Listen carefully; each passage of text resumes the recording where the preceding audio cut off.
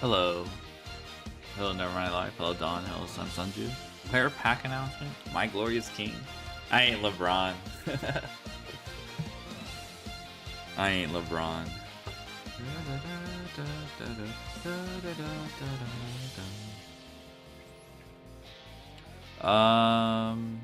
Shit. There's one more thing I have to do. Not much to say. I didn't spend that much time.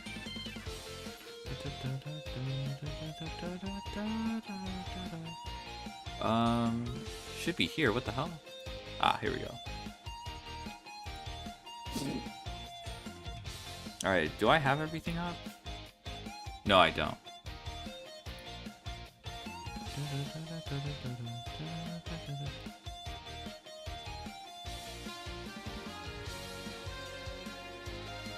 Okay, one more thing.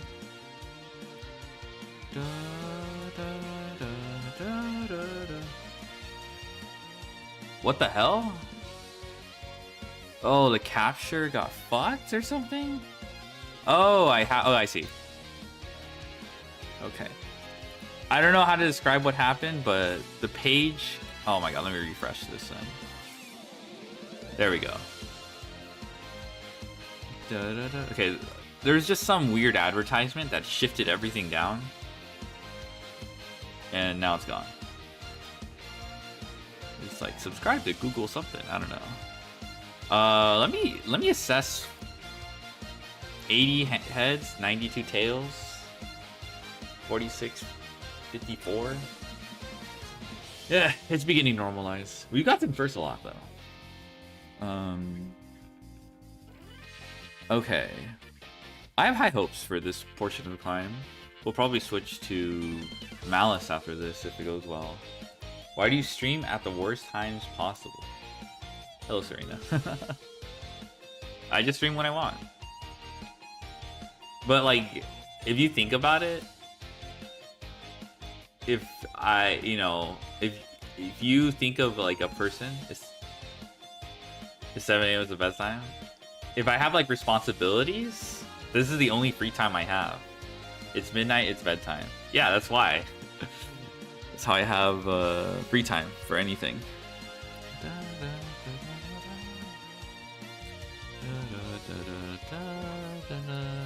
I mean, feel free to sleep. Don't let me hold you. Lunchtime. Dun, dun, da, da, da, da, da, da, da, da.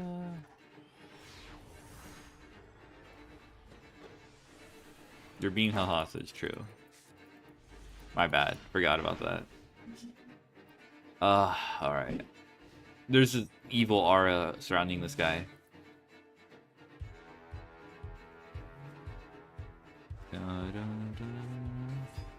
Oh my god. I think we let this go. It plays into Nib a little bit. I know this is 2 effects per turn. Alright.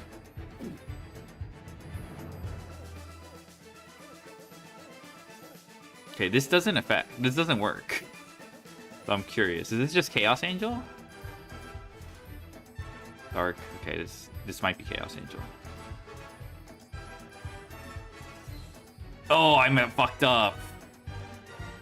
I fucked up. I actually fucked up. Holy shit. This has an effect.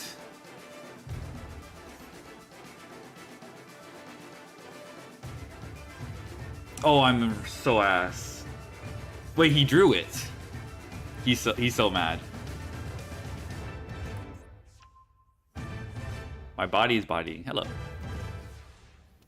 All right, if he's okay, this should be game. Can I spread my concrete mix on your steel deck? Business. I like how you use the specify business wise.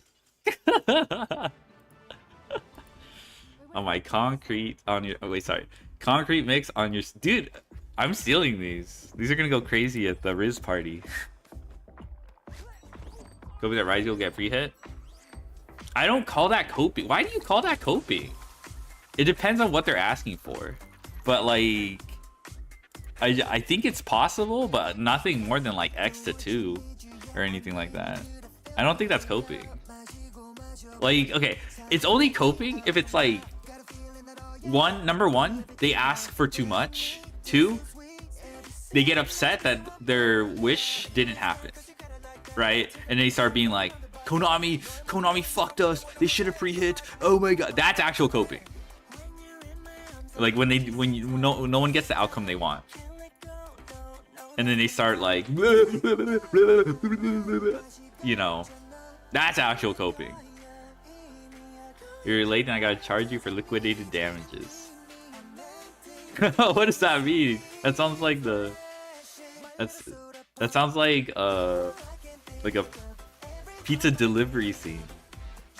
I'm here for the horse, if you know what I mean. I don't know what you mean.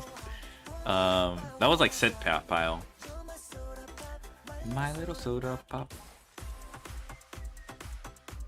Wait, actually, let me think about it.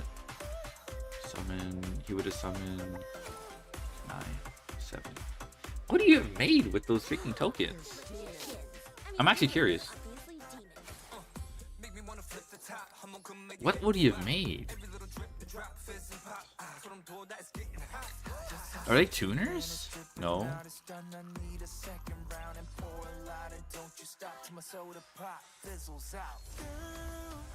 Oh, I see. It's 8. Oh, okay. It's 8. Oh, Justice Hunters.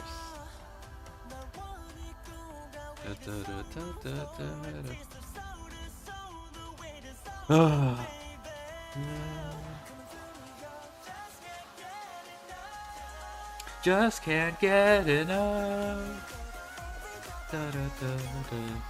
You're my soda pop, my little soda pop.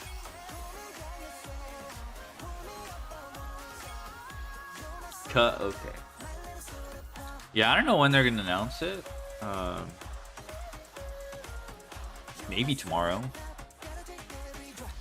Gotta drink every drop. Yeah, maybe announcement is tomorrow. It wasn't. Oh, fuck me, dude. We love no hand traps.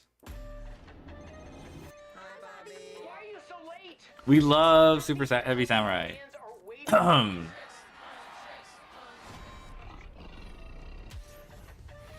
just not gonna play this out. You can. He didn't draw into. Okay, I've seen enough. He didn't draw into Super Heavy Samurai. Big Benkei.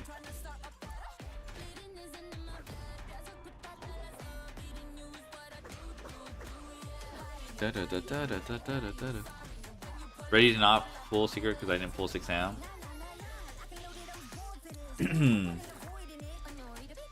Six. You still have to craft what's called the Bushido counter thing. Gateway. They sticking you with their big Benkei, true. I faced a Math McMalice player. Did you know it sucks? I told you. I literally said that shit sucks ass. Unless you open like Gateway Shirley. Oh yeah, they might reprint it. They might be. That seems like a really difficult pack to pull through.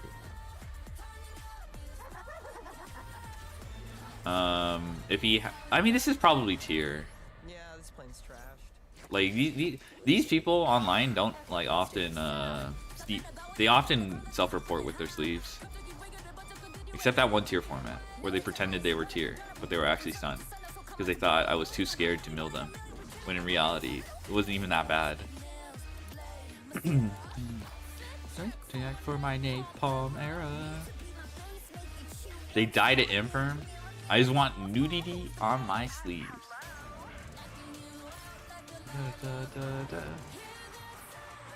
Who said that? A bow before burger support saddens me. Do you think we're gonna get burger support in like January? Nevion? Maybe they could pair it with Ritual Raven. Oh, Miracle Raven.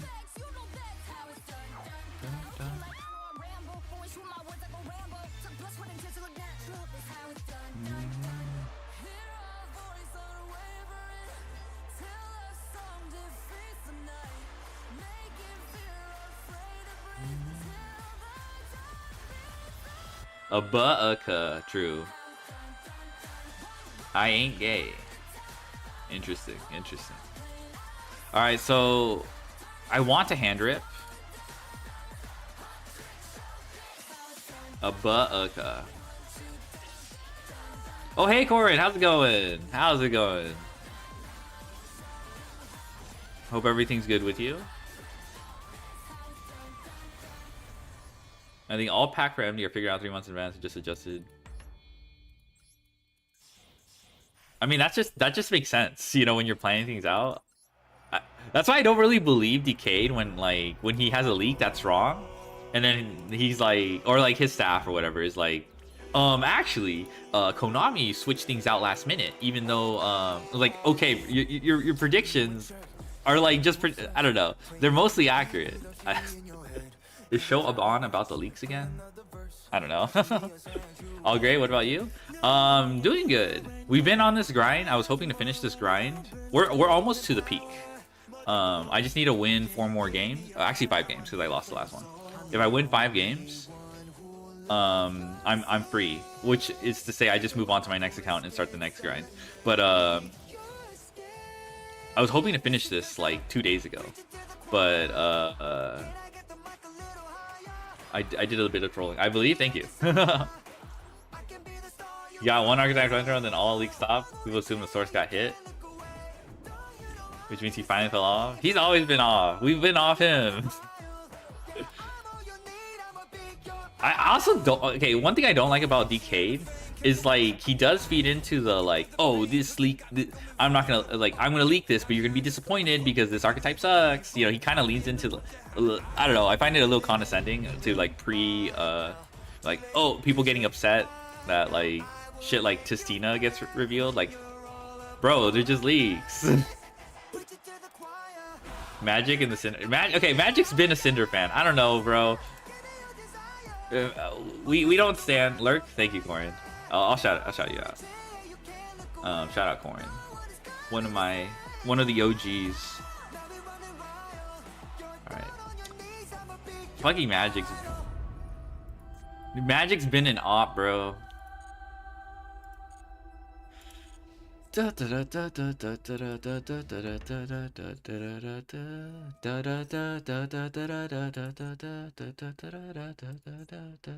gotta look past the personality and start going by their looks.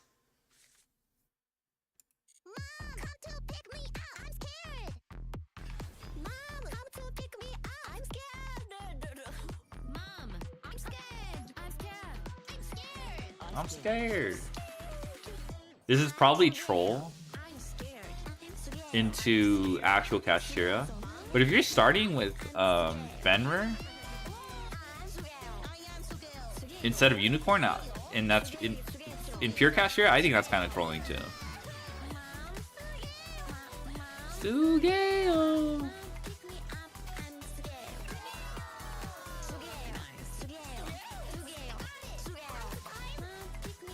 Okay, we I don't know what he has. Maybe that was nah, the race off could. Are you kidding me? Okay. You're not getting that Fenrir back.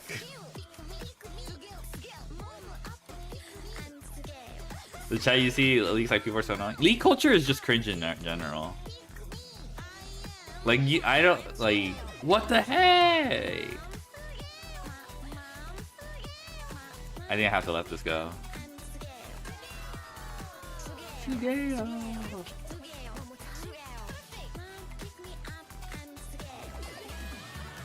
Okay, if he triggers anything, we definitely negate. That's fine. What are you talking about, Magic?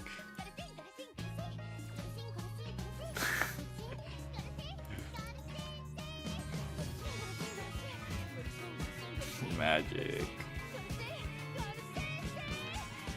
Bro be like, I don't know why Genmu blocked me. Why did Genmu block me, bruh? How could this happen? I'm feeling cute tonight. I see, I see.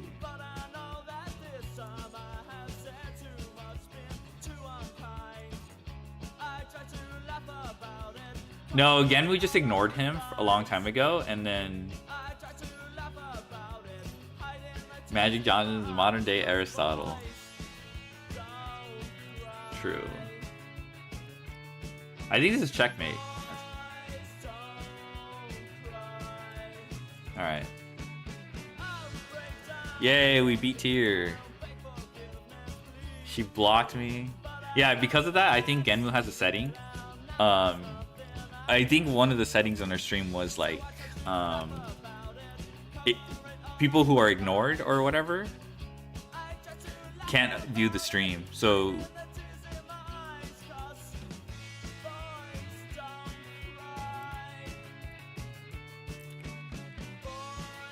oh, this is Tails.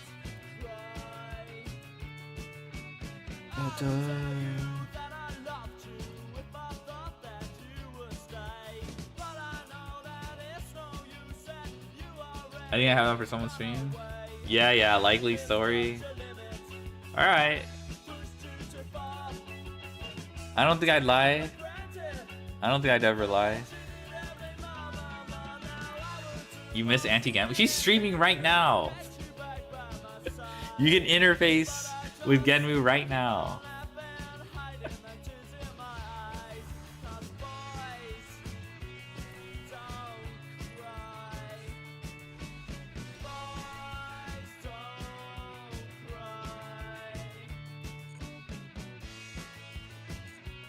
Just put her stream up. You go to her stream, bruh. We get to M1 before reset? I mean, that's what I'm trying to do. Will I? Like... Okay, I don't think I can beat this. Alright, you got me. I don't think RNG is being manipulated in my opponent's favor or anything to prevent me. But I think I can do it. It's not that, like... It's not that difficult. She can be our Coco Melon, okay. Most of every message but mine? Oh, shit. Dang. I'm blacklisted orange.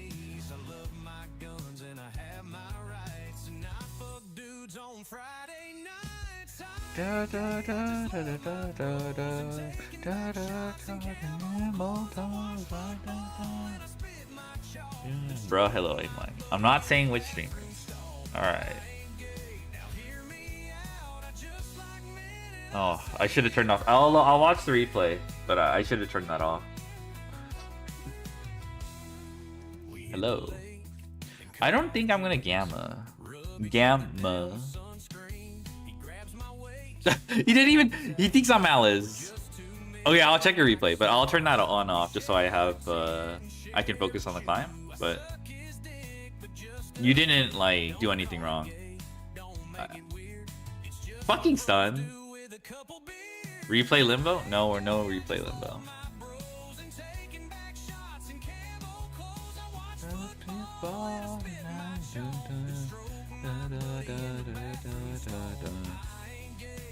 No one uses delete 7 TV emote. That's so crazy. What a useless redeem. I'm a pass, pick a random chatter and double it. No doubling. There's no doubling in this stream. No one deletes emotes. So sad. So sad. No one uses double or nothing. Okay, yeah, I'm good with that. Double or nothing. So we don't have doubles here, so you get nothing. It's fun to stay Chandra. Chandra DC. It's fun to stay at the Chandra. Gamu's, yeah. She's live right now. She was gonna end earlier, but Maple raided her, so she's like, guess I have to farm some clout. I'm kidding. I'm kidding. I'm joking. I would never say that. I would never say that like sincerely. Like it's so hard for me to.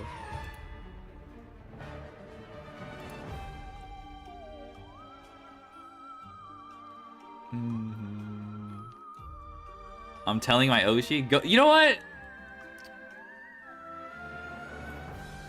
You know what? Go for it. Maybe you're blocked again and she doesn't see your message.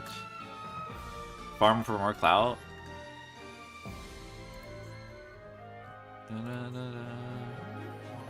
Where's Auntie Genmu? Bro, she's literally streaming.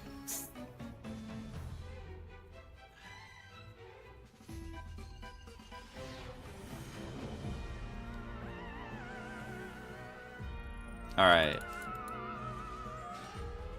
Alright, we're I don't know what this is, probably Tenpai. Oh wait, no. They went first. My bad.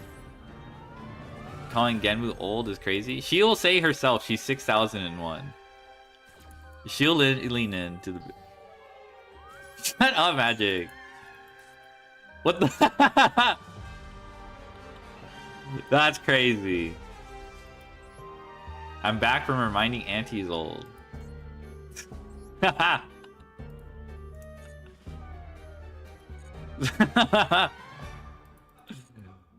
My bad.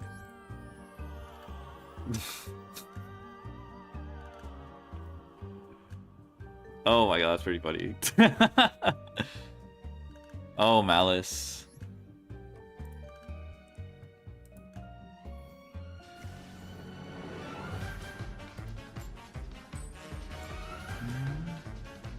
I don't even know what I won against. They just scooped.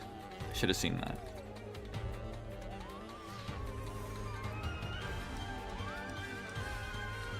Wait, what the hell? Why am I at 174? Did I just not collect lists? Oh, I probably didn't. Oh, it was stun. So this should be 177.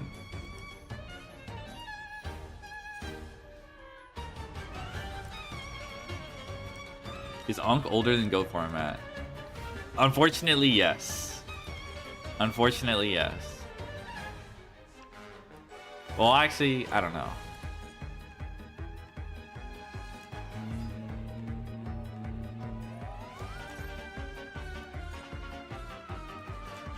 This Fuelos isn't doing anything if he knows what he's doing. Alright, let's see what he does. Let's see if he has elite ball knowledge. He does not have elite ball knowledge. Maybe he has engine and he needs a push.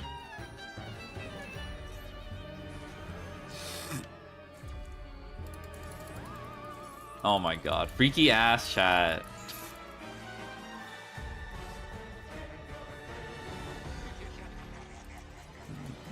I sent Ray a bunch of new bucket lists.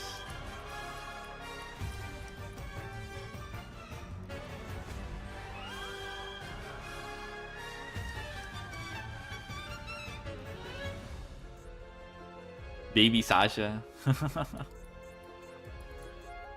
Baby Sasha freaks me out, bro. He goes like goo goo gaga.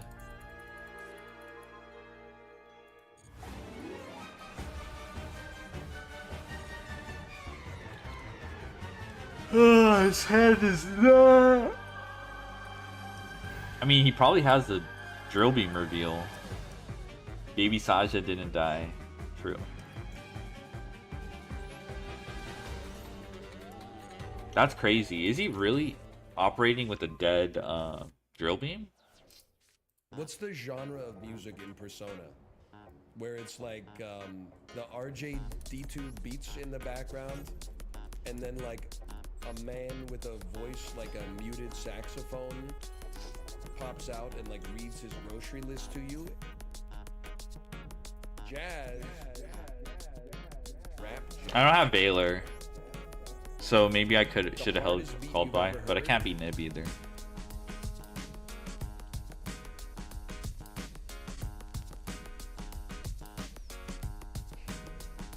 You know, jump scare, yeah.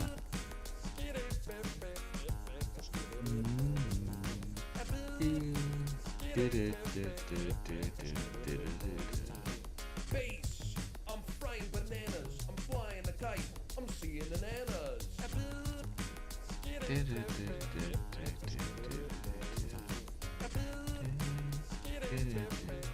I don't know why he's thinking about it. It's like a good drill beam hit. I'm a downright rebel. You wouldn't believe what That's not a bad drill beam hit.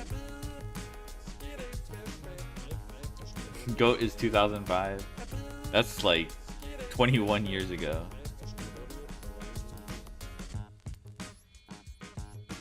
I don't know what it is. Honestly, if he holds it for later, I don't see what I can do about that. This is the song you play when you're going to the bathroom in Persona. Ray crashed out? What? Yeah, I can't beat Baylor, unfortunately. Alright, I'm just gonna pray his drill beam's not live.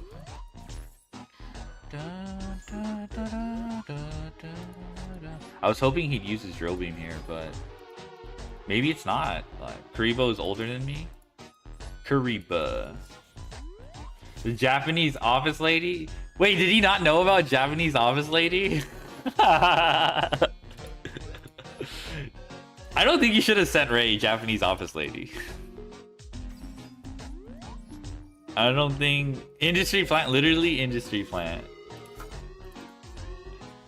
There's no way you sent her Japanese. Can someone explain that to me? And I don't know how to describe it, but there's a lot of lonely guys on Twitter who are interpreting like this what's called actress posing, dressing up as an office lady as like an everyday occurrence that they're missing out on.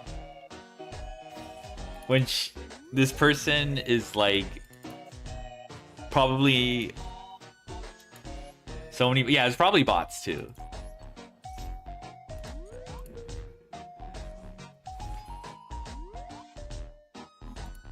There's probably bots, yeah. Okay, did my Discord just crash? All right, see ya, doobie. Needs to share Japanese Kuribo level 9.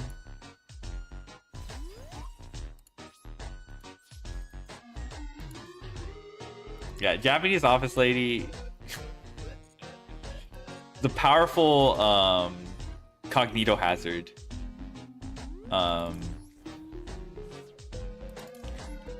But that is actually an industry plan. There's no way though. He could have beaten Fualos. It's crazy. People don't know that line. You just go, if you're just gonna pass on drill beam, just go under Fualos. Just go. Even at worst, just I don't know.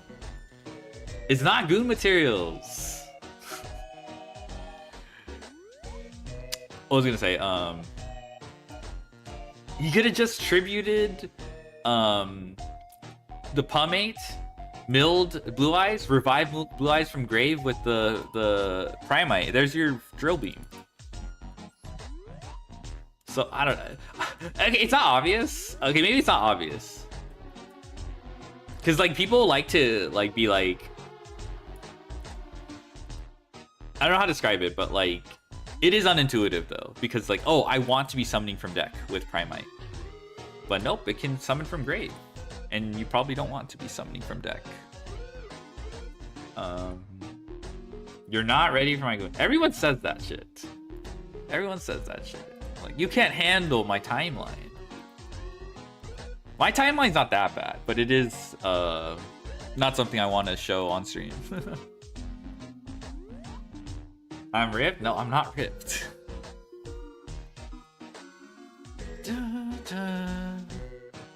Butt eyes. Alright, we gotta get you belt. Your timeline is fried.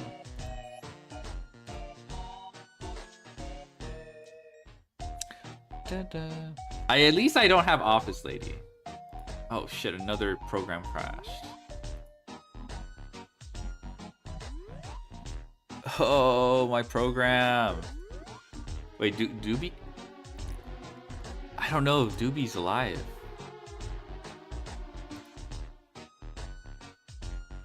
Chat is gone.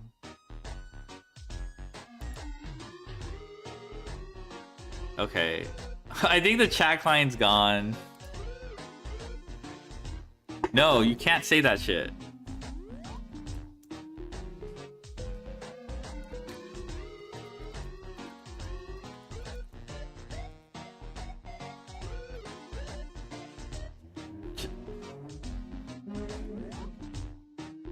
Jesus Christ. Shut up, guys.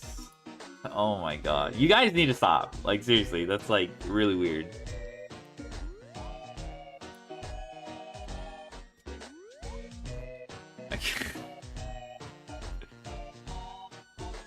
My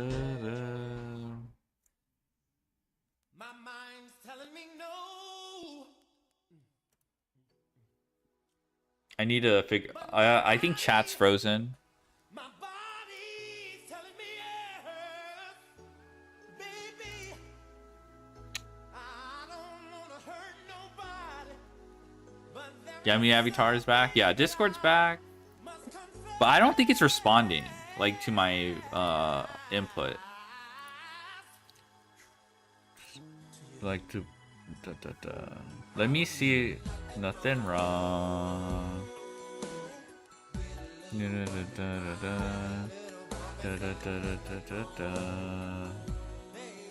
That is Twitch? What is Twitch? I don't know what you mean by that.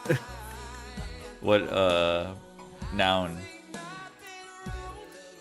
No, right.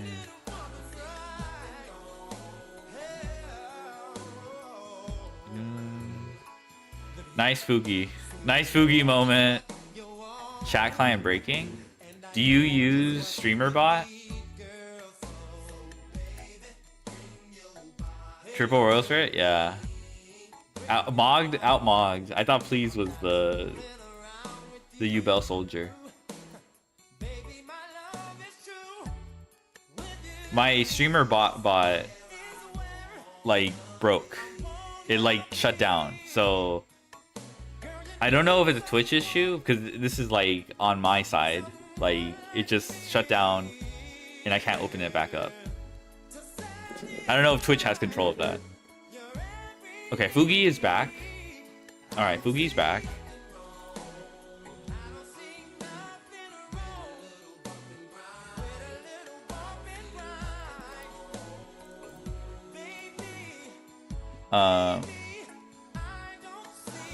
Yo, please, believe. Believe. Thank you for believing me, please. I appreciate the subscription. 12 months? Wait, has it been 12 months? Oh shit, you mean you Oh fuck. It's 8 months. But you did the you like did you like prepay months ahead of time? Hell, undecided decisions. What the fuck? Insane. Hello, so shoddy. What the fuck? Because I know you can pay for 6 months ahead of time. Motion, yeah. Well, thank you for your support. I appreciate it. I don't want to say it's not needed or anything like that, because anything I shouldn't be like. That's really okay. That's nice. It's a very nice gesture. Mostly do for 6 months. I can't find something to find the year option. Okay, I think chat's giga broken. Do we just take off the chat if it's just internal frozen? 6 months is cheaper. That's true. 6 months is cheaper. That is indeed true. You do get a discount. Oh my goodness. Genmu, thank you so much for the raid. We're almost to Lion. Mega Lion Angry 0. What rank you at? Here, I'll show you. We're 3 away. We finally, we de-ranked for the second time, clawed our way back, and now we're on a streak. Oh, thank you. In my Malice account, I de-ranked back to M5, but I got back to M3. Like, so it's very volatile. Why MJ here? That was not MJ. That was R. Kelly. Super Quantal Mech Beast Magnalegger. Ant Genmu and Unk Reggie. Oh my god. That is parasocial, fuck. Said some stuff. I've never used that. I've never called Genmu anti ever. That's cap. But yeah, I de-ranked with Malice back to M5, and I was like, okay, you know what? Instead of playing Mathmeg, I'll just play some Malice, and I'm back. Bro, we so close? Yeah, we're close. We're close. What? Wait. Why am I I'm not raiding. How do I cancel the raid? Why are you raiding me? It was supposed to be shout out. Go get back. Go back to Twitch and start playing more Pocket. That's what I'm trying to tell you. Thanks for the stream. Go back to playing more Pocket. That's what I counter raid the raid. My bad. I just going to Genmu. Enjoy. It's a treat to watch Genmu, I will say. No glaze. Classic Reggie. I know. You know what? You got me. That is actually something I would do. Alright, yeah, we're close. Oh shoot, I should have done more. I forgot I was in the middle of like screenshotting some lists, but it's fine. Alright, let's get red.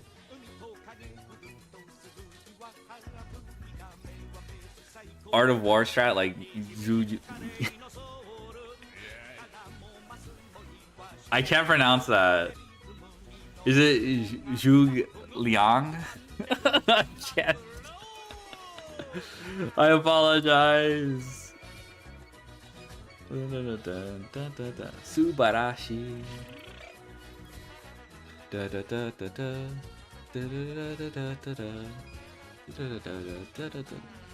I really like people rediscovering Under the Sea because of Mermail. Alright, which one of you summoned this? Yeah, chat is stuck, so I'm asking, should we keep it around?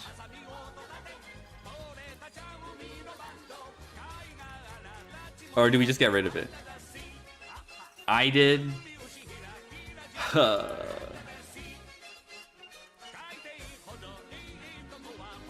Maybe it wasn't right to Fuolos here. Oh, he still gets to see my hand. He hard drew it. He still gets to see my hand. I was hoping he would search it, and then I just preemptively Lancia, so he doesn't get... Oh my god.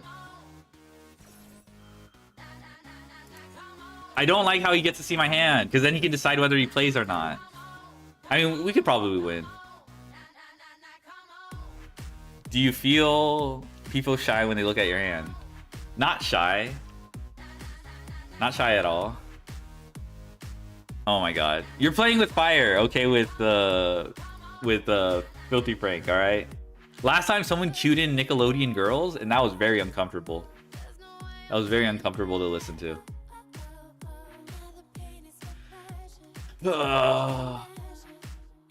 It's stuck at weird moment? Alright. We can get rid of it. I wonder who did that, bruh. I also don't like, because he can see my hand. He could probably... He has 2 waters engraved for Mulan, presumably.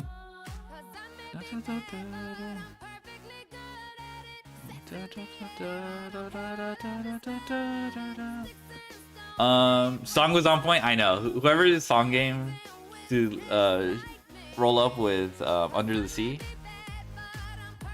Alright, I'll get rid of the chat overlay. I'm sorry, it's broken. The streamer bot just like won't open. Alright. Alright. Ooh, I'm actually figuring something out cool about OBS. Okay. Whenever TTT rips a card in my hand, I feel violated. I think that's a very common feeling. I think it's just like... I don't know how... I'm not trying to rationalize it, but it's just like... Hey, I was gonna play with that.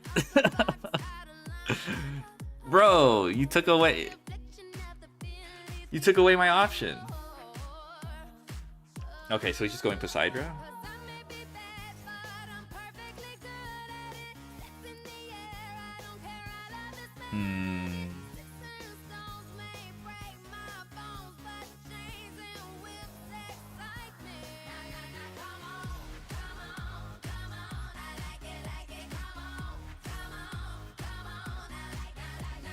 Okay. I didn't see Mulan, but if he hard drew it, he can go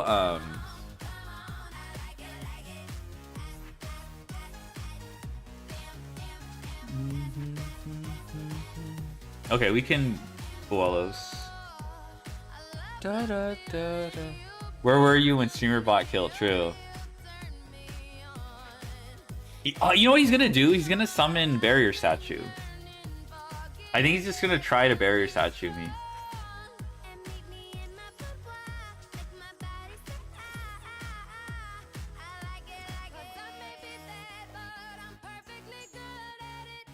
Okay. I can't complain. This is nice. Oh, he can add to hand. Fuck! He got me. He got me. Okay. Alright. We get to see the next two cards in the hand, though.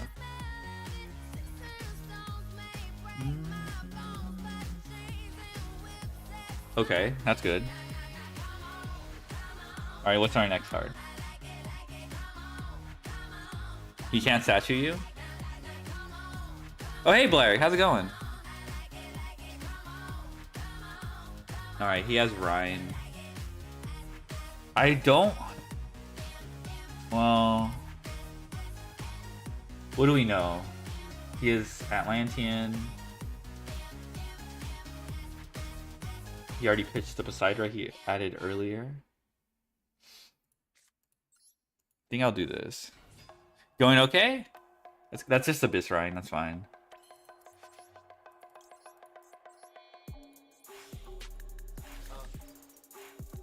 Things are going alright for me too. I'm hoping I can get this. I'm a large pink cunt. You know what I'm saying? Yeah.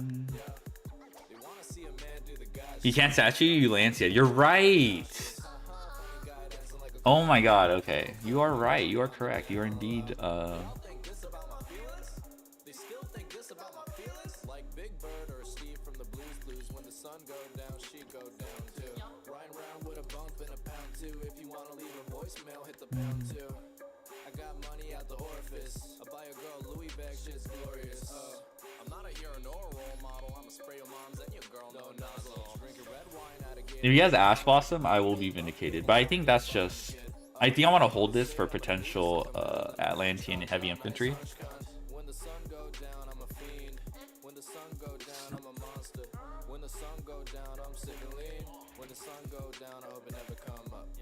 Young boy with the trash talk, runny little mouth, find it sitting on the asphalt. I know you trying to beat me, I don't have a doubt. I can't answer at the moment, I got pussy in my mouth, pussy in my face. Depending on the nationality, I get a different taste. Y'all really think I'm out here having hard times? I got 17 jobs, this one's part-time. Dude, I'm gonna be honest. I think 6 Sam's gonna be expensive. They have every reason to make that deck expensive. Like that deck is pretty popular. As in like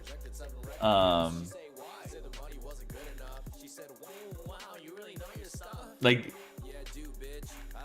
they don't have to make meta decks expensive. It will be. That's why I think I have a feeling.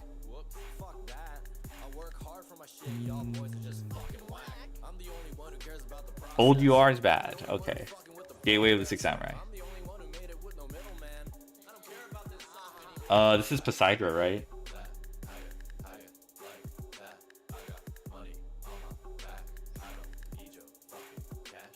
He is so dead, yeah. Only problem is if he draws into... I mean, I can't do anything about that, right? We turbo out with Sam, true. However, called by on Neptibus should be game in general.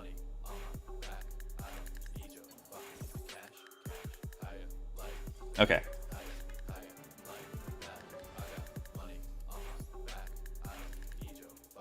That could have been dicey.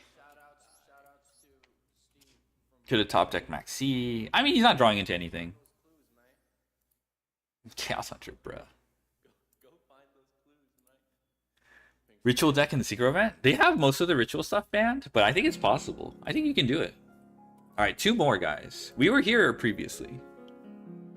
You don't call by the other Nepta? Is that, like, petty?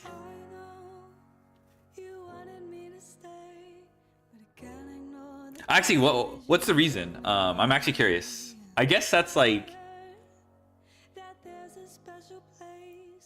Is there a reason for that? Like,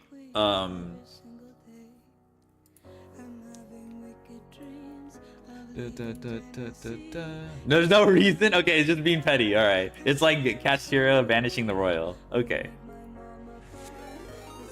Oh, fuck. I hear Rat Pizza Man. Thank you so much for the follow. We love rats. We love pizza.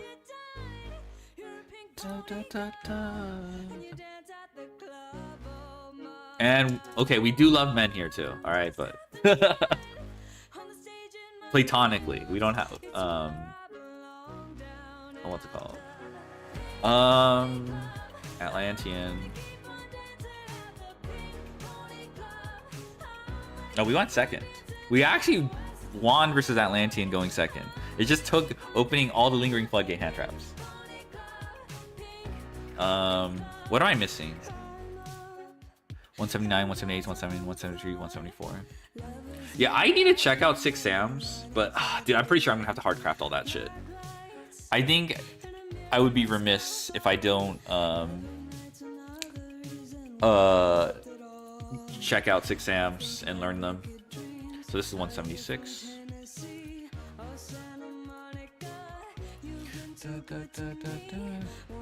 That said, can the deck beat Droll?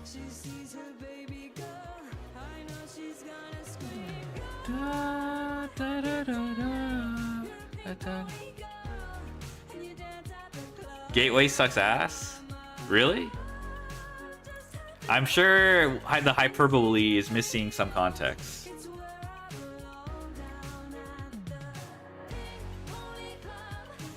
Ads. Alright, I guess I'll never get the context. Not really? Gateway isn't played anymore. Okay. I'm just gonna call that cap on that. Gateway isn't played. It's probably code for we tested it and we've read a specific number of people tested it and concluded that we don't need it. Primite 6 Sam is the current. Okay. I love how there's no elaborating. Whatever. I'll never find out the answer. I guess I'll never find out.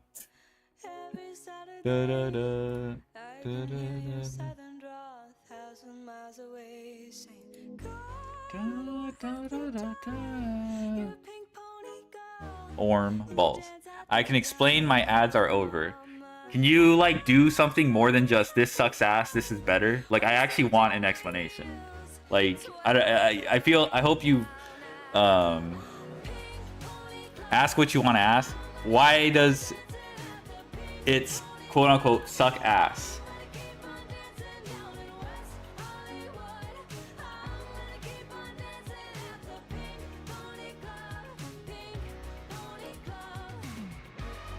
All right.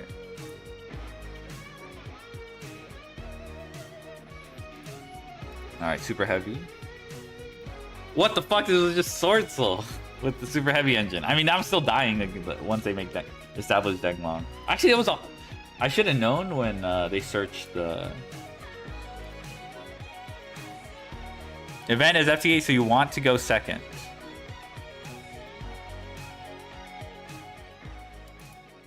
Okay.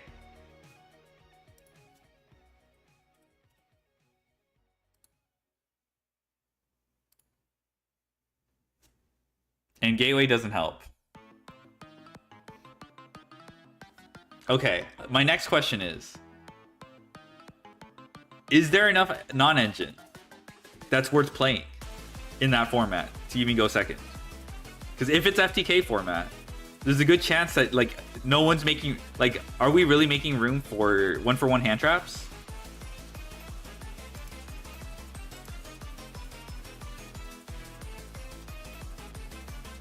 Also OCG Synchro Cup. Oh wow.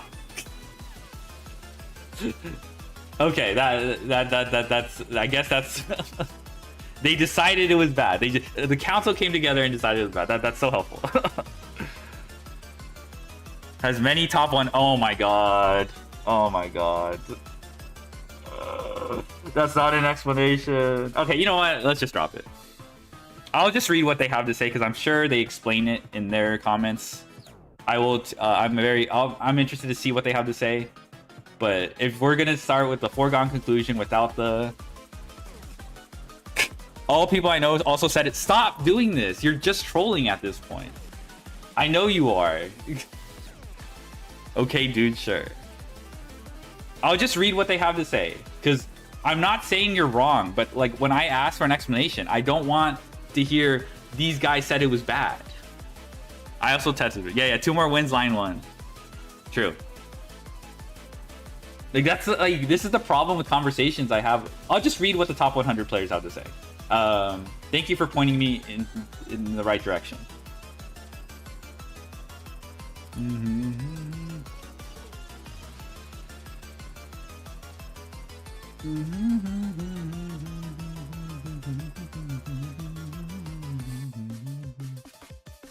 Two more, if not, I'll punch this lion head.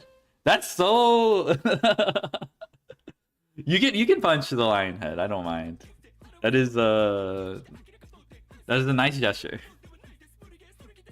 Lock in? Yeah, I'll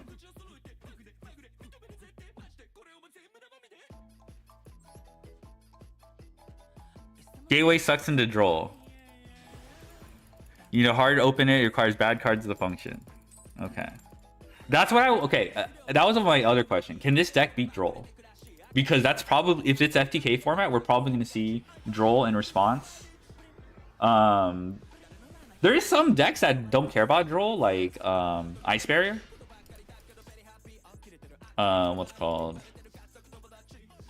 So I haven't really mapped out the metagame in my head or whatever, but I think for sure at some point in the cup, I don't think Droll is going to be mained immediately. Because it depends on what the lower ranked players are going to play. But anyway, I have to go through that whole motion, the map myself. Because I know there's a tier list, but tier lists aren't maps. They don't show you matchups, you know, what was good into what, you know. They're too like one-dimensional. Kind of weird into the speeder decks. Yeah. Floodgate sent you under Droll. Nice. Guru's son can play under Droll. Spreadsheet's Orm. It's not a spreadsheet. It's just literally me getting a piece of paper and drawing things out. Well, that sucks. What engines? Okay, so I'll take some time to learn speeder because that seems more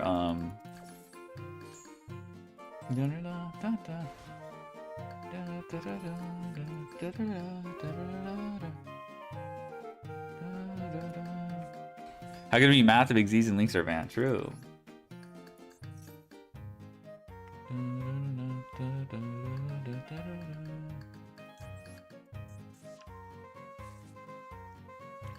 Runs too many bricks in the long run? That hasn't stopped. I don't know. That hasn't stopped.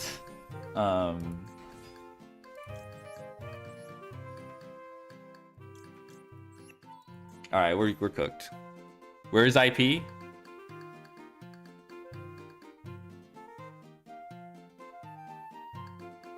What?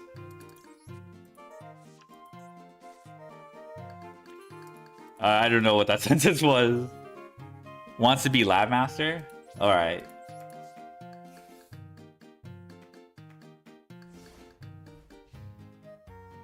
Da, da, da.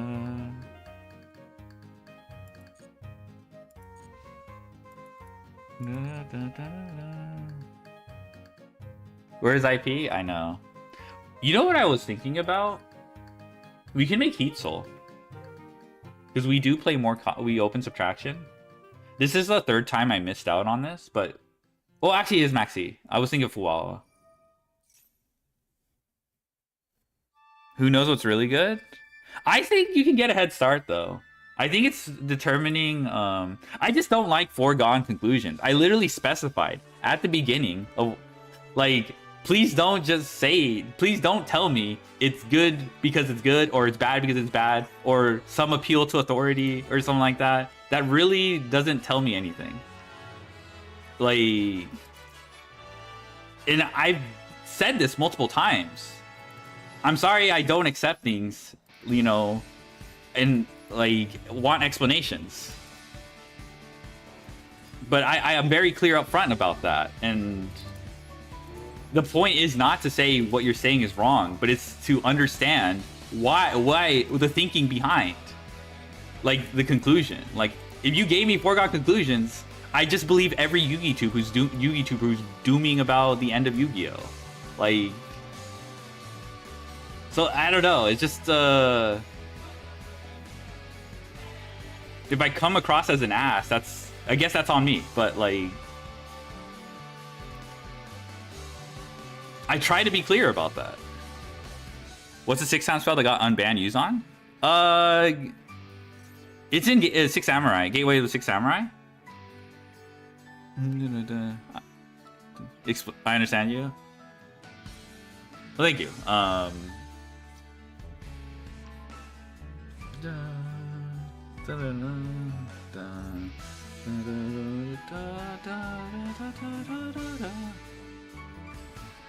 But you have to understand also, like, if you say Gateway of the Six Samurai is ass, how is the other person, when that card has a long story of FTKs, what's called looping. Obviously, we don't have the Link 2, so it's a lot weaker, and you have to hard draw it. But how do you convince someone who has that storied history in the back of their mind? You know, you have to unlearn all that. And it's not like, that's harder to, one of the things that's a really hard pill to swallow at face value. So I don't know, I just like, if I told you, like, what's it called? If I told you Tier sucks ass or something like that, like Kid Callow sucks ass in like 2025 or 2028, like, you're gonna be skeptical. You have to provide good evidence. I don't understand. Please explain. It's okay. I do my best. It's okay. Is it one of those where everyone uses except them? Yeah, it's very unique to Six Samurai. It's like the broken card that people cite, you know. The crazy part, it's unbanned, it does nothing, right? Like, no one cares about it at the end of the day.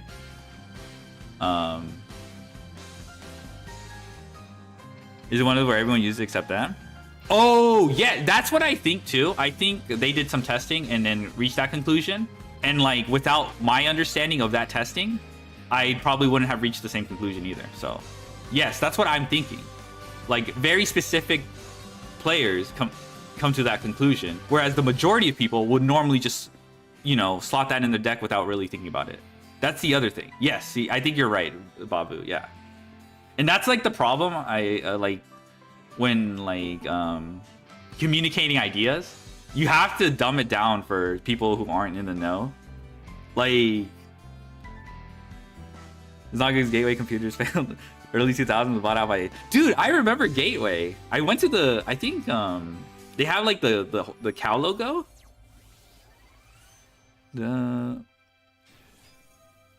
I didn't know they did computers when I was a kid, though.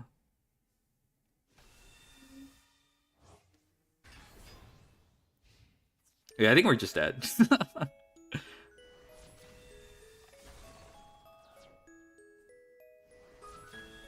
I just saw it was unbanned. I was like, oh, another card from 1990 is gonna be broken. Yeah, like, and I think that's like most people. All right, GG. It's a good thing I can yap while they're kicking my ass. You died?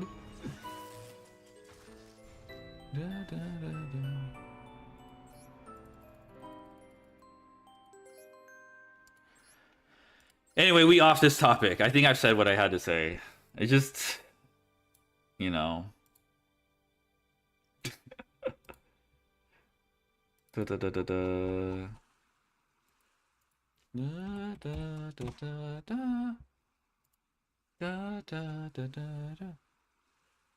Makes him sound. Yeah, FTKs, but it's much harder without the Link 2, for sure. Like, Yeah, it's much harder without the Link 2 because Link 2 also distributes Bushido counters. It's like very unique.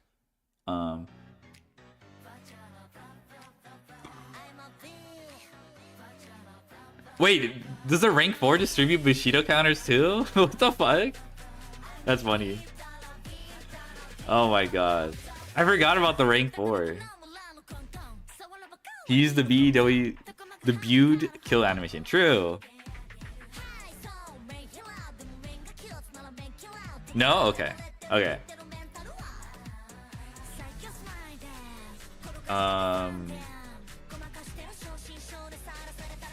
We're taking our sweet time getting to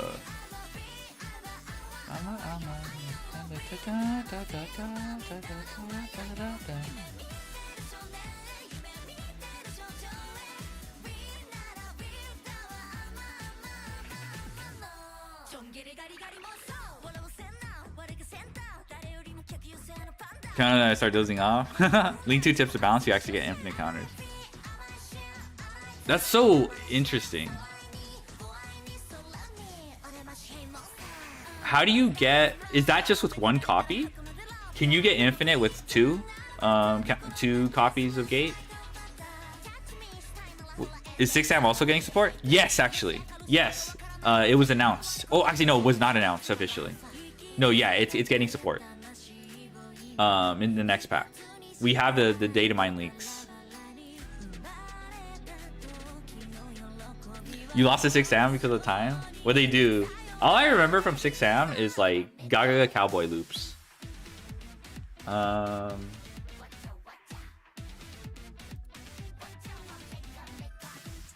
This is probably troll. Oh, so okay. Gateway plus anything that gets countered. Gotcha. Okay, so my Lancia resolved. It's so weird. I think I faced a lot of Malice.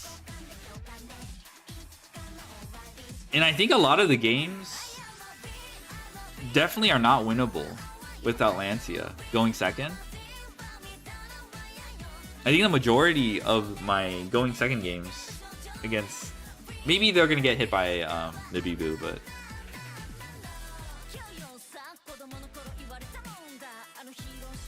I mean, I've had Ashe plus Nibiru. Ashe on Malice in the Mirror or something like that. But if they know not to use the Apo there, then I'm screwed. Awful boards are too much. But it's also like the combination of hand traps. Like, they can beat those. They just... It's usually an unforced error on the opponent's part for losing those hand traps. Like in the Ashe plus Nibiru example. I'll Ashe their Malice in the Mirror when they banish it off field spell in their attempt to banish Red Ransom. And then they'll just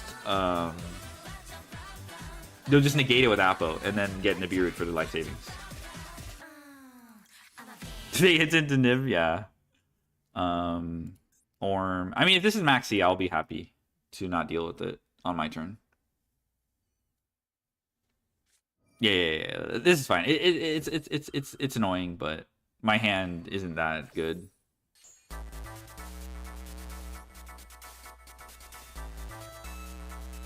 The one card rabbit always plays into Nib. That's true, but one card rabbit is like another unforced error. If they do one card rabbit, oh, they're under Lancia.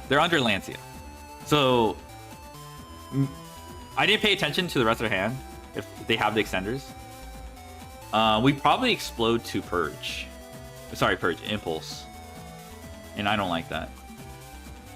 Okay, we have Lancia. Ever been when I Lancia them or my one Baylor and Dormant somehow ends up. Yeah.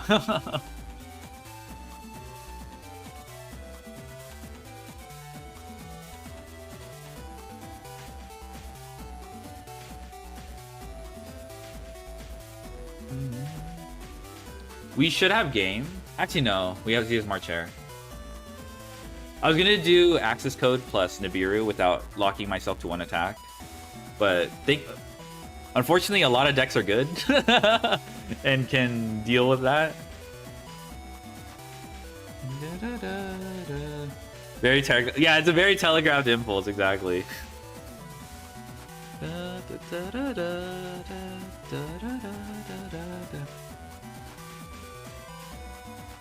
I mean, he had TB11. So, like, I'm not sure why he did that. Da-da-da. Oh, fucker. I think we're okay. Oh, does this banish without, Does this banish without... Banish one other malice card, and if you do... Oh, so yeah, so it banishes before special something. That's cute. Oh... That's too much. Is Lancia the guy or the artifact? I think it's the artifact. Yeah, I think it's the artifact. That's too much. We got cooked by Super Poly. This has happened before.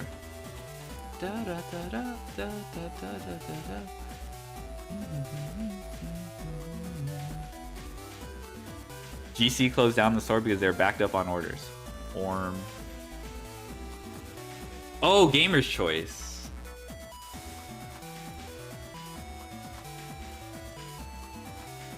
Fuck, we shouldn't have committed the subtraction. I don't know why I did that. Max DDD, yeah.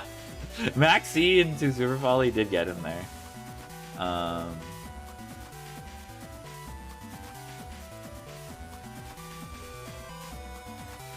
We shouldn't have committed the subtraction. I don't know what I was thinking.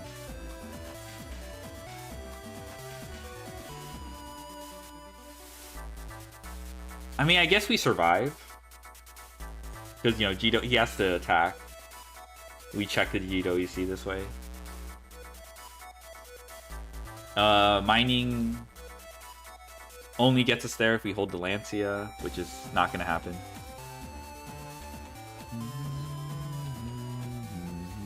Dark. Goated. Okay.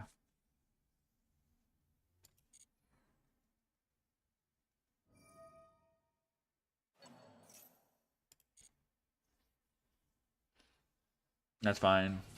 My royal. There's not a native link. Oh, okay. He can GWC here.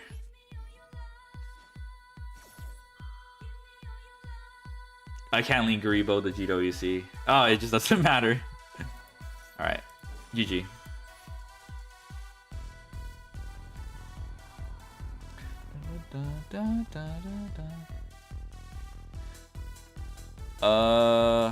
Even with Lancia, we lost to their non-engine. Very many such cases.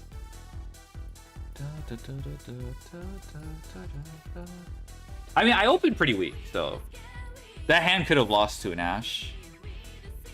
Not really, but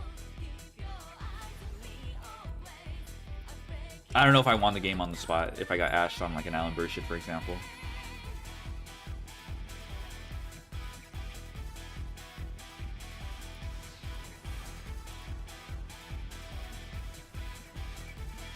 So close, man. I don't have Imperm in my list, so the crossout's not doing that much.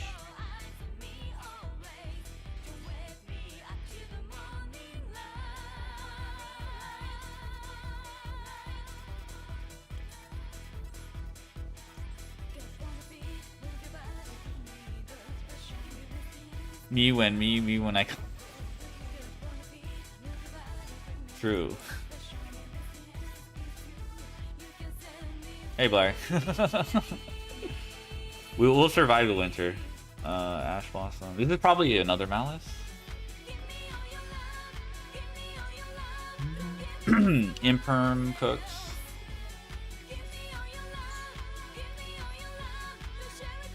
Hello Arthur.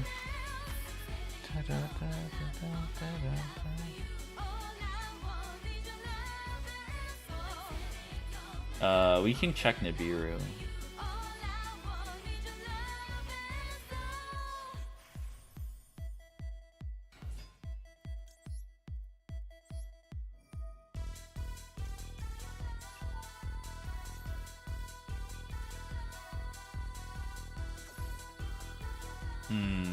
Would he hold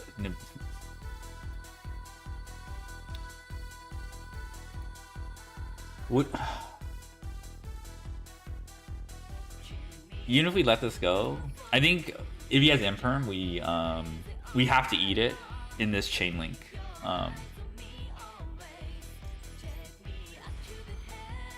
Oh, okay, so just went through. Nibiru, can't do much about that. I was hoping to hold on to this for Nibiru, but...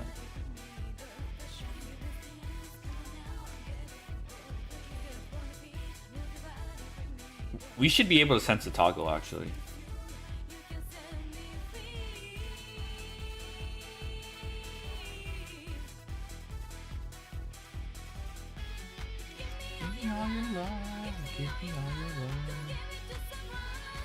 I don't think he has a Bestial, but it's just good practice, I think.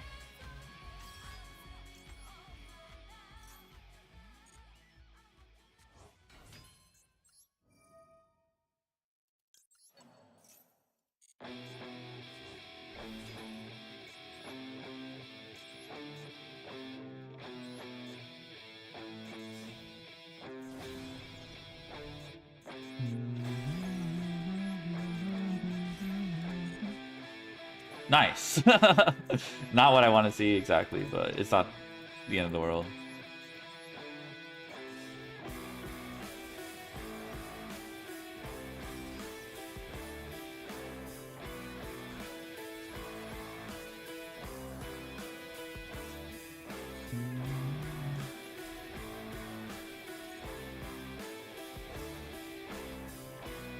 Oh, that was bad. I just realized what I did. I into Imperm. Malice in the mirror. Oh, dude. Actually, no, we're fine, we're fine. I just can't be called by. That's crazy. That's a crazy top deck. I'm not gonna lie.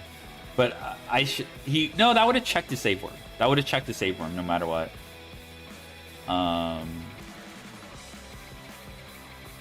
That would have checked the save worm, yeah.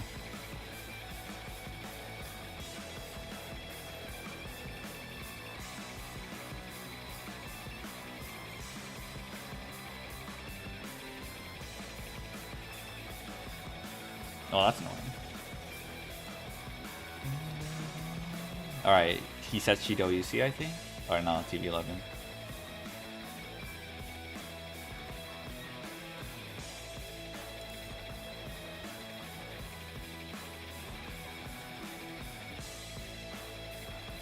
I just have to watch out for Słokyurործ, and I think I'm okay. Oh, wow. Okay, so we should be clear. Okay, we just don't beat Typhon, but no, we don't have to worry about Typhon. I forgot about Link Lock. Teehee.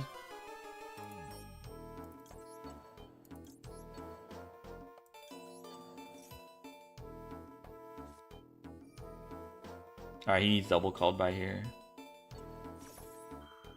Yeah, this top deck was necessary.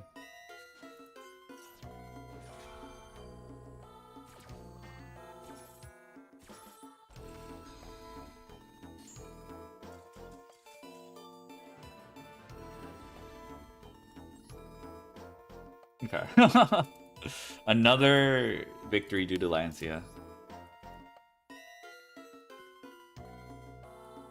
No impulse either. I think I've had moments where they had impulse. And I wanted to explode. That wasn't a Mathmech win? That was... Hey!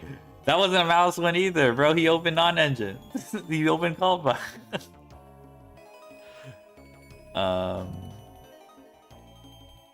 Hold on. Did I miss? Okay, I did lose this. So it was the second Malice I lost to.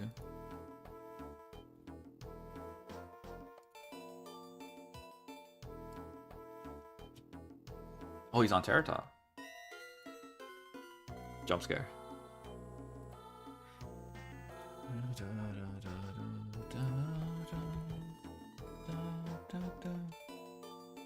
Wait, what the hell?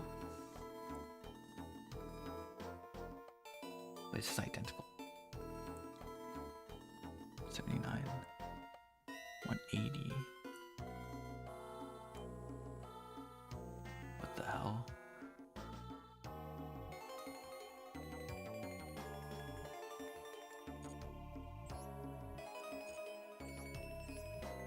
Oh, it wasn't Malice, it was Blue Eyes. Butt Eyes.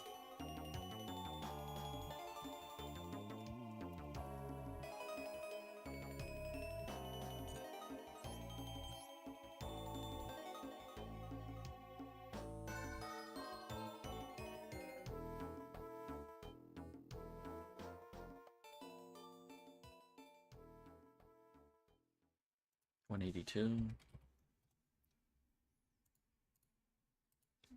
Malice. Okay, that makes sense. Then we went first. Going first. Teehee.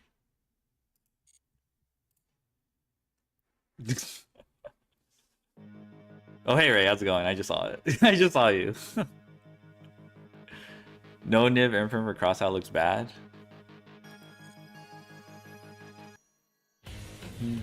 Oh yeah, let me shout you out, Bob. It's nice seeing you. When we playing Mahjong, bro? When am I gonna get smoked? Babu-doo, Babu. Poro sad. Poro sad.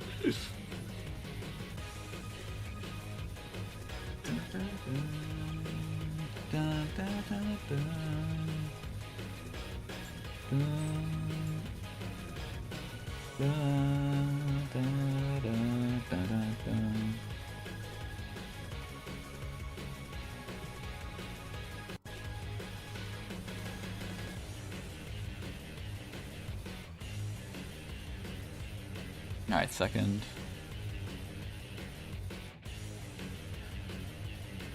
I don't know. This hand's nice if my opponent doesn't play.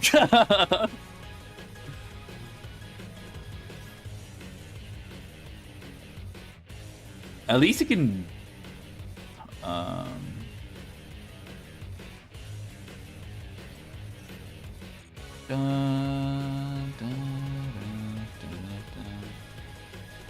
I think I want him to commit the March Hare. That thing causes so much problems on my turn.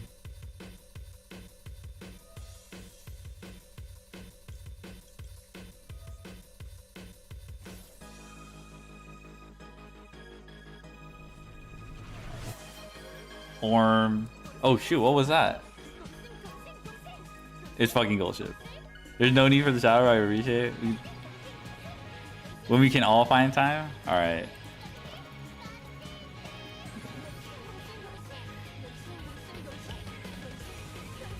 Oh, I found an edit of like when you play Uma Musume, we play Zhang. Oh, fuck off. I'm not playing Uma Musume. I saw the servers yesterday. Or like when were the servers shitting themselves? I actually saw the I saw that shit. Are they good now though? Because that looked really hard to play. When you hit a button and it says connecting.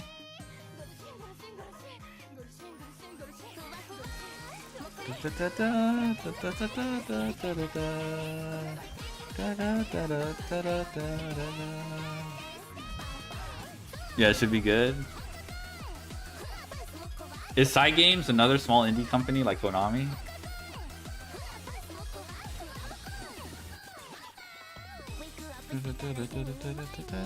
Are we winning? Yeah, actually.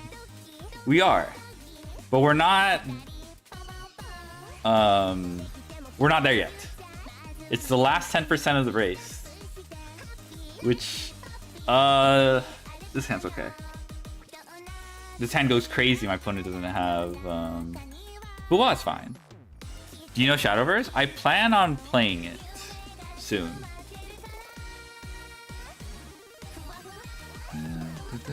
ScyGames is an actual company? That's fucked up. The backhanded ScyGames is an actual company. Ice Cream, by the way. His name was Ice Cream. Ice Cream. Okay, I don't remember cake flavor being part of the lyrics though. Okay, go. I didn't get that joke. That was so backhanded. Oh my god.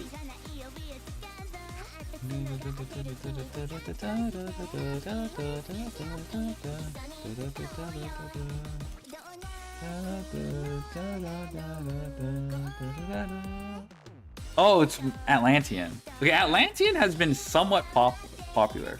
Or Mermail. I don't know if I call them Mermail or Atlantean. I call him Mermail? Oh my god. I have to control F every instance of Atlantean. There's 3 instances. Okay, how many Mermail instances? 1. No, 3. Oh. Okay, I'm just gonna change them all to Mermail.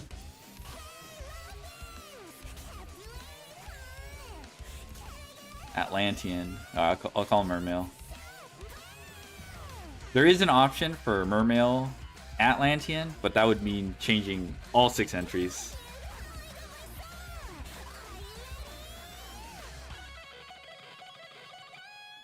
I guess there's a way to do it automatically, but I don't know. Bow bow. How bow. Oh my god, my voice cracked.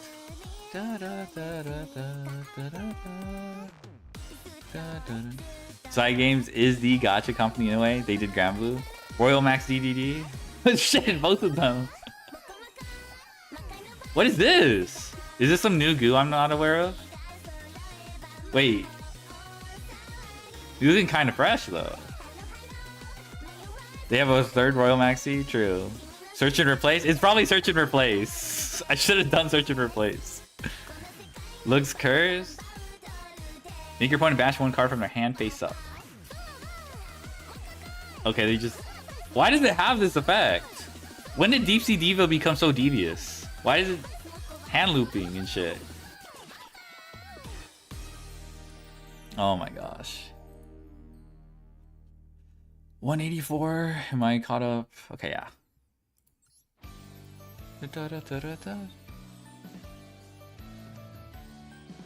There's new card Vegeta, 300 attack, 200 defense, and effect send Vegeta in the grave. Special summon Yamcha becomes 6,000 defense until the end of the turn. No joke. I just saw Tomas, I just saw your message. I'm sorry I couldn't get to it because my streamer client that has the YouTube comments. But I believe you. Yamcha with Kuribo stats, that's pretty powerful, I'm not gonna lie.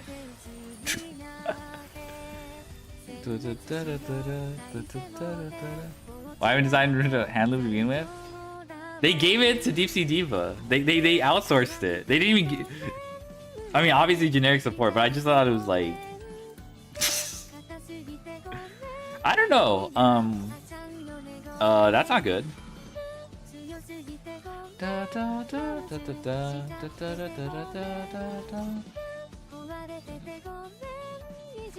Search and Deep Sea cards are all hand loop. Yeah. Also, Spiritual Water Art Aoi kind of started that trend. Yeah, I know it's fine. I just am thinking if he has a Druis Worm or some shit. Watch this be like Beansmith control.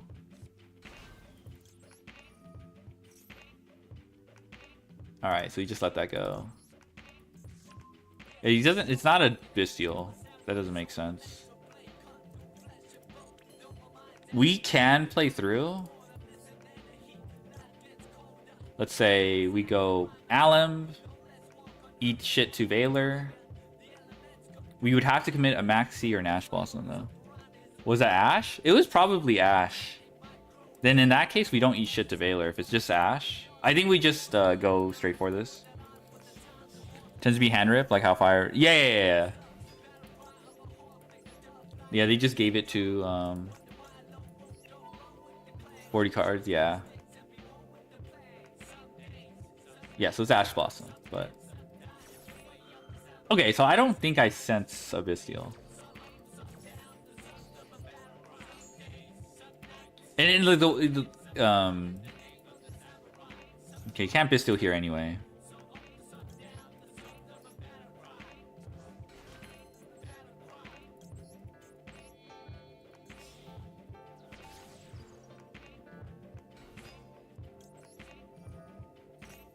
I'm okay if he has Nibiru, because I could at least cheese with the Maxi draw 2.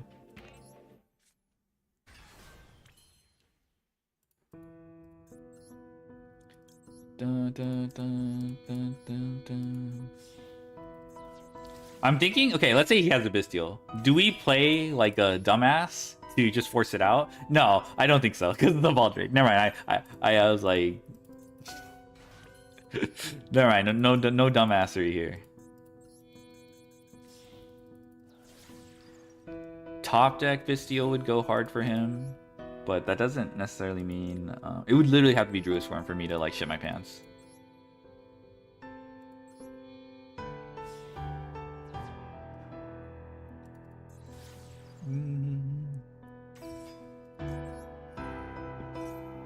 Dun, dun, dun, da, da, da, da, da, da, da.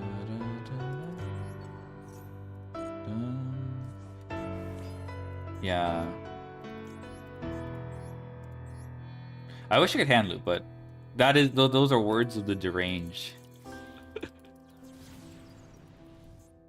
Okay, let's see if we draw into an extender. We can keep the draw. Wow. Okay. We have normal summon. Wait, we can't. We don't have the arrows to go into Almirage. Fuck! Okay, so it didn't matter. It did kind of matter, huh? No, we just don't have the arrows. Yeah, we don't have the arrows to go Almirage. Because, unlike Singularity, this is Cybers. Can't you? Actually, we probably could have. I just didn't see it. If we committed to Heat Soul, let me think. We needed one more body. Well, no, we could have. We could have actually. We just normal. I just didn't realize I had a normal summon. No, you're right. We just Laplacian, send 2, normal summon, Ash Blossom, and then go Almirage. What if G Golem Crystal Heart? But that defeats the purpose. I want to keep the Heat Soul. I don't want to do G Golem. No, I think you're right. I think we could have hand looped, but that line didn't come to me until after. So Orm.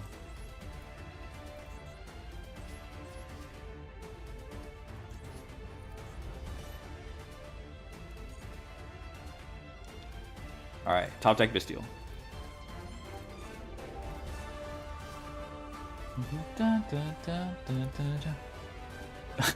OG G Golem on cart.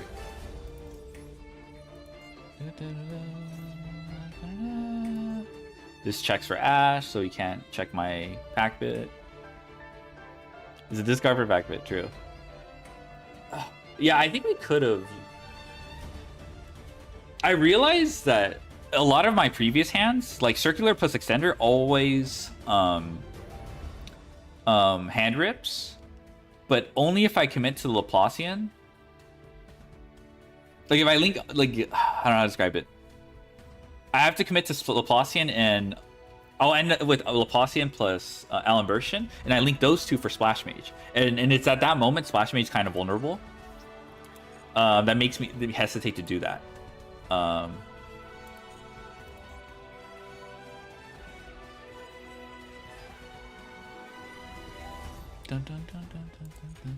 That's kind of annoying.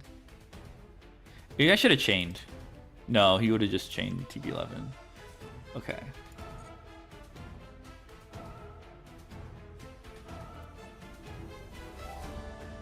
That's fine.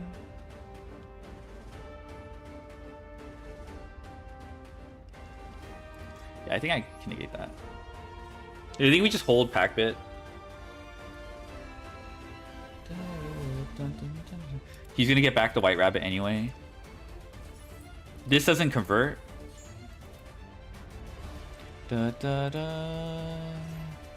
We get to draw one. Yeah, this isn't Splash Mage yet. Maybe it's Dark, but I don't know what he plans on getting. I think Dark into Lingery would be an option. Time to go for good luck on your games. Thank you, Arthur.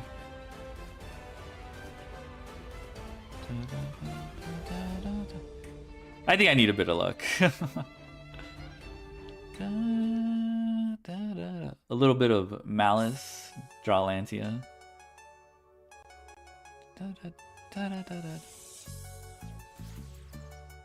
That's fine. Wow. The artifact Lancia just beats Lingeribo.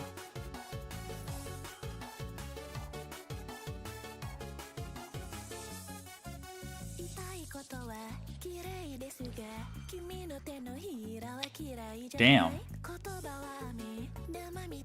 That's kind of a problem.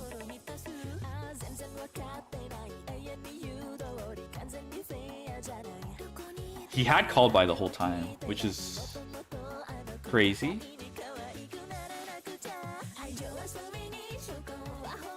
I think we can wait.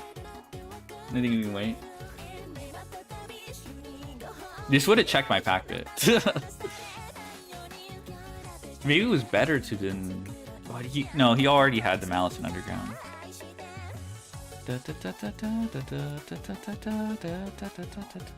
Okay, Doro Mouse. Your Super Pack and Pack Bit are live? Yeah, I know they're Ignition, but just keep in mind he has Lingeribo. If the Lancia resolved, I wouldn't have to worry about Lingeribo checking my...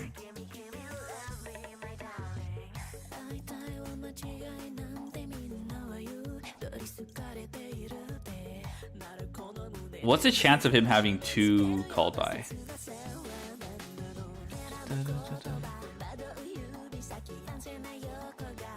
This is a tough decision. Because if he has a second called by, I just lose on the spot.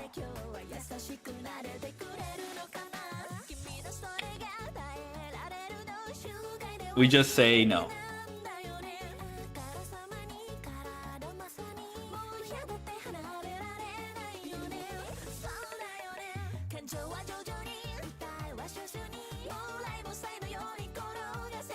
But hitting Dormouse is actually like a good tempo play, or like, I don't know, I'm using the word wrong, but I think it's a solid play because it's like,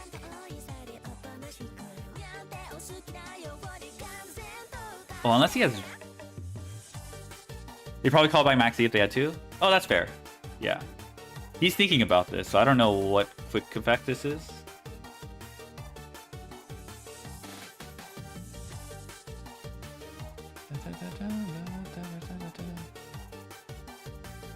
That said, all he has to do is resolve 1 white binder and I explode. Like, he pretty much wins the game.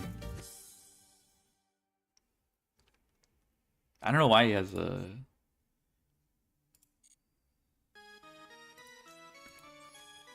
Could only be Hair or Bestial. Oh, well then I just lose then. If it's Bestial, we just die. Then it should have been Kill Dormouse.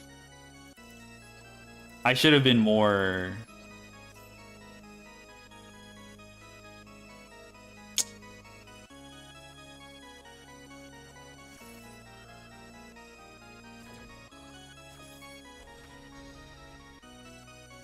I think it was hit Dormouse, not even because of called by Gray. I think it's because of Bestial.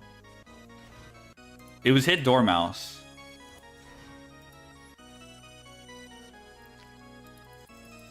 Finger, haha. Yeah. Not much you could have done. We could have. If we hit Dormouse, he's forced to call by. If he holds call by for Super Factor, what does he do with Lingeribo for what does he do with Lingeribo and Baldrake?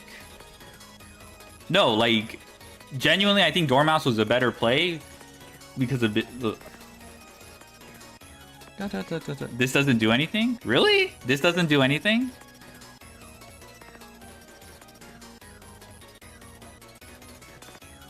Maxi carry? I just said if he resolves White Binder, I explode.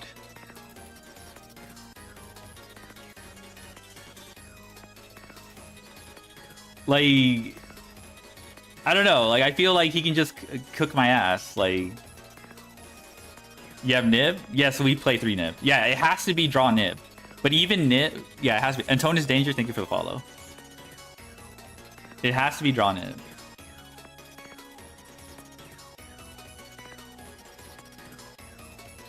Mouse in the mirror, sure. If you commit Apple, you can't really kill. Apple still kind of solos.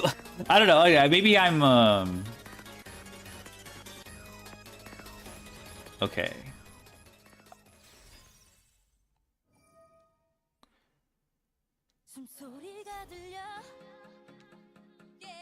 Ash the Nib, true. 3 Nib, good god. Yeah, Nib is insane. I don't have I'm annoyed because we really should have hit the Dormouse.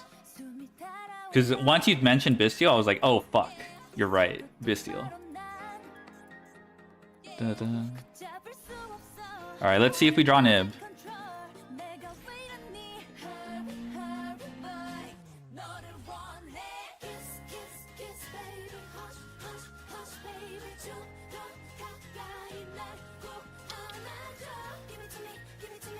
Ugh.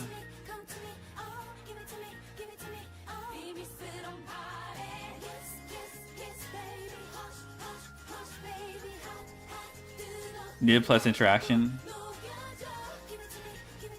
He doesn't have the attribute? Really? Oh, no Splash Mage. No Splash Mage. I know what you're saying. But he could always... Oh, he has to commit more to get the attribute to pop. I understand what you're saying. I think it's a really high pressure situation for him. So I should chill. I'm actually just chilling.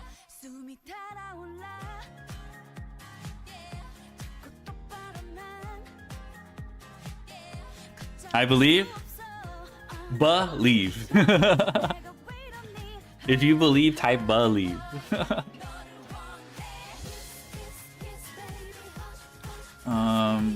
Okay, he didn't negate Malice and Mirror.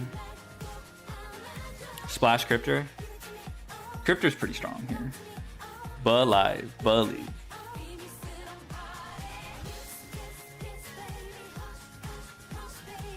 Still goes in the binder? Yeah, I'm fucked.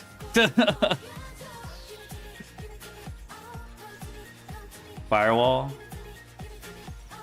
There we go.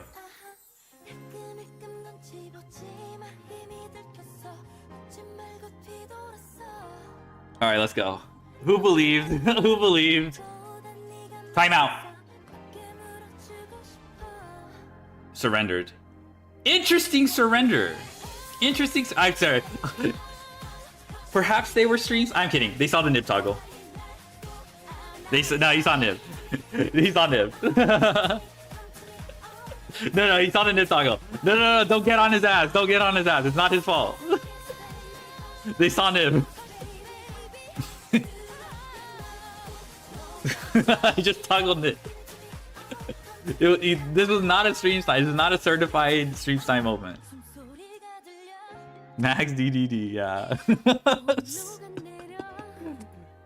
Oh my god. Oh, dude, that was... Fucking Yu-Gi-Oh, man. It's always decided. Okay, to be fair, Maxi decided that game. But I don't think I really needed Maxi. I had all the tools I needed to win. Well, actually, no. Maxi did decide the game because I drew an Atlantia. Never mind, Maxi decided that game. You didn't have Nib, but something else that has the same toggle. Lantia? Lantia's not once per turn. Yeah, Nib decided the game. No, maybe he learns. I'm actually really bad with Malice lethal. I don't know how to do it very well because people scoop. Like, my games don't get played out. I need testing. I need to test with someone who lets me OTK them.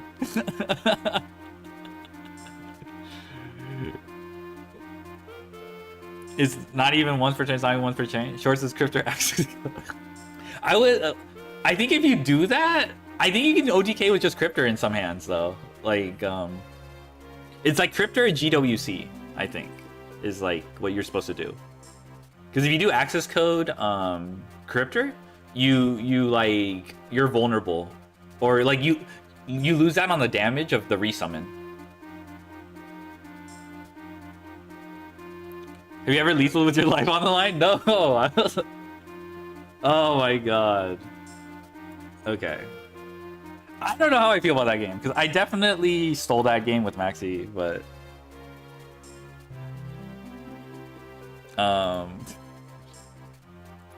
but I do play 3 nibs, so I actually had good odds to draw into it. Is attack then times 2 for 5k? I don't know. Yeah. I think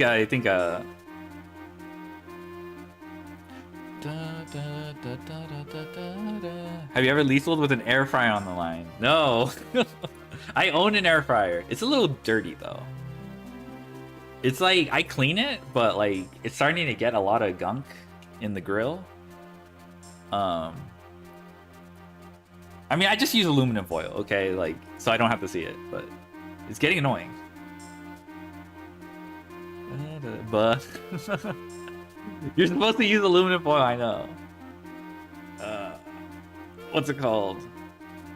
Have you ever leaked it with your soul on the line? Reggie Dirty, what the fuck? That's why we need 60. Ice cream. Okay, we're 2 away. We've been in this spot before. Hold on, let me, did I record their stupid list? Sorry, I did not mean to call them stupid, okay? Their list is not stupid. Actually, their list seemed fine, just fine. I just use that as a tick, like orm, fuck,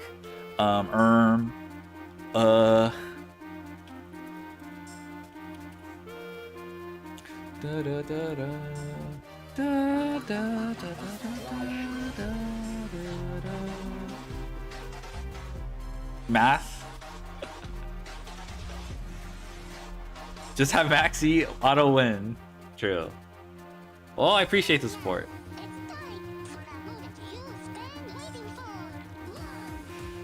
Chandra DC. I'm praying for no Chandra DC. That deck is too good against me.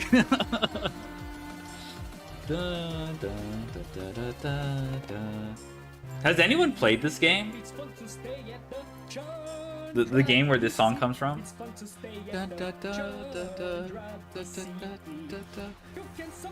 I will say it is a GBA game, so it might be a little unk for y'all. I'll capture the Chandra. All right, we can't go back to the line at 5. True. You mean Minish Cap? Let's go! My faith in humanity restored. Yes, yeah, Minish Cap. Malice? Oh yeah, it's over. Orm. Can't call it nowadays. True.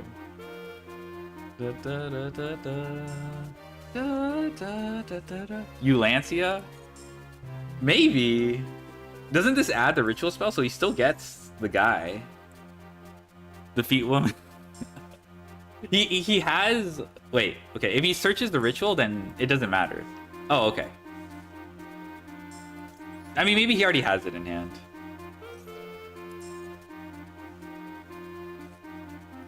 I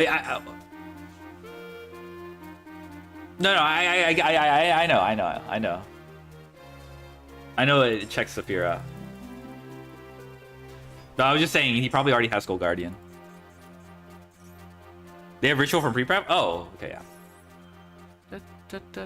Yeah, then we might be a little bit fried.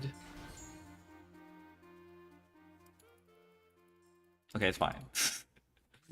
We can't always go first in FDK and Maxi my opponent. 1, 2, 3. Surely they'll end it into Nib. If they make... What's the card called? Please make the Link 2.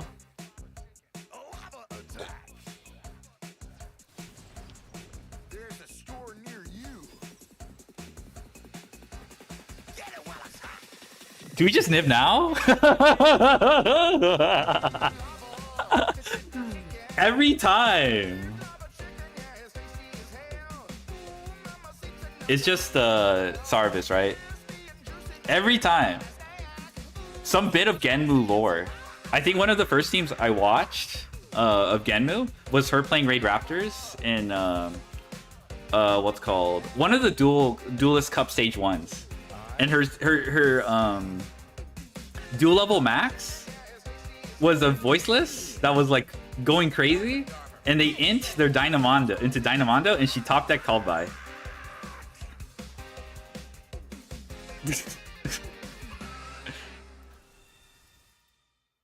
But that was like almost a year ago. That was almost a year ago. Bruh. Was it my Royal called by? It might have been Royal called by. I think you were like... You were like... I don't know how to describe it. You were... It was the craziest top deck.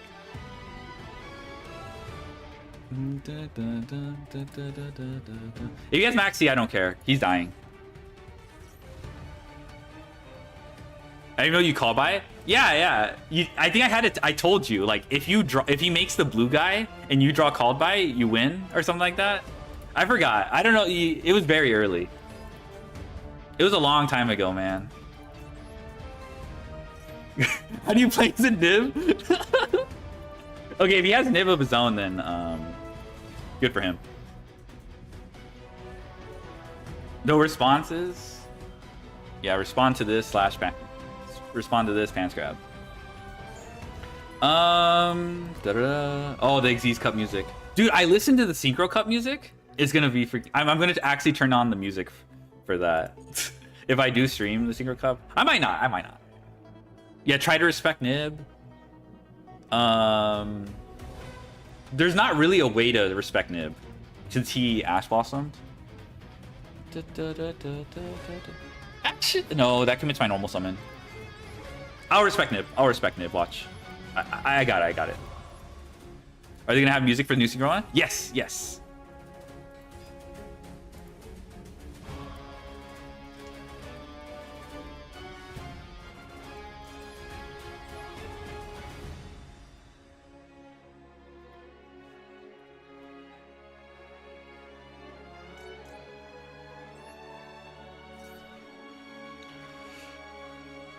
Not game loss? Yeah. It was just OBS.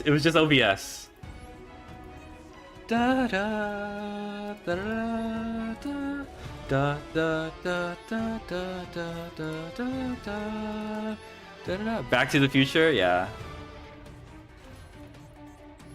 All right, yeah. We beat Nib. Well, we don't beat Nib, but like, we set up our board just fine. Actually, no, we don't actually beat Nib. I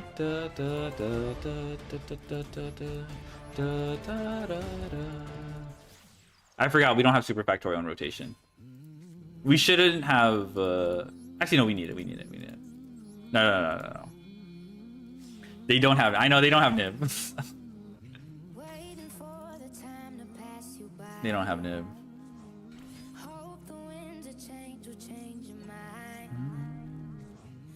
No Ogre either.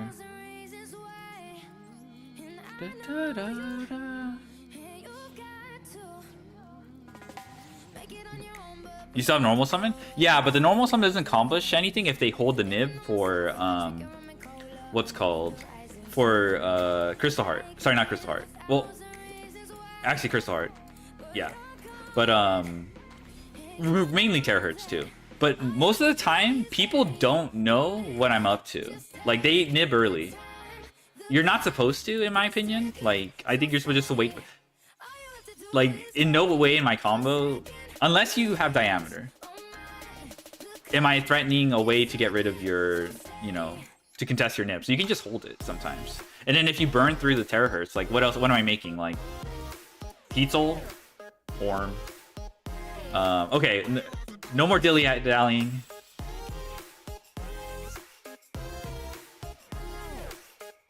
No more dilly-dallying. No.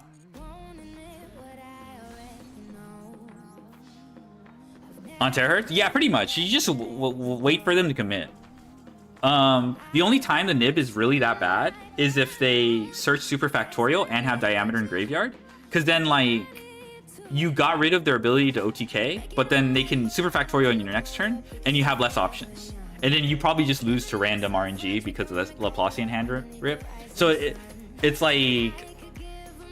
Actually, there's not much you can do, in my opinion, if they set up super factorial before committing to nib, but... You dueled this person? Log in, yeah. Dude, he plays Fiendsmith. He was definitely gonna play into nib.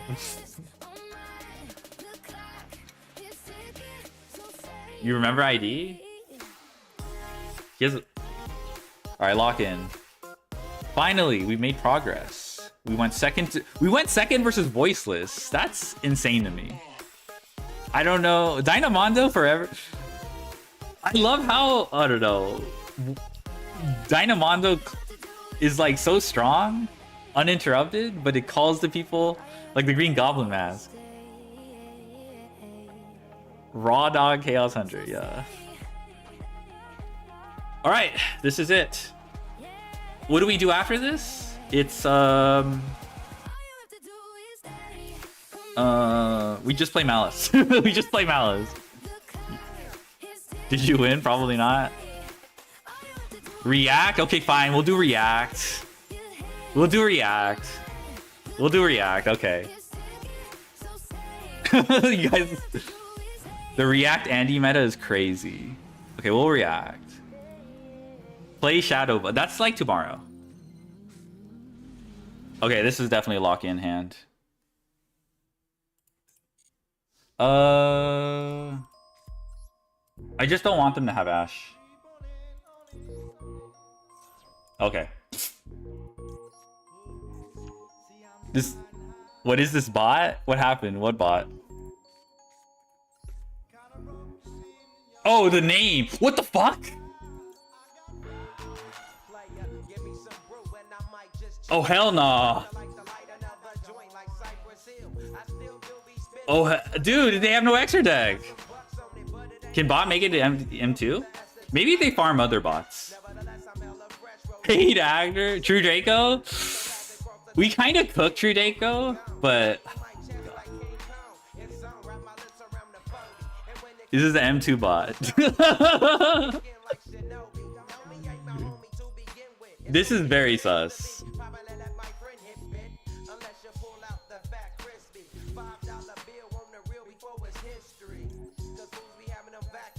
We should be fine. I think I just end on link. Dun dun dun dun.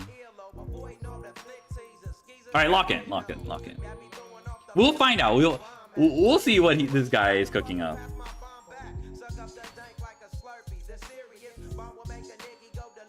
Oh shit. Why did I not go through... Motherfucker, dude. Okay, I kind of did a little oopsie by not going... We did not... If they stun, they just surrender. They're not gonna surrender.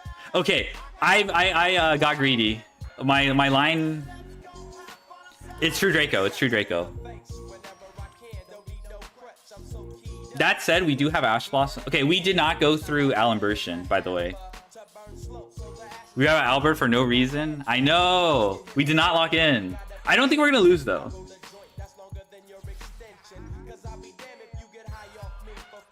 I don't think we're gonna lose. I think hitting that counter trap was huge.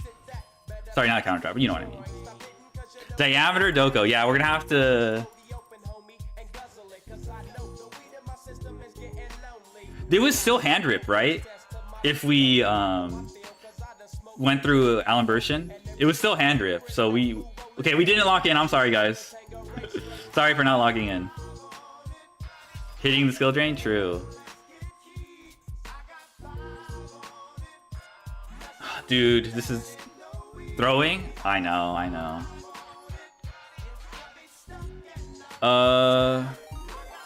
Yo, thank you for the follow. Hound Howls.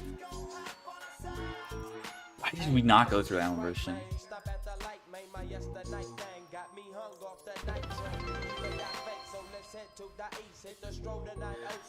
Didn't log in versus the true Draco bot, yeah.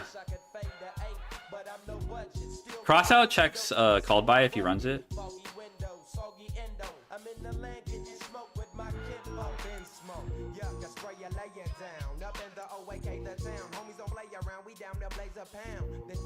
Saving Alan version for next game.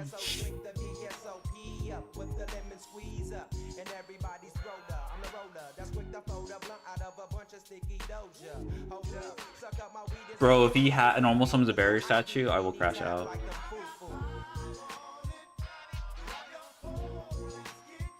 We had to not switch diameter? Okay. Yeah, we needed the extender. You're right.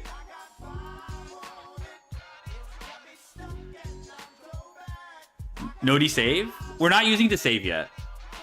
We're not using to save yet. I want him to commit to a set, and then I'll disave after. Angry Mega Lionhead. Yeah. And pitch to defensor.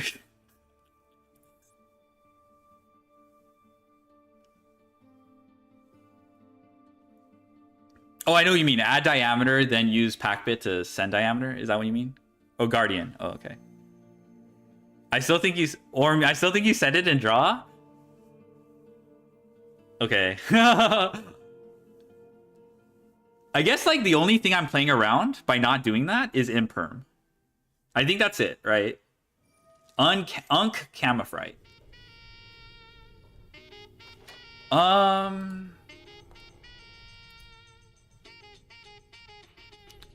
What does the man think? What floodgate is that? Imp Orm. Do I get rid of this? Because I know it's another body for later. That he can just resummon. And like, he has 3 cards left. That's a funny dragon floodgate? No, it's just, it's the cantrip. Yeah, it's a body and a draw.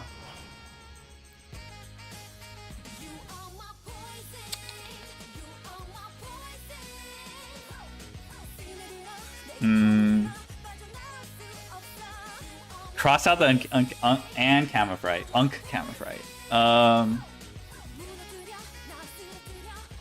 I think I want to like shiny button.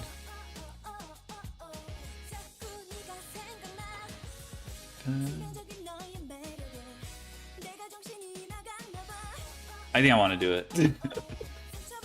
We have Ash Blossom.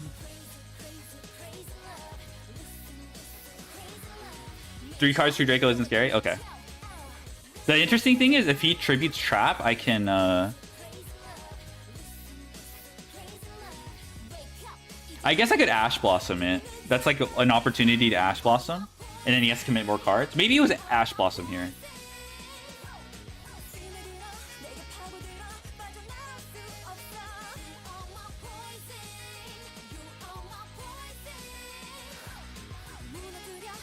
Okay, we got rid of Heritage. Oh, it still goes to the extra. That's bad. That's bad. Okay, that was bad Yu-Gi-Oh's then. I forgot it goes to the extra.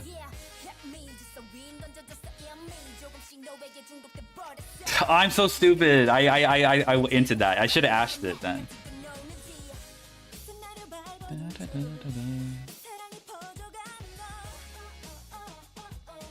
Not bad because no draw effect.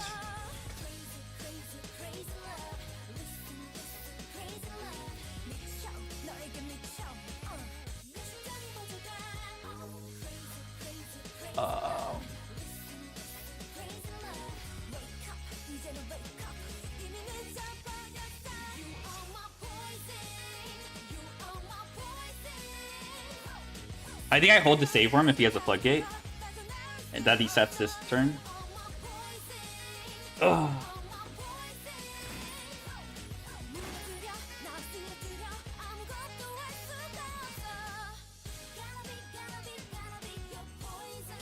Yeah, we're winning. Oh my god. Why did it have to be 2 Draco?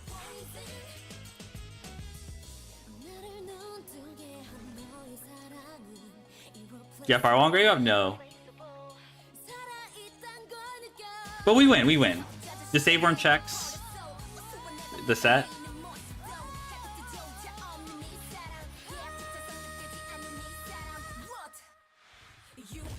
True Dragu, yeah. Yay! We win, we win, we win. Oh my god, we did not lock in at all. We did not lock in at all.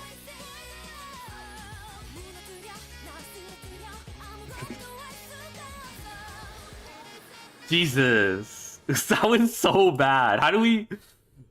Oh my god. I am not proud of this one. Ray judging me.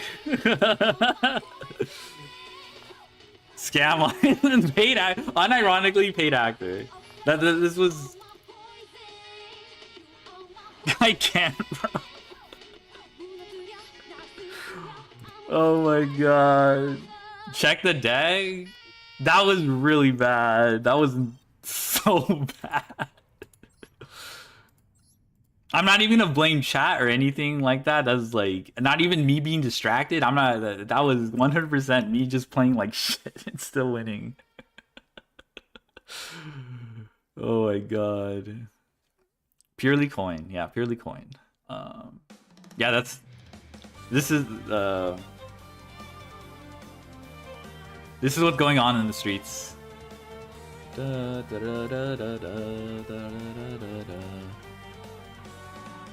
Stream just started. Nice. Shut up, Magic, bro. Oh my god, bro's like bro thinks he just in time. You pack pit a pendulum and put it in the zone. Will it pen? No, not at all. Pack pit counters pen. Soul drain TCV. Lose 1 turn. Imperial Iron Wall. Start a stream like 3 masterpiece. I know he's gonna be happy when he gets the new True Draco support. Dun, dun, dun, dun, dun, dun, dun, dun, dun. Why was his name this, bro? They didn't throw the other sub. Can you hire 100 paid actors? What do you plan on doing with that? With those paid actors?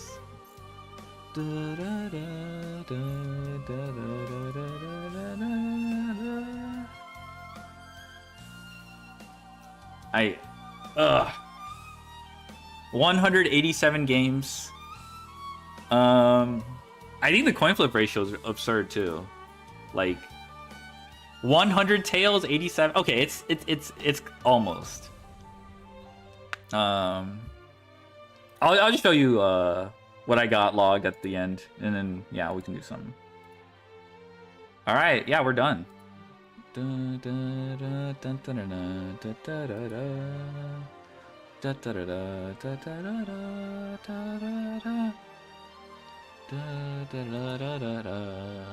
right. Hella Malice. Hella Blue Eyes too. But yeah, 30% Malice. I genuinely felt like I couldn't win those games without Lancia though. Like, holy moly. I don't know how it's gonna shake up with Ryzeal. Maybe cope on Perulia. Prage, we open 2 engine pieces to play through Detonator. Butt Eyes. Tempage. Yeah, win rate 40%. That's not terrible. Win rate going first is actually really insane though. I think this is fake though. I think this should be like closer to 60 as I play more games, but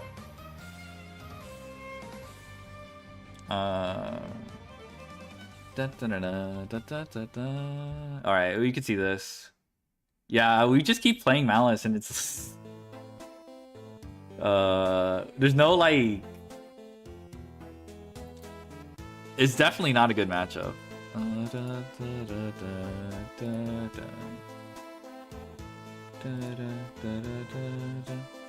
Can we do a Genmu account sharing climb now?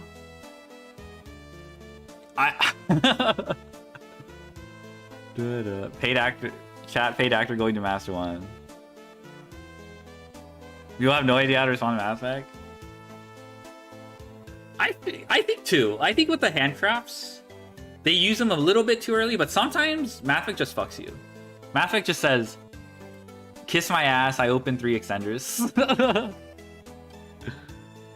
Open gift box. Okay, you guys want to see the gift box? I know it's annoying, but this is all I have in my gift box. Rare and normal, because I already maxed them out. Is it time to main Metaltronus? I want to main Metaltronus for Abramax, but I don't know, man. Like, if they have duo drive on field somehow, perhaps not. That fucks up the detonator math. SMH, Glossy Hunt, Glossy Hunt, Rizzeal. I might pull for Rizzeal on the alt. I just hit Alan Version or Nib at the end. They Crow Bistio on the super factoid. What else am I supposed to do? Yeah, the only time Bistio or Crow loses the super factoid on super factoid activation is if they hold the bell. Go to rating for title. I got news for you. I got news for you. Wait, is it transcend? No, I don't. I don't have it. I don't have it equipped. Hold on. No. I got news for you. I thought I was gonna farm some aura by already having it equipped, but I already have it. I have it. Where is it? Berserker.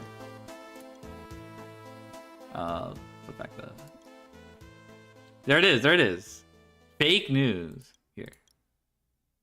What the fuck what just happened? Dun, dun, dun, dun, dun, dun, dun, dun. What the fuck are these? Dun, dun, dun, dun. Where? Okay. I have too many titles. Alright, there we go. Blue purple clad assassin? That's literally Genmu. If they release Rizal and Mitsurugi. Orm. Mitsurugi Orm. We got a good mate. I kind of like this mate. Leave it empty for the Synchro title? Maybe. Okay, fine. Out of all the fucked up ways to motivate myself, I guess that'll do. I'm excited for S陌Even if I fail, I think I'm gonna do decent. Like, I think I have the mental to, like, it's just the technical play sometimes is lacking, I feel. But I think the only way to solve that is just to play. What TCG player? No! We're MD. No, we're Duel Links player. Did they announce what the title is? No, I don't think so. Someone Nifcord has upset the only pen mate is a clean. Really? Out of all, did they? Okay. I did not know that factoid. That's the only pen mate. I feel like Pendulum players always find a way. Okay, I don't like if this is not him. My bad. But I'm going on my soapbox. But like every new card or like somehow Pendulum players are like Konami hates Pendulum, and then they just interpret some mundane thing as like the worst, you know, Konami killing Pendulum or something like that. Tactician for the Excel sheet. Overlord of Deepest Black. You wish. I think he's like that. Okay, if he's not like that, then my bad. I just went on my soapbox. I didn't want to get top 1 or 2 this season. Probably. Is it Sgsmåkyurործ? Wait, let me check the rating. If it's, I mean, my thought on Pendulum is like I think people get away with like. Wait, no. No! Oh, I could have just clicked on ranking. Who is this? Huraim? Prime. I don't know if he is. Where's Sgsmåkyurործ? There's S陌kyurործ. He streams sometimes. I've raided him a couple times. I just hit him with the Konbanwa and dip. That's me? Alright, nice Sunsenju. Thanks. Thank you. They get away with it because not a lot of people want to read. Yeah, 1900. RBT has been grinding too. Oh, it's Joey. RJ, yeah, RJ. I need to watch more RJ streams, but I just That's me? Alright.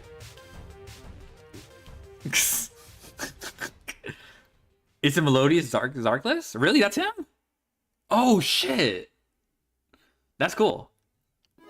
The one with like the 3 couplet, right? And then like Herald of Orange Light and shit. Okay, that's nice. Where's Ray? If you squint, this is Ray. Bogan took the Bogan challenge. Dude, this guy is always up here too. 3 couplet, 3 orange light, 3 Lancia. Okay, that makes sense. Fake Ray. Dang, imitators. Ray wash. Okay, I don't know what it. I'm still riding the high of like finally getting this done with. Okay, I'll do some fucking React. I was gonna play Malice. I was gonna play some Malice to D1, but I guess you want me to stay in Master 3 forever. React. Oh my god. Okay, fine. Let me see what's in the. I haven't really prepared, but I'll just put a playlist together. React to Duel Live. Okay, fine. What are the suggestions? All right. Another Sunny video? Okay. You need the 5 gems? I already did. I already got it. Time rules? You guys want to talk about time rules? The one that like were revealed prematurely, said to be an error, and now nobody gives a shit? Okay. There's also the Josh Schmidt Vanquish Soul profile. I was interested in that.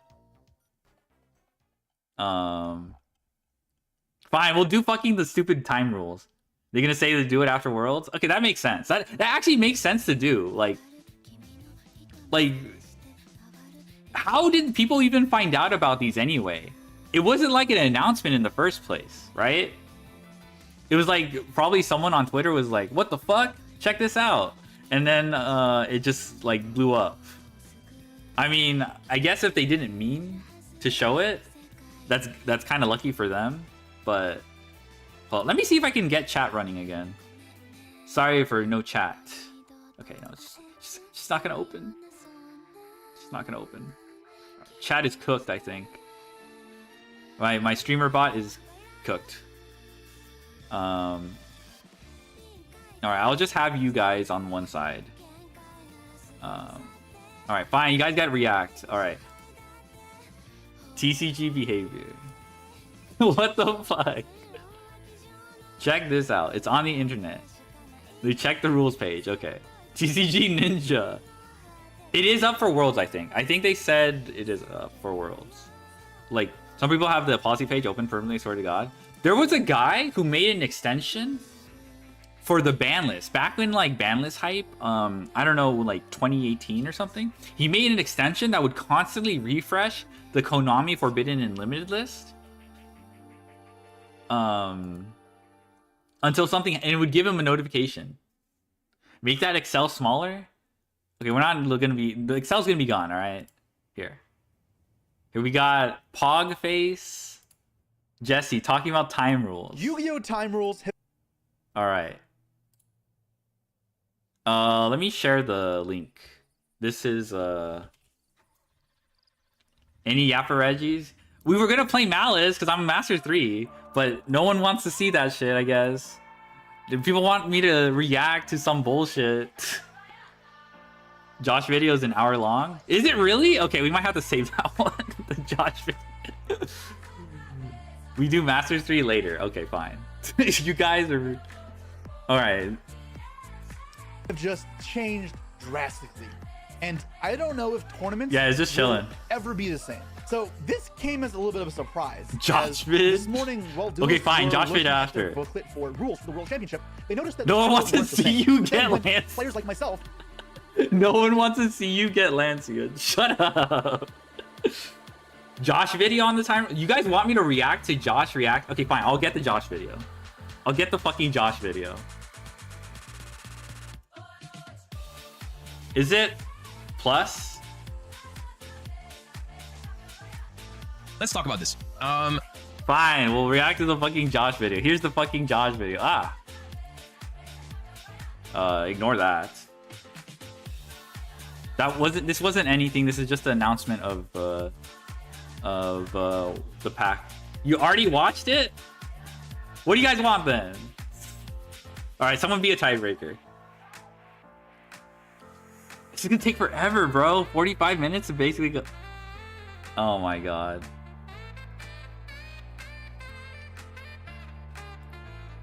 I want whatever the other option is. Okay, so put it on ×3 speed. Let's put it on ×2. Josh doesn't talk that fast. Team Samurai for Timebreaker. All right. I'll put him on 2 times. Okay. Earlier today, the Duelist Advanced Regional Qualifier Season English FAQ was posted with an error that included the WCS end of match procedures, which has now been revised. There are no changes to the round time or end of match procedures for this weekend's OTS Championship or Regional Qualifiers. The English FAQ has been...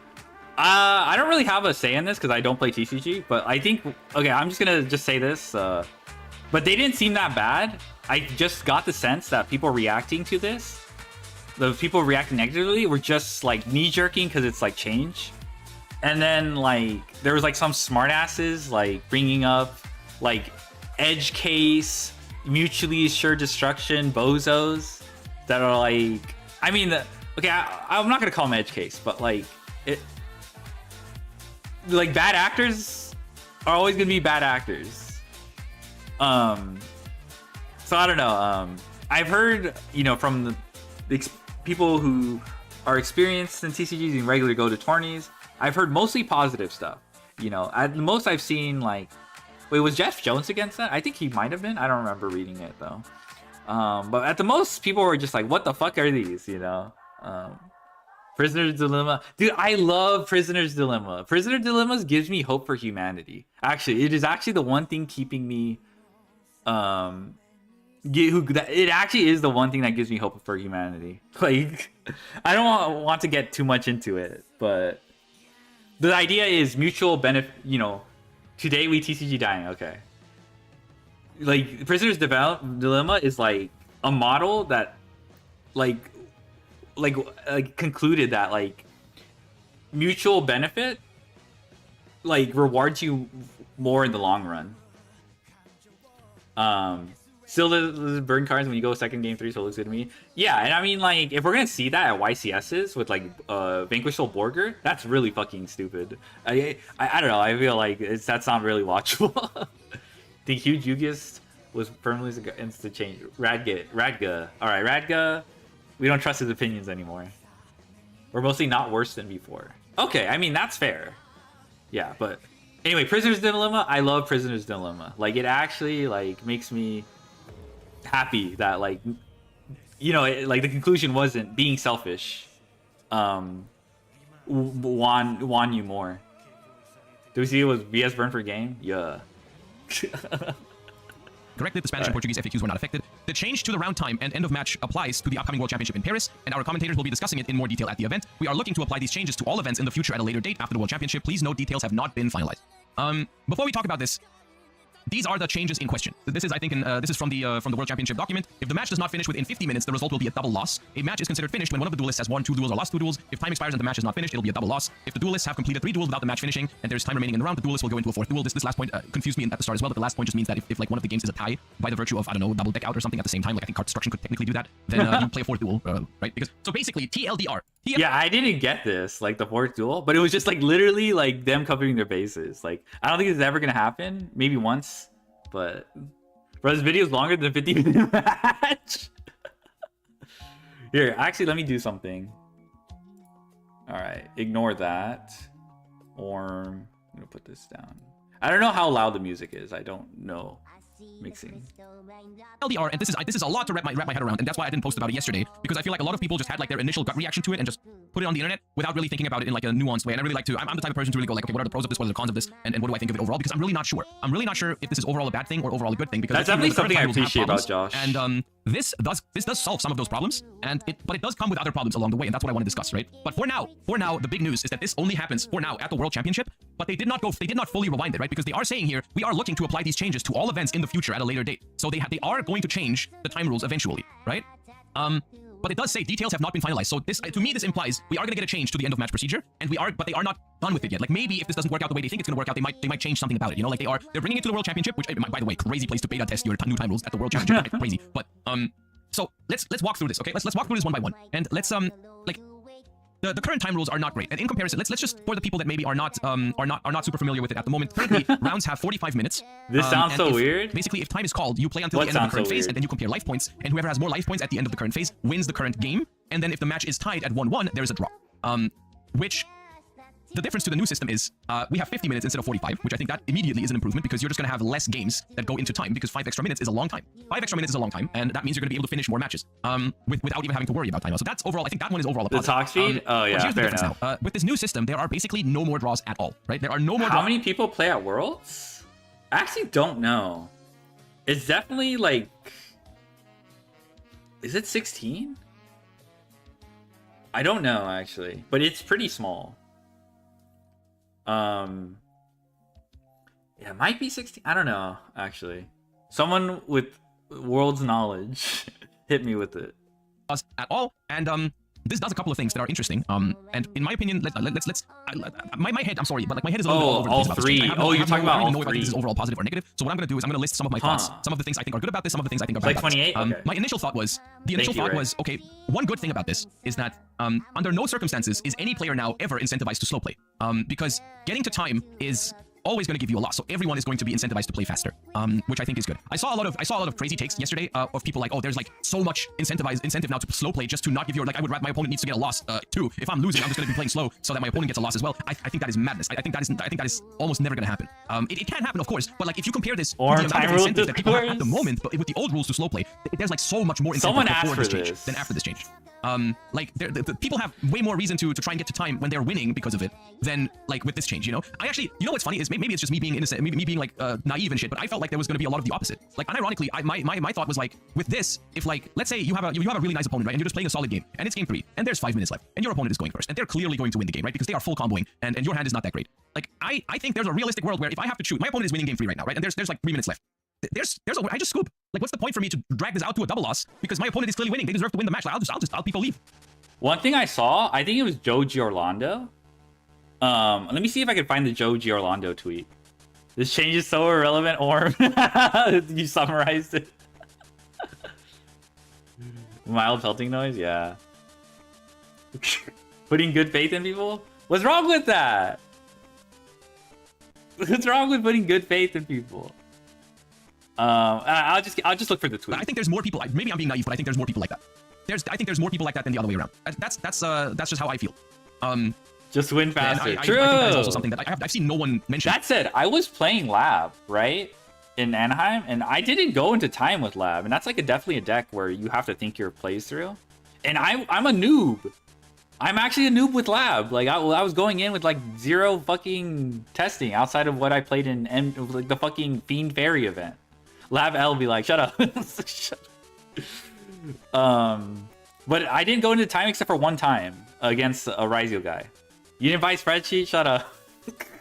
My bad. But this is what I would do if I'm having a nice opponent, and I'm trying to be nice to people. And if I'm having a nice opponent, I would do this, and I would also expect other people to do the same to me if I was being nice to them. I think that would happen sometimes. Not all the time, but sometimes. And of course, there's people that are gonna be salty and stuff like that. But like the thing is, like slow playing can always happen, and you always have to call a judge if it happens. And I just think overall I think there's less incentive with this than there is. You go to time. I think this is good. It also eliminates another thing entirely, which is intentionally drawing, which is illegal, and but it still happens. I did ask Ray. For example, at the European Championship. I did ask Ray. He actually literally gave me a list. I was like, thank you so much. I appreciate it a lot. What do you mean? It's... If you are 9-2 in the last round, you know that if you draw, both of you are guaranteed to make top cut. But if you lose, you might not make it because of tiebreakers, which is a huge incentive for people to intentionally draw. I'm not saying everyone that drew in the last round of the European Championship or any other big tournament did it intentionally. Of course, draws can naturally happen, but it's always a problem. It's always a problem because you never know, and it's always a stressful situation in the last round of Swiss for judges, for people, and it's just weird. And it's especially weird for the people that go X3 and end up 65th place, and they probably know they could have made it if people didn't intentionally draw, and they don't know who did it, but they probably know someone does because there's always more draws in the last round than in other rounds, miraculously, right? And that's just weird. So those are I think two of the positives about this. Like I think removing incentive to slow play and completely removing the possibility to intentionally draw illegally in the last round, I think is good. Those are the two positives, and those are, in my opinion, massive positives. One thing that I don't know how to feel about is like there are some matches in Yu-Gi-Oh that naturally go to time, and just because like there's multiple games that just go long and are grindy, and like some decks are slower than others, and you are just like incentivized to not play those with those type of time rules. I don't know exactly. You would basically have to you would have to scoop games earlier, I think, under this rule. And sometimes after like if you win a really long game one, it's gonna be weird. But like we do have extra 5 minutes, which I think is like good.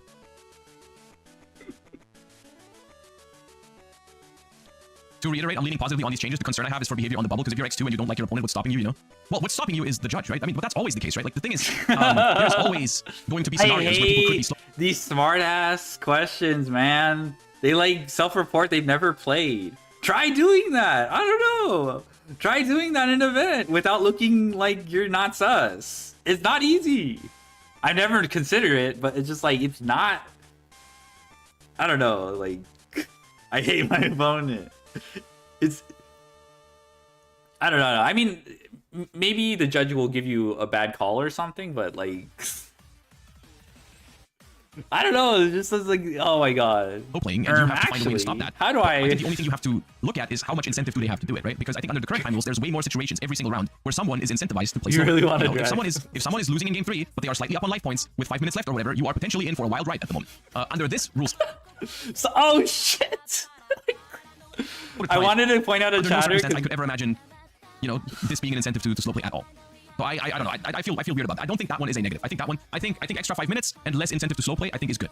And also no intentional draws anymore is also good. Now the reason why I don't think this is perfect is because there's other scenarios where game go to time, right? I think in some you guys are, people are not talking enough about like the games that naturally go to time without slow play being involved. I just thought it was funny because the guy, I don't know what he was responding to, but he was like TCG and then like a smirking Pepe, and I just thought it was funny in response to the judge question. I don't know, maybe the context was the judge question that the guy got. Every game that goes to time equals slow play, right? Like, if I ever see Ray across from the table, because if you have a good back and forth match with two you remember the wonder and like you just have good games all around, not just get an auto win someone just scoops after 2 picks. minutes. You might just be unable to top when you have too many of those good games, right? Just because those are double losses now, right? And I think that's I don't know how to feel about that, right? I don't know how I feel about like the fact that like when you go into time and it's 1-0, it's still a double loss. I think that part is weird. I don't know if that's smart. I think that was probably still.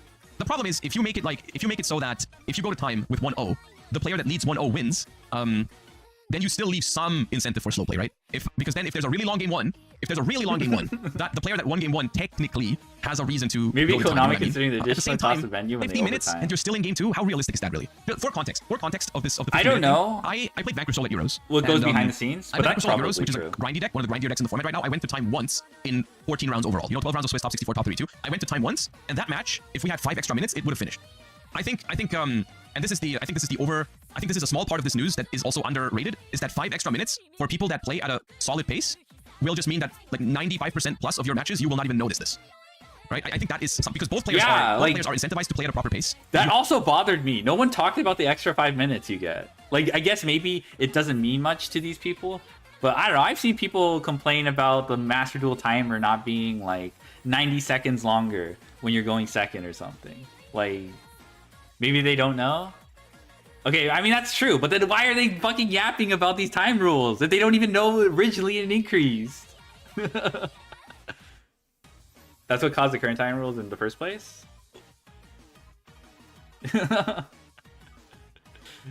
Oh my god. Have 5 extra minutes compared to before. I think a lot of people are not even gonna. There's an event that was 2 a.m. It's gonna happen like 3 times every tournament. Damn. Like, it can happen with certain decks, and that I think is a downside. But I think like 50-minute rounds is gonna be you're not gonna go into time very often.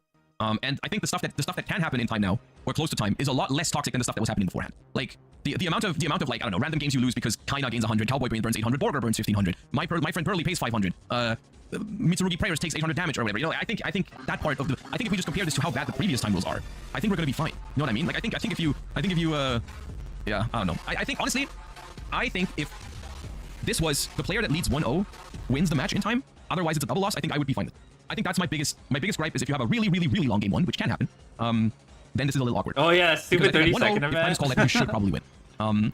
It does punish, like my problem is it punishes both players if one of the players is not playing at a proper pace. I think that is a little weird.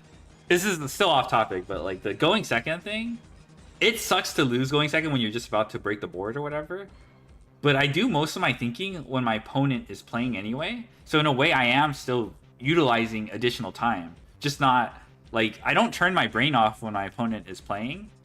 Like, I'm considering my options and all that shit, and that saves a lot of time, at least for me. So I don't know, other people are doing that too, or maybe they're just like letting your opponent combo and, I don't know, tabbing out, watching YouTube while eating or something like that, and then tab back in when your opponent's done comboing.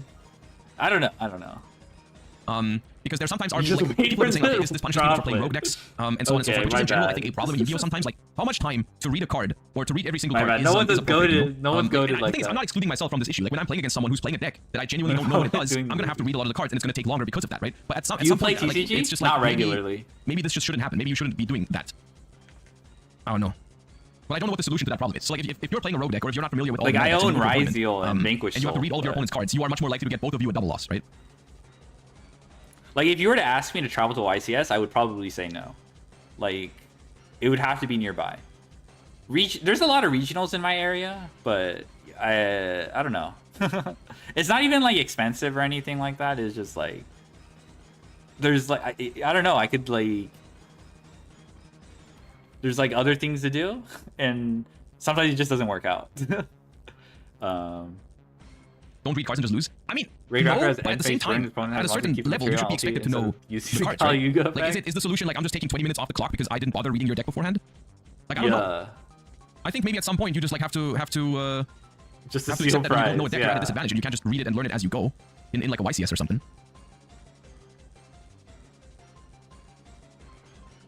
Not nice for new players.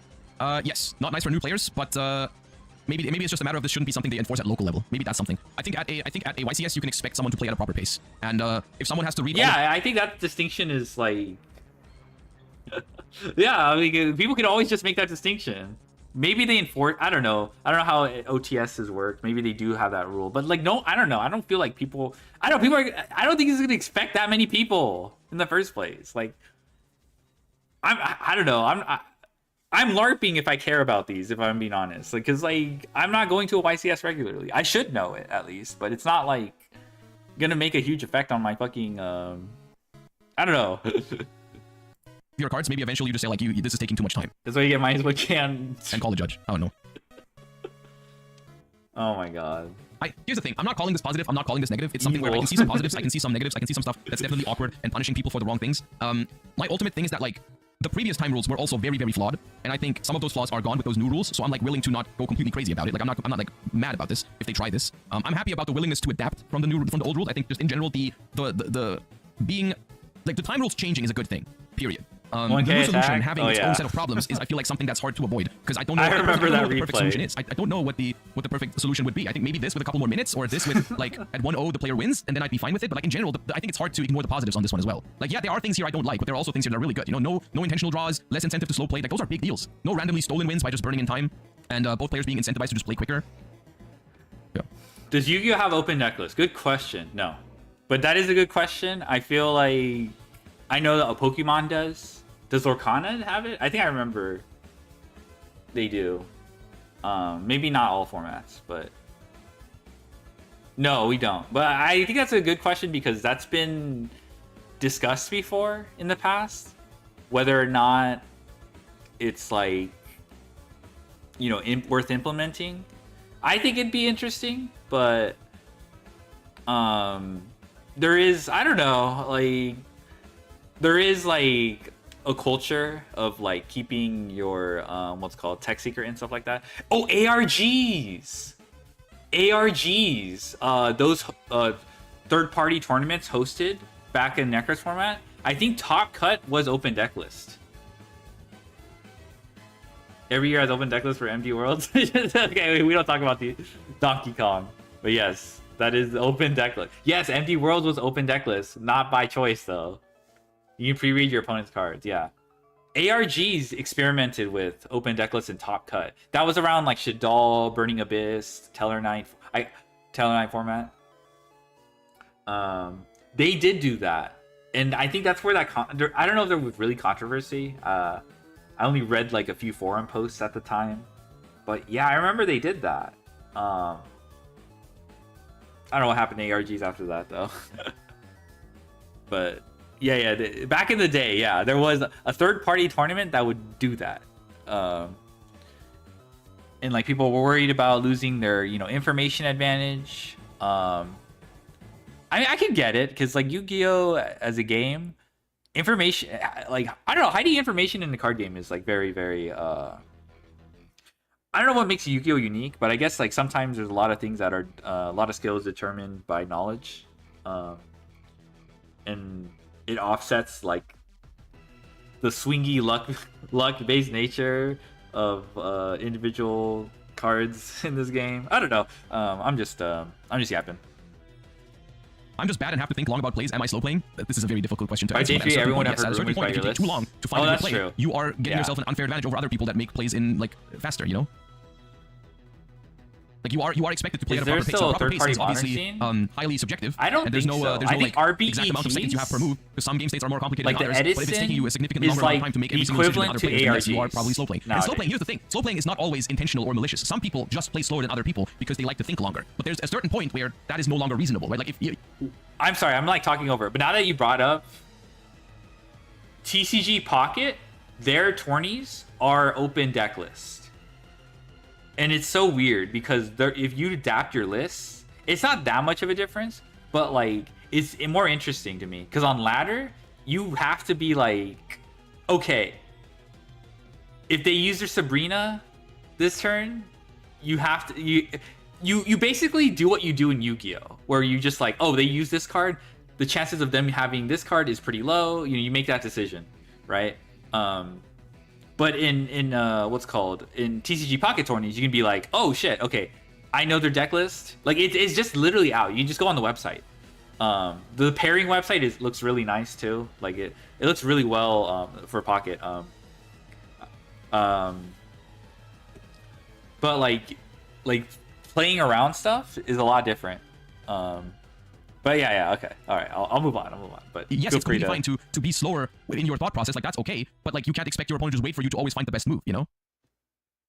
This is the like There's got to be a balance where like in some games, and this is I think you naturally apply this without thinking about it too much when you play a tournament, right? Like when I play against someone and I recognize this game state is really complicated for them, and they think about it a little longer than maybe previously in the match. As long as it's not like about to be time and they have 1,000 more life points than me or whatever. But like if it's like a reasonable board state where they might think longer, I'm not gonna hurry them, But if it's like a super simple spot and let's say there's a minute left on the clock, they have 500 more life points than me, and they have like literally one play they can make and nothing else, like I'll tell them like hurry up, make your play. You always have to apply logic to the situation. You always have to look at what's the board state, what's the timer, are they slow playing maliciously here, or is it reasonable to think for this amount of time? It's unfortunately there's no set answer for this. So I think like the good part of this is that it incentivizes people to play as fast as they can at any given time. Because here's the other thing: yes, you're gonna have a tough time if you play against someone who just thinks very slowly. But those players are gonna be punished for that. Like if you play very slow, whether it's malicious or not, under this new rule set, you're gonna have problems, right? And you're gonna have to learn how to adapt. Otherwise, you're gonna go 0-5 at every regional. Well, all of your opponents are gonna lose as well, but you're not gonna have a good time if you play too slow under this, right? And I think that's both a positive and a negative, depending on what exactly the reason it is why you're playing slow, right? But you're gonna have to learn what the meta decks do. You're gonna have to learn how to play faster. Otherwise, you're gonna get punished for it, right? So that's I don't think it's as negative. I basically what I'm trying to say is I would be willing to try it. And I think it's hard to judge this before actually playing with it. Like, I would have to go to a tournament, play under these rule sets, see how people behave, see how it plays out, and then maybe it's fine or maybe it sucks. But I think it is hard to call this a definite downgrade from what it was before. Because the previous time rules that we've had, by the way, now for, 7 years or something? Or maybe even longer? The previous time rules are also not good. 50 minutes is a lot of time. I think that's the biggest deal about this. I think the biggest deal is 5 extra minutes means that the end of match procedure matters a lot less if you go into time less because there's 5 extra minutes. So like even if this end of match procedure is maybe slightly worse or about the same as that's a good way to put it. The fact that you get 5 extra minutes means you're going to go into time a lot less often. Yeah. So I don't know. I think it's difficult to judge without seeing it in action. I mean, we're going to see it at the World Championship. We're going to see how bad it's going to be. Maybe we'll see a miracle where all the players are now suddenly playing at a proper pace. Because at the World Championship, you can definitely expect people to know what's going on, right? To know the opponent's cards and to yeah, all that.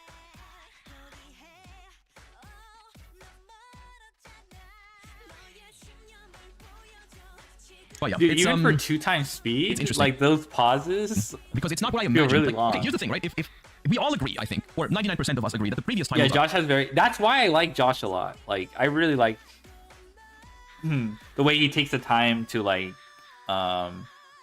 he doesn't necessarily pick a side. Oh, I mean, I don't consider him fence sitting. He obviously leans towards one, but he doesn't immediately jump to like a negative opinion. He considers, and if he ends up going against something, he'll at least encourage you the pros you know, he'll be like, okay, I see why you would be for this, even though I'm against this. You know, like Josh doesn't say the knee-jerk reaction out loud immediately.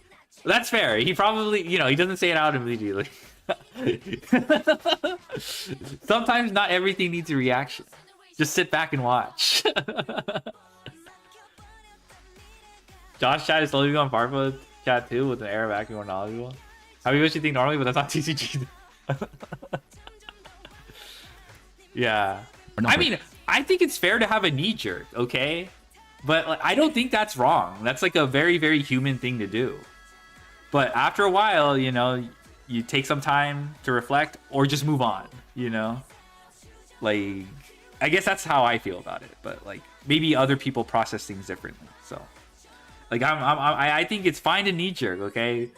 But like, I guess in this like social media infested world, like how connected we are, we get to see the accumulation of all those knee jerks, and we start to see like this like miasma of negativity, and it just like, I don't know, it's like a whole thing. They fighting addiction. That's why. No. It seems like we can't seem to agree on whether this one is a good solution. I think some of you say like, okay, some of this is good, some of this is bad. Some people say like this is just bad.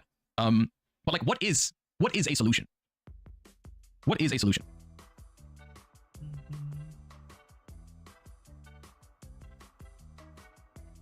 Master Duel Timer? Master Duel Timer is not a solution. 2 turns? 2 turns is the entire game. 2 turns is not even end of match procedure.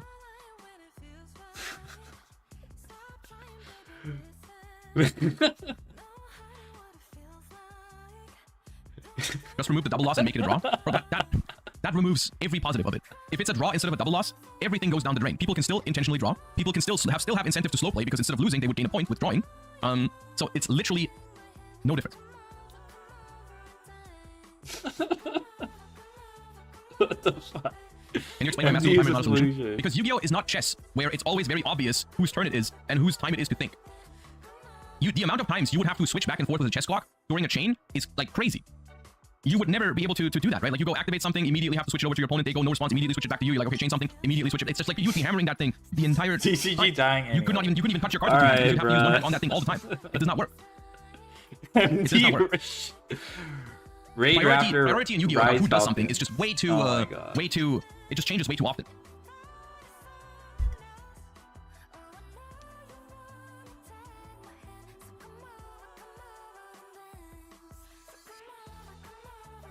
So I say, I don't think this sounds like a perfect solution, but I can see some improvements over the previous system, so I'm willing to try it. I'm willing to try it. The only thing that I would really hope for, the only thing that I really wish for this is that if they do implement it, and it turns out that there are still massive problems with it, that we're not stuck with it for another 7 years. Because I feel like that's my biggest problem with the previous time was like people knew this was a problem right when it started. Like the first event you go to after the new time rules in 2018, it was immediately stupid. Like everyone noticed it right away that there was some massive flaws with it, and somehow it still took 7 years to change anything about it. And that's what I hope about this. Like I'm willing to try it. You know, the old time rules are bad enough to the point where I'm like, I'm gonna make a joke. Let's try something new. I can see this working. I can see this going wrong. I don't know, but I'm I willing to try waited it, too long. And so I'll just answer earnestly. If this one turns out bad, then I just hope it gets corrected quicker than 7 years. You know what I mean? But like, because I think there is a real world where this just is better than what we have now. I was gonna say like, oh, you mean Raw? That's basically Wing Dragon or Raw or something like that. That was a joke. Without, I was gonna make, but it was too late. The only thing I can do for now is I can imagine how this would have been for my recent tournaments, and I think it would not have mattered to my recent tournament experiences. So I just don't think it's. I think it's worth a shot. There's another question I have. Where does it say somewhere what happens in Top Cut? Because in Top Cut, they can't both be eliminated. Like there's no shot that's gonna be the case. You just imagine you have like a. Yeah, there's no way this is implemented in Top Cut. There's no way. How do you even advance single elimination? Board wipe targeting the game 3 towers is FTK or in finals because your top 4 opponents both got double lost. That can't be the case, right? They have to have something else for Top Cut. Finals double loss. Double loss finals. It's in the world's policies. Eliminate them. What? Can you link me that? Eliminate them. There's no way that's. There's no way you can't have that in Top Cut. It doesn't work.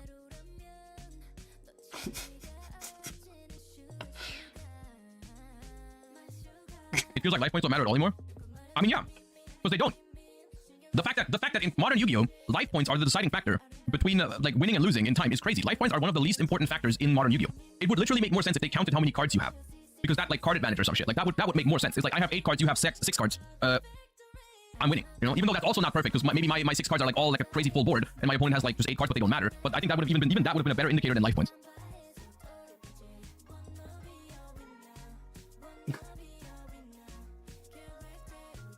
That's how MD does In top it? 8, no time limits for Worlds. Where's the True, policy true. here?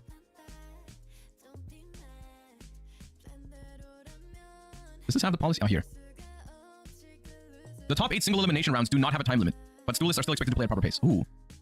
If this carries over, okay, I mean, this has got to be an improvement though, right? Like the fact that Top Cut just does not have time anymore is very good, right?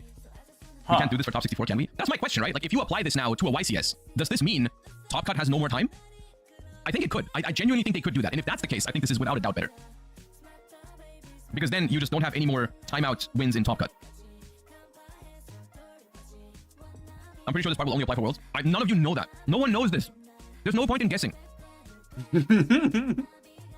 Why don't we just calm down and wait until they announce it for like the next YCS and stuff?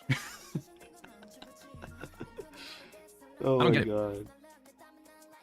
You wasted time from the card advantage? I think There'll this be no time limit is for tech interesting. but players still have to play. I think it's interesting, and I think if it means no more time in Top Cut, I think that would be a massive positive. I think no intentional draws is a massive positive. What's the difference I think in less incentive to slow OCG? play is a massive positive. I think losing a match when My understanding is they do turns. They still have end of match procedures, but when time runs out, they have like turn 1 this. You have 3 turns, you know, or is it 2 turns and they say turn 0? But basically, they go back and forth, and then the leading life points wins. I think that's how it went. I think that's how the Tokyo 3 extra turns. Okay, yes, 3 extra turns. Yeah, that was YCSJ Tokyo, right? It was eventually decided with life points, but yeah, they had to pass back with. I mean, that's what it used to be. TCG used to have that. I think I played a regional where they had that when Dragon Rulers were a thing. Got my ass whipped, by the way, but oh, what am I supposed to do against set Blaster? All right, they set Blaster, and I attacked into it, took damage, and then passed back. It was over for little bro. Losing time strategy, top like 2 YCS. Yeah, we love Gold Pride. Wait. Is that true? I didn't know that. you are 1-0 in time is pretty cringe. Okay, I don't know how I feel boomer. about that All part. right, I think not being able to win whatever. matches with decks that are a little slower or grindier or people don't know what they're doing because they're like rogue decks, and then everyone's gonna read your cards and you take a long time. I think those are all negatives of this thingy, but I honestly don't know if those negatives outweigh the negatives of the previous time rules. I think that's the They thing. were in high Like, tops? we are Oh, preparing okay. this one. We are comparing this one to the previous time rules, which were also pretty bad. So Oh, I don't know. probably I an think a lot of the arguments that I've seen NAWCQ. online, they just lacked a lot of nuance because they were just looking at one particular aspect and they were like, okay, NAWCQ. I mean, top 64 and then getting eliminated in top cut is kind of classic for a rogue deck. But NAWCQ has a sizable amount of players, so it's like not. I mean, not unlucky. I would say. Sorry, not super lucky. It's commendable. I would say it wasn't like I would assume the person knew what they were doing, but yeah, you just buff Malice in time. Let's go. this one thing. Wait, that you have GWC though. Does that fuck you? No, I don't think it came does. to my mind first about this is the only thing that I will talk about and the only thing that I will evaluate this by. Oh, And it's a think this is lacking, YCS. You know, Wow. and it's hard to do that. It's hard to exactly know how this is going to play out. So I'm willing to try it and see how it works. For now, I'm just happy that they're changing something about them because it's been 7 years. God, I played so many 30-minute game ones. Yeah, sure. Yeah, you have to scoop game 2 earlier then, yeah. That's true. That's another thing, right? You just go like, all right, 30-minute game 1, game 2, you look at your hand, you're like, okay, it's not great, my opponent's start is good, let's just go game 3. Let's go game 3, we have like 18 minutes left. That's fine. But like, what's the alternative, right? Like a 30-minute game 1 under the previous time rules is like, okay, I will just scoop game 2 with 3 minutes left and win Minus game in time, 700 by right? Is that end better? combo. Is the previous solution that what people did better is like play game 2 and then on a 45-minute timer, game 1 takes 30 minutes, there's 15 minutes left, they side deck, there's 13 minutes left. They look at their opponent's combo, Give they me try to play into their board a little K9 bit, they scoop when there's 5 minutes left, and then they side deck, there's 3 minutes left, they shuffle, they draw their opening hand, they play turn 1. I hope Yummy they gain some life wins points, they do some burn the damage, and they win the YCS. match. Is that better? No bias. Then what It would this just be is really that better than fun. just scooping game 2? Because if you just scoop game 2 under this rule set, both players are incentivized Sorry, to play game 3 as Worlds, fast as Worlds. possible. You know, like in this example, like your opponent is no one is incentivized to try and play it slow. You're like, okay, let's get this game 1 was long. You're both on the same page. Let's try to get this game 2 and game 3 over with as quick as possible, right? Because you're both trying to win. You're both trying to avoid the double loss. So you're both like you and your opponent are trying to do the same thing. And I think that in So general slow. leads to more like healthy games and healthy interaction is when you and your opponent, you both want the same thing, right? You both want the games to go fast. There's not one player that wants to hurry and one player that wants to go slow because that leads to conflict. You know what I mean? That leads to conflict. No matter if you know your opponent or you don't know your opponent or whatever, you both want the same thing. You both want the game to finish. You know what I mean? And I think that makes a massive difference.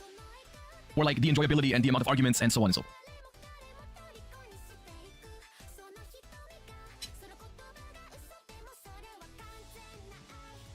This is going to cause a massive amount of judge calls because if the opponent plays a little slow during game one, it's going to cause issues on that aspect. Yes, people are going to start calling out their opponents to play faster even during the first game. But here's the thing. You could argue that this should already be happening right now. Even with the current rules, a big problem is that people call a judge on someone who's slow playing too late. And that's like, they're like, oh, like there's like 2 minutes left. They call a judge and they're like, my opponent has been slow playing the entire match. What's the judge supposed to do? What is the judge supposed to do? Like they can't just take your word for it that your opponent was slow playing 30 minutes ago. Like if your opponent is playing slow in the first game, then you call a judge there, and that's fine. That's how it should be. Also, I would argue there's going to be less people slow playing in game one because they also want to be able to win, right? People will the malicious part of slow playing is basically eliminated. By the You know what I mean? Like if someone slow plays under this rule set, it's basically entirely not on purpose because they have nothing to gain from it. So like when I tell my opponent, hey, you're playing slow right now, you should be playing faster, otherwise we're both going to lose. They're just going to, I feel like they're going to see that point, right? They're not going to like argue with you. And if they do, then you call a judge, and if they're really playing slower. Unironically, if Sword Soul support does come, I'd be looking forward to that. They're not that far in line though.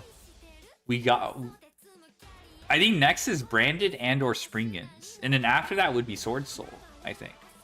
But yeah, Branded and Springans is like next in line. Joshua Speed in a future match, no double loss. Then they're gonna have to play faster. So I don't know. I think maybe in the beginning people will need some time to get used to it, but in the long term everyone is gonna try to play faster with this, right? Which is good. I don't know. But yeah, once again, I have mixed feelings about this, and I wonder how it's gonna play out, but I'm not completely opposed to it. Yeah. Springans, I think, is next. I can never play Paleo again on this rule. Never. Impossible. Because you can also use set order too. They could also copy the set order.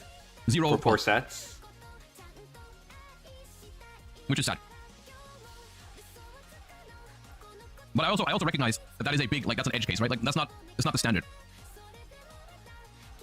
Yeah, but Branded also was like, oh, was Despia introduced? Yeah, I don't know. Despia was introduced in Burst of Destiny, right? It's not perfect, but it's I'm not sure if it's worse than the previous. Oh, really? The Tri-Brigade Sanctuary? Okay, that's cool. I actually want to see them flesh out the Tri-Brigades. The art on that stuff. I don't know. I really like the art of like Ecclesia and Albaz and, you know, maskless Shureg, you know, just hanging out. Springans by episode 4? Yeah, I can see it.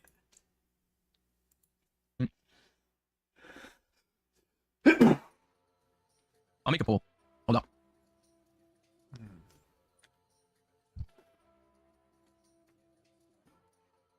Alright, see how you feel. Pants grab is crazy. I do like seeing more, I don't know if they're influenced by... Okay, you know what? I have a suspicion why this is... What was that? What do you mean, what was that? I don't know if they're influenced by Josh being balanced. That's it's starting Spring arc because the ritual is what causes. Oh yeah, they happen at the same time. Yeah, you're right. So it might be Despia and Springans, and then we can get Sword Soul after. All right, I'm not gonna say what I'm thinking, but I'm glad to see more people like basically wait and see, because that's usually that's how I'm definitely in the middle. I'm in the middle. I'm leaning more towards positive, just because the previous ones were so bad. So like I don't think it's worse than before. It's not definitely good, but it's not worse than before.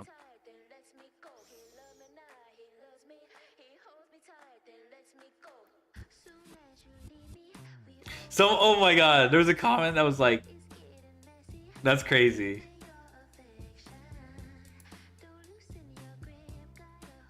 Oh, I don't know if I can find it. I don't know if I can find the There shouldn't comment. be a middle option. People always tend to choose that, make more options instead. Dude, this is how I feel. So I think it's valid. if people feel like that, let them choose. I feel chat is afraid to disagree with you. That's not the one I was looking for, but I think that's like also, I'm wondering if that's also influencing this. The second thing that I was thinking is influence. I don't know if chat is a bunch of trolls, but they could perform a shit. I don't know if you've ever have you seen streamers do polls and they either do like balance out, make it 50-50 on purpose. But all right, maybe I'm just fried. even with the negatives we've discussed, I'm in the good camp. I think I think that's reasonable. I think the reality that's hard to accept is that we simply don't know yet. We simply do not know how this is going to play out. We do not know how people are going to react to this on like a Immediately a social aspect. You know, is it just like a massive amount of people are going to act like assholes, or is it actually not? Which I don't believe that's true, but I could be wrong. Which is why I'm like uncertain.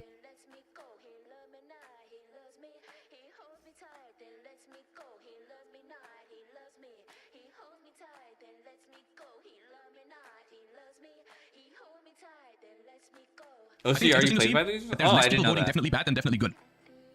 I think that's interesting because I felt like the outcries on Twitter, I definitely felt like a negative vibe from the community. But honestly, maybe that is just on me for opening Twitter because I feel like that's always the loudest stuff over there. It's like whenever there's any sort of drama or change or whatever, like I always feel like there's so much more negativity than what I feel personally. And then yeah, I don't know, Twitter just seems like perfect for that. I don't know. Yeah. Double loss in nationals, nice. Okay.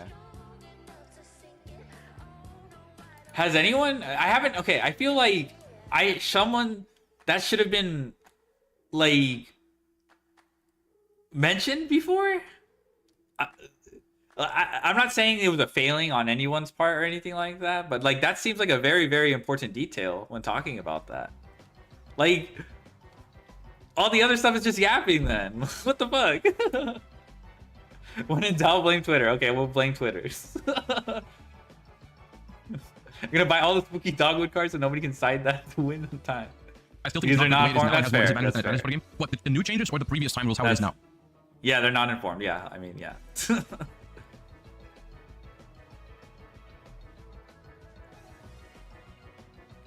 Dude, he's at 2 times speed and this is like a long ass pause. Holy shit. I mean, I don't think that's so elitist to say. Because I mean, of course you're gonna have to be playing the format or play Yu-Gi-Oh to understand the implications of this, right? But yeah. He's eating, I know. Yes, there's definitely negative aspects about it. Let the man eat, I know. I find it interesting you say it has more disadvantages than advantages though, which I think that implies you think it is worse than the previous time rules, which I don't know about that. Because the previous time rules also like discourage people to play certain decks, right? Like there are some decks that are just unplayable under the current time rules. You think of Dinomorphia or I don't know, Pearly had that problem. We talked about Paleo earlier. One of the reasons why I never that was like one more of the most interesting things. Josh took Purely to regionals and he was like, oh, I don't know, was it regionals or was it a YCS? I'm gonna say regionals because he goes to a lot of events. But like, I think the main takeaway he had from that was like he couldn't win in time. He went into time a lot because people tried to play out games with Noir. YCS Dortmund? Oh, okay, so he took Purely. Okay. Oh shit. Okay. Wait, really? It was Dortmund? I thought he had a different deck for Dortmund.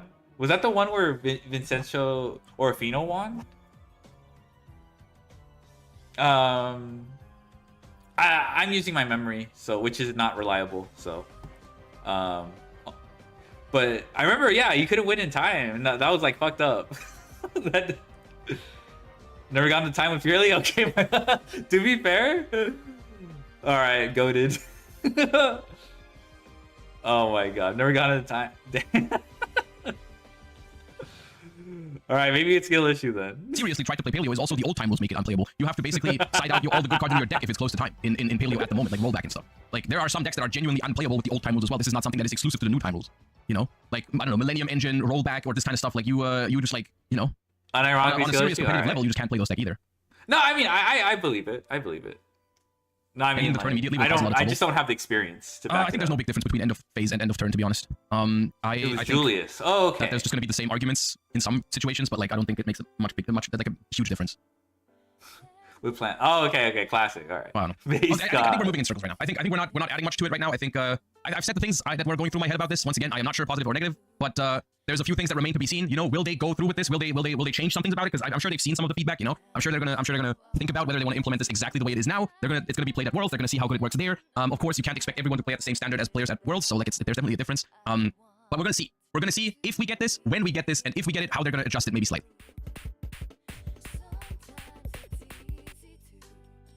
I time out already on turn 2. Dang. I mean, I find that impressive. Like, you're willing to say, like, that's on yourself. That's not an easy thing to say. We're going to get this, it's not if. I think we are getting this.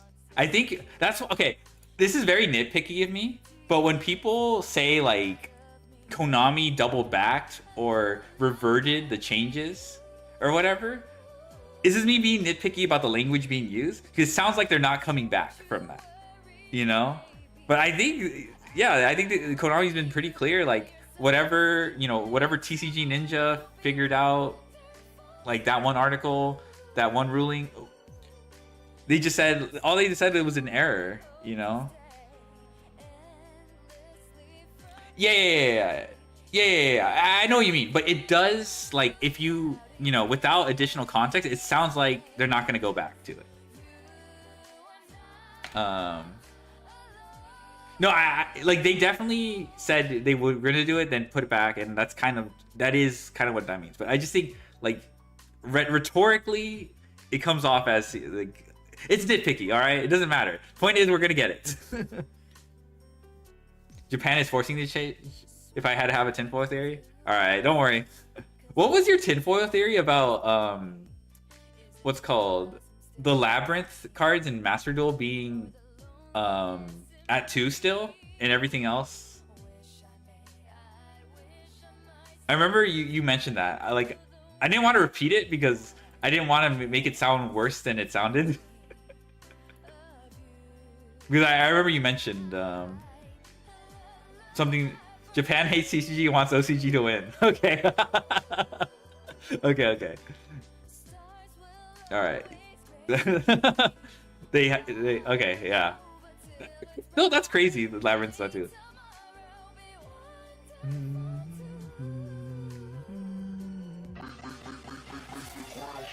Math. Is it not showing up? Oh, it is showing up. Okay.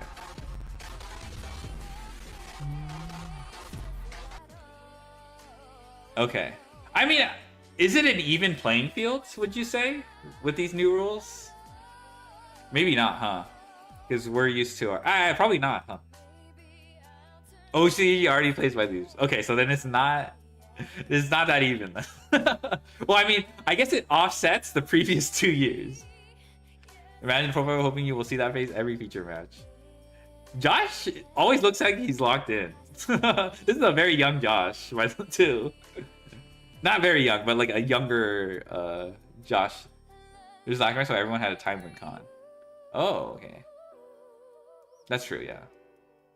Balance for TCG, time for OCG until last year's of time rule. Oh, yeah, that's true. Okay, that was not as bad. I think 2 times speed helped. I mean, Josh is always nice to listen to, though. I do appreciate.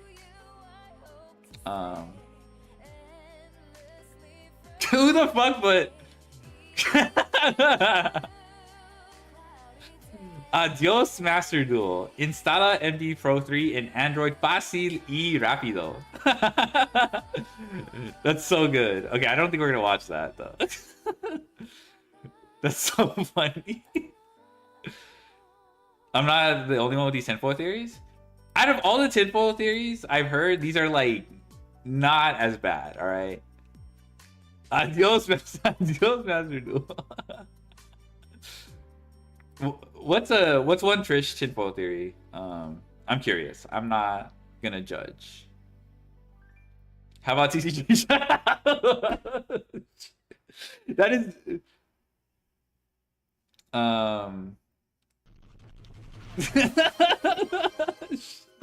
that's like literally in your vocab forever. You got 6K for Rise will be enough? How much UR do you have? That's my next question. They're just handing out penalties to TCG players or something. In a couple of years, OCG. I think that one is also... That one is hard for me to believe, but... I'm rooting for TCG, but also Ray. Nice. It's nice. He's one of the good ones, I think, I guess. How are they going to realign? I guess what the evidence people are pointing to is like the sets releases are the gap between set releases from TCG OC are starting to get closer. But I think that's going to take a long time. I think that's going to take a long time for that to happen. So I think I just don't believe it'll happen within the next year. Yeah. Maxi be like, oh my god. Yeah, they're trying to bridge it. I mean, I can see it, just not like next year or something, you know? Like Steel Ball Run. It's gonna come. It might happen. Okay, now it's going to happen, but not immediately. 4 years at this pace. Banless card pool and rules. Banless will be interesting. I still am fucked up by the same ban list on the OCG. Like, Fire Fist Rooster being limited on TCG release was whack. What the fuck, bro? It'll having you present. Oh my god. You need to get rid of that from your vocab. Holy shit. Release in time for World, and the team brought a shared card Lancia. I don't like. I'm not gonna like press about what people are planning for shared cards. I'm curious if Lua makes it. I'm curious about that one. But you don't, Ray. You don't have to like reveal anything. Like that's just my bird gonna fly. Which bird? Which? All right. This one is titled "Dude" in caps, and it's Sunny. Early impressions of new set podcast. I have no editing skills yet. All right, don't worry, brother. This is literally this. Oh wait, let me get the. Let me get the link. OMG, this playmat. Oh yeah, Live Twin. We love dudes. Yeah, we do love. Share the entire Phoenix package. Yeah. All right, well, I'll pin this too. I don't know. All right, this one should go faster. Sunny talks kind of fast, so I'll put him on 1.5. Maybe we can put him on 1.25 or something. Orm. Doom of Dimensions has been out for about 5 days, and I just want to talk about Yummy because at the moment that unfortunately appears to be the most relevant thing from the set. Just remember everyone, as always, these are my opinions as an individual, and I don't speak for the entirety of the OCG. If any OCG player have different opinions, then make sure to listen to them respectfully. So Yummy got 2 new support cards, a monster and a continuous spell. These cards were outrageously hyped before release. Actually, I'm not sure if they were on English sites, but over here they were hyped, and I can say that, for me, the support is a little bit disappointing. First, I know I've gone over the weaknesses before, but I'll do it again in more depth because my understanding of the deck has increased a lot since the first week. So in my opinion, the deck has 3 major weaknesses. The first one would be fragility, the second one would be exploitability, and the third one would be its going second potential. So no, don't tell me it's exploitable. Don't tell me that, bruh. When I think of exploitable, I think of like Silver Bullet, like Malice Lancia. But maybe it's nothing more involved in that. For fragility, as stated in my last meta video, I ended up not liking Yummy, and it's mainly because it's not very satisfying to play for me personally. What are you judging? It's just a deck with very clear flaws, and most importantly, it's a very high stress deck to play, which is something that I don't really want to have in a tournament. It's not even high stress in the way Malice was high stress, because with Malice, you're very high stressed on your first action. But if there is no turn skip, then you're feeling very relaxed, because once that resolves, then you one-shot them. Whereas Yummy is a deck where it has to play a lot on its opponent's turn, which means even if you successfully made a void, IDK? the job's not done. You could easily get obliterated by 6-card Maxi or 6-card Fua, unless you have Arclight, but even then, that has many non-specific combinations of cards that will beat you. I know that sounds a little bit pathetic because it sounds like I don't want interaction, but I do like interaction. It's just that Yummy's interaction is vulnerable to floodgates and lingering effects, while most decks do not suffer from that issue. It kind of reminds me of Purely, another deck I like, not in terms of gameplay, but in terms of fragility. It just felt like even if you accomplish the game plan, a lot could go wrong at any time, even if you successfully combo. It is also very exploitable.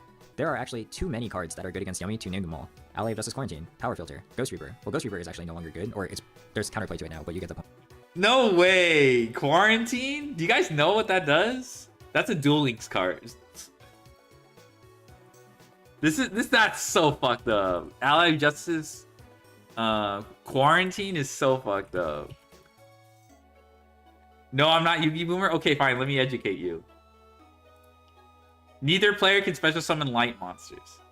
And this isn't even like the worst part. It has 1700 attack. So you just fucking run over everything. Like, fuck this. Desperado match. Fuck this. Is he gonna say? Did he say Consecrated Light? This is another Unk anti-light card.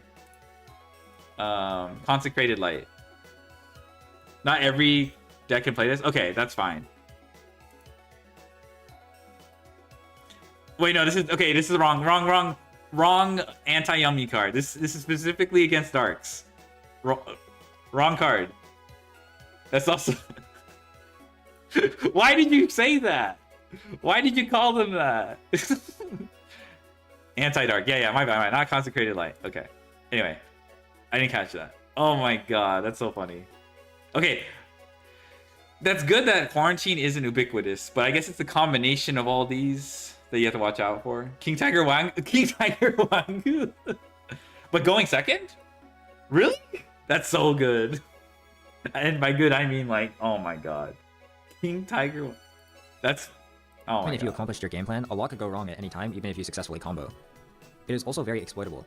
There are actually too many cards that are good against Yummy to name them all. Ally of Justice Quarantine, Power Filter, Ghost Reaper. Well, Ghost Reaper is actually no longer good, or it's... I heard Ghost Reaper was ass. Power Filter, if you guys don't know, this is fucked up too. Power Filter. People played this in Master Duel for a little bit. I forgot what prompted people to main this in Master Duel. It wasn't widespread. It was like Kashtira. Kashtira... Ubel, yes, Ubel. Neither player can special summon monster. Yes, Ubel prompted some stun players to pick up this card. I'm like... Oh my god. Wangu activates? Oh, okay. Oh my god. There's counterplay to it now, but you get the point. Last video, I said that Contact Z was useless, but that's mainly because in my testing group, we didn't understand how to use it. A commenter told me that if you summon it on your opponent's turn, then it does do something, unless they play a level 8 Synchros or Spore Load, but no one is going to do that except for this one Ryuge Yummy player at my locals. So if you go second, then Clockwork Knight, which is easily searchable in Crystron, Słokyurործó, which is commonly cited by Vanquish Soul, and even... Are you kidding me? Clockwork Knight? You get folded by Clockwork Knight?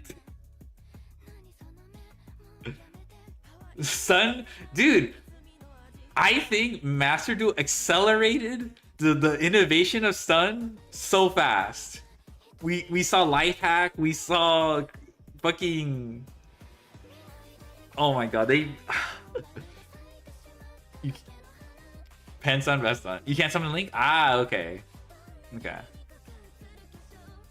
Because that's the one... there's a lot of innovation in stun. What was the one that caught me off guard? Synchro Zone. Fuck Synchro Zone.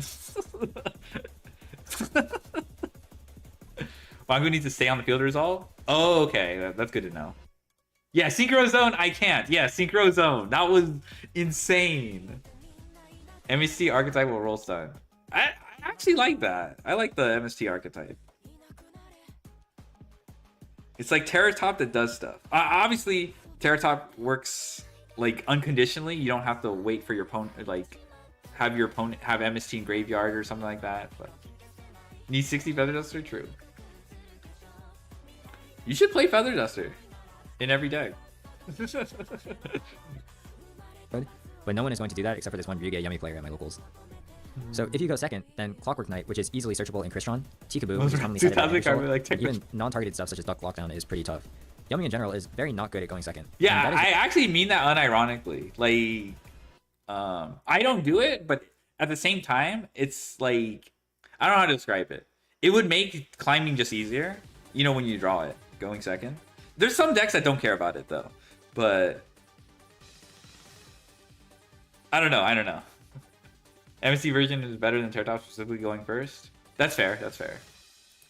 Where my first video aged quite well. Some of the decks I mentioned, such as Blue Eyes, are almost completely fell out of meta, but Yummy is still very shameful for a top deck going second.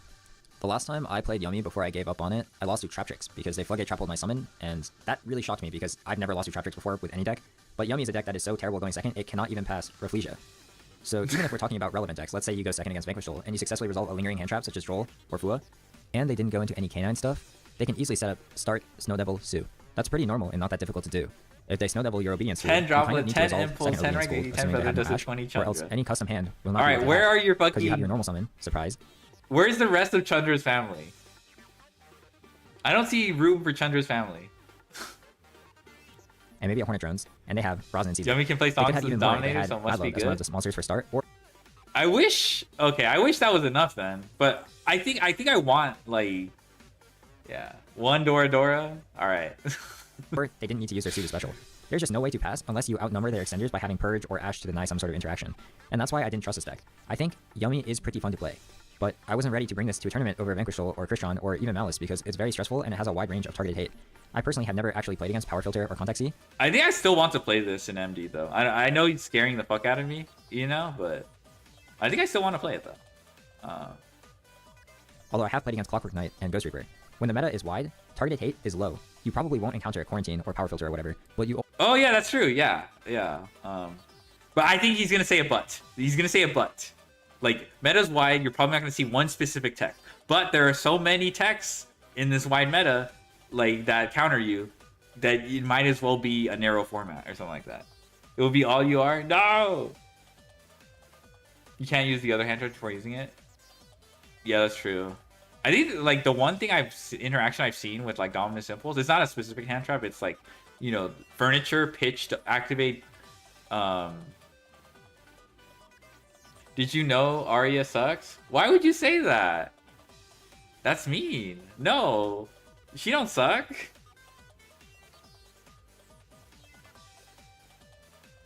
But yeah, bud. Everyone bud this man. It's very easy to lose with no agency with Yummy. Bud this man. Very man. weak to floodgates as opposed to something that is. You know what sucks, bro? KBJ, let me show you something. You know what, KBJ? You know what sucks? Alright, give me a second. You're getting fucking roasted.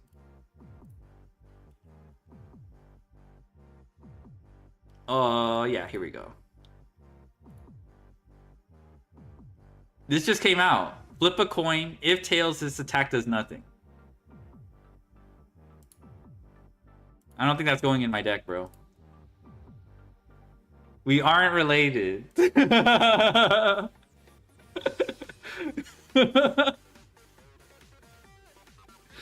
We need to wax the eyebrow. Oh, not the white eyebrow wax meme. Such as Vanquish Soul. I also just underestimated how it performed against lingering hand traps back then because I didn't have the Is Charmy it under called turn knowledge in the first tail week. I don't know. Yummy is good against Charmies on its own turn because it has very good compromises under Fua and it can give Pirellia and Nialis very few draws, but it plays very terribly into a paired Fua and it's a very non-specific pairing. Fua plus Impulse, Fua plus Imperm, Fua plus Bell, Fua plus Called By. There is just a lot of cards that would mess you up very easily. I know I just spent a ton of time ranting about why I don't like Yummy, but it's obviously not a bad deck. It's one of the most. I actually blinked out what he just said. Alright, let's go back a little bit. It has a very non-specific pairing. Fua plus Impulse, Fua plus Imperm, Fua plus Bell, Fua plus Called By. There is just a lot of cards that would mess you up very easily. I know I just spent a ton of time ranting about why I don't like Yummy, but it's obviously not a bad deck. Hold on, I'm sorry, I need to... Deck. Just underestimated how it performed against lingering hand traps back then because I didn't have the Charmy on your opponent's turn knowledge in the first week. Yummy is good against Charmies on its own turn because it has very good compromises under Fua and it can give Pirellia and Nialis very few draws, but it plays very terribly into a paired Fua and it's a very non-specific pairing. Fua plus Impulse, Fua plus Imperm, Fua plus Bell, Fua plus Called By. Really? That's a lot of cards that would mess you up very easily. I know I just spent a ton of time ranting about why I don't like Yummy, but it's obviously not a bad deck. It's one of the most winning decks at the moment, and it's not hard to see why. The actual Go First board and no lingering floodgate games are ludicrous. You place Pop Field Spell on their turn, you have a double Book of Moon, a Graveyard Banisher Shuffle, a Face-Up Monster Pop, follow-up, you can make multiple Arc Lights on their turn, you have Surprise Bounces, it's just way too much for pretty much any deck. Earlier I said that Yummy doesn't really play through the Vanquish Soul compromise board. That's true. But it goes both ways. Vanquish Soul doesn't really play through the Yummy board either.